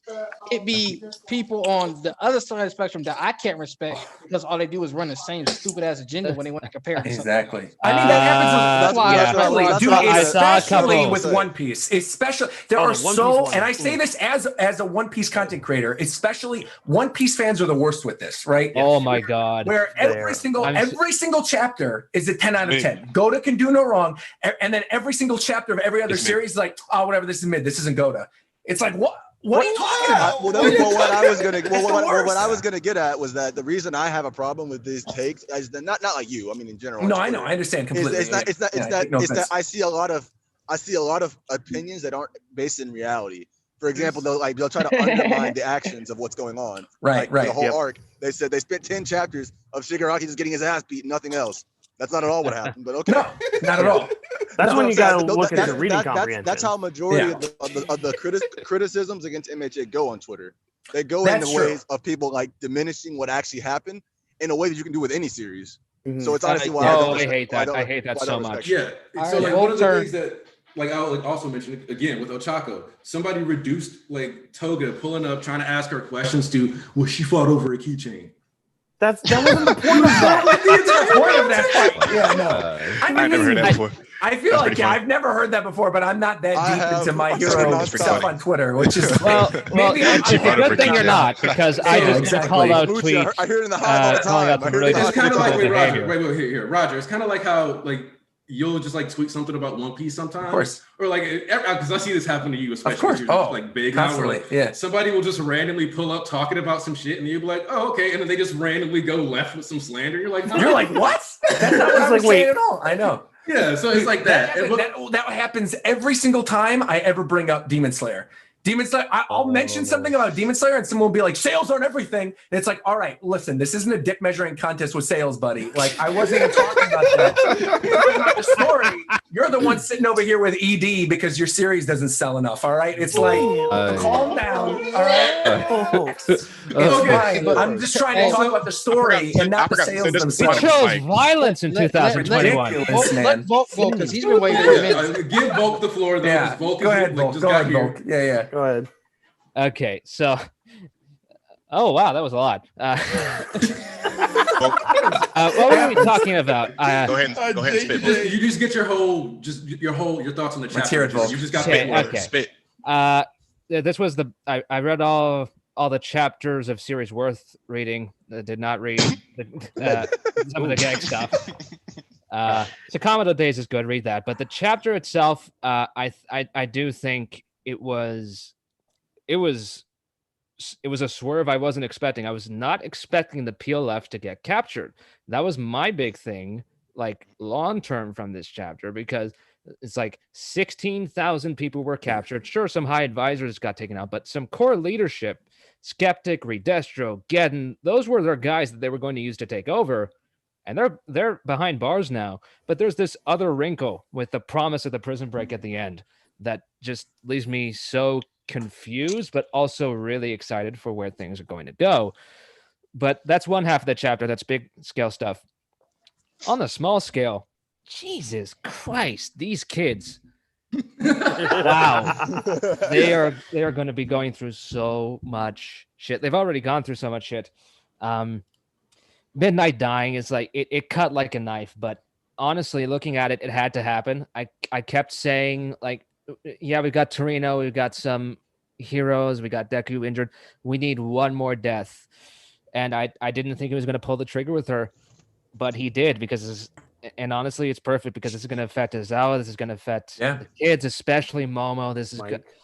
I mean, Netta for sure. I mean, the boobs will have to wait indefinitely now. That's unbelievable. Why are you on fire today? My boy. Poor me, Netta. But yeah. And she was toxic. We had to tell. Need him gone. Yeah. I did absolutely think it was the best chapter this week because One Piece chapter 1000, really great to see Luffy step up. But again, you've kind of already seen that from Luffy a lot of times. Jujutsu Kaisen, great reveal. Yeah. That's I didn't read that. I will say this. I didn't read it yet. I'll say this. I don't think the best chapter of the week was One Piece or My Hero Academia or Jujutsu Kaisen. The best chapter of the week, go read the one shot done by the Food Wars author. I read that one. There's a moment that happens in this. I'm not even trolling. There's a moment that happens in this that's like one of the most exciting One Piece revelations, I think, of the past. Yeah.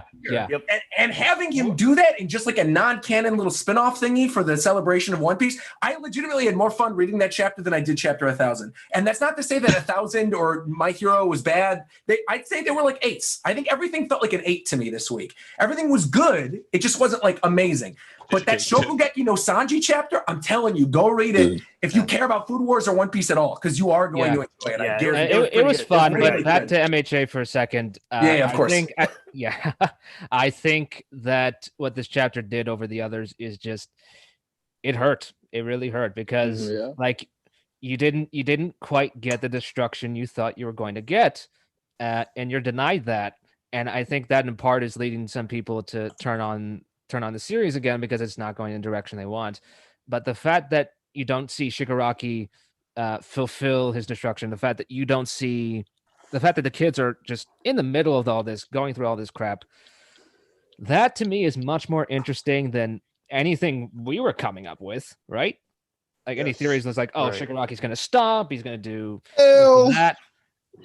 No, it was going Vault, but ignore that in the background. Yeah. I think the promise of Prison Break was going to happen with All for One. This spells good stuff. We're almost at the 300 range of chapters, and that's crazy to me. It's like this is another big milestone. This is like we're going to be 7 years in. This is exactly what I want to see. Little bumps along the road, I'll admit, but overall, it's something I'm quite impressed with. Can I just chime in? I haven't said anything in like. Yeah, you have to say anything. Before you say anything, I have to go. So I'll see y'all next week. I literally was coming also to not spend a lot of time. I was just coming to literally drop my thoughts in about because you said you were going to end it. Yeah, so I was trying to end it like Bolt showed up and I was like, I got Bolt talk as well. I didn't realize. I looked at the thing. I'm like, I still have to upload my other video. I got to edit the rest of this. I'm going to bounce as well. Take this opportunity. Thank you for having me. I'm looking forward to listening to the rest of this after I bounce off. All right, take care, you guys. See you. Bye. Great to talk to you, Roger. Yeah. Breezy, get your stuff out because I do want to wrap up again. One thing I want to say is like personally, the reason why I don't see this as a loss by any metric for the villains is because All for One's at Tartarus the same day. This isn't next week. This isn't like a month from now. He said, I'm not going to let you guys have tomorrow. So the battle, by all intents and purposes, is not over.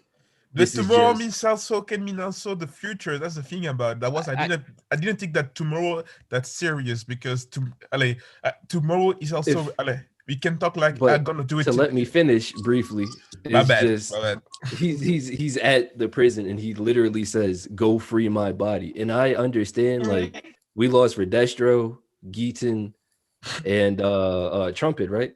Mm-hmm. But I would never put those three over the physical All for One himself. So if you're getting All for One back in his own body with the acquisition of, say, Muscular, USJ Nomu, and everybody else that we have not yet seen in Tartarus, it's like, okay, you lost some pieces here, but you gained a hell of a lot here, as well as the social aspects of Dabi weakening the Greater Hero Society with his reveal.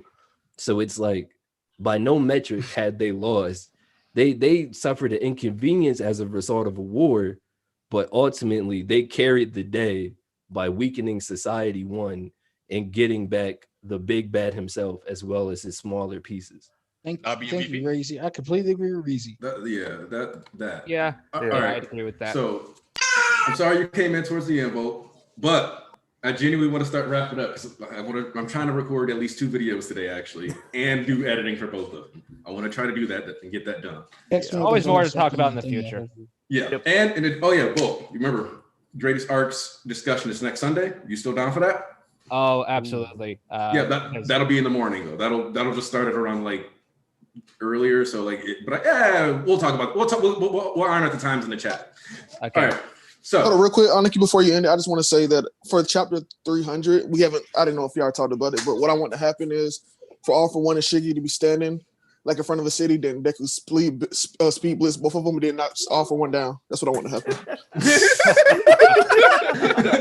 Actually, no, that'll be something we could talk about on the next stream too. Because if we start talking about chapter 300 predictions, like seriously, we're gonna be here for another 2 hours. I got listen. The way my goat move, how fast he fucking move, I ain't got nothing to say. It's just gonna be gas. That's all I got to say. Because this nigga move too damn fast. Chapter 300 is in 1 month. Oh damn, that's gonna be crazy. Yeah, it's gonna be crazy.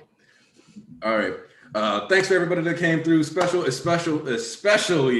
Thank you to Siobhan Robinson, once again, being the biggest supporter the church could have. Appreciate everybody who donated to, like Lolavar, Giorno Giovanna, R Blast. I might be missing somebody.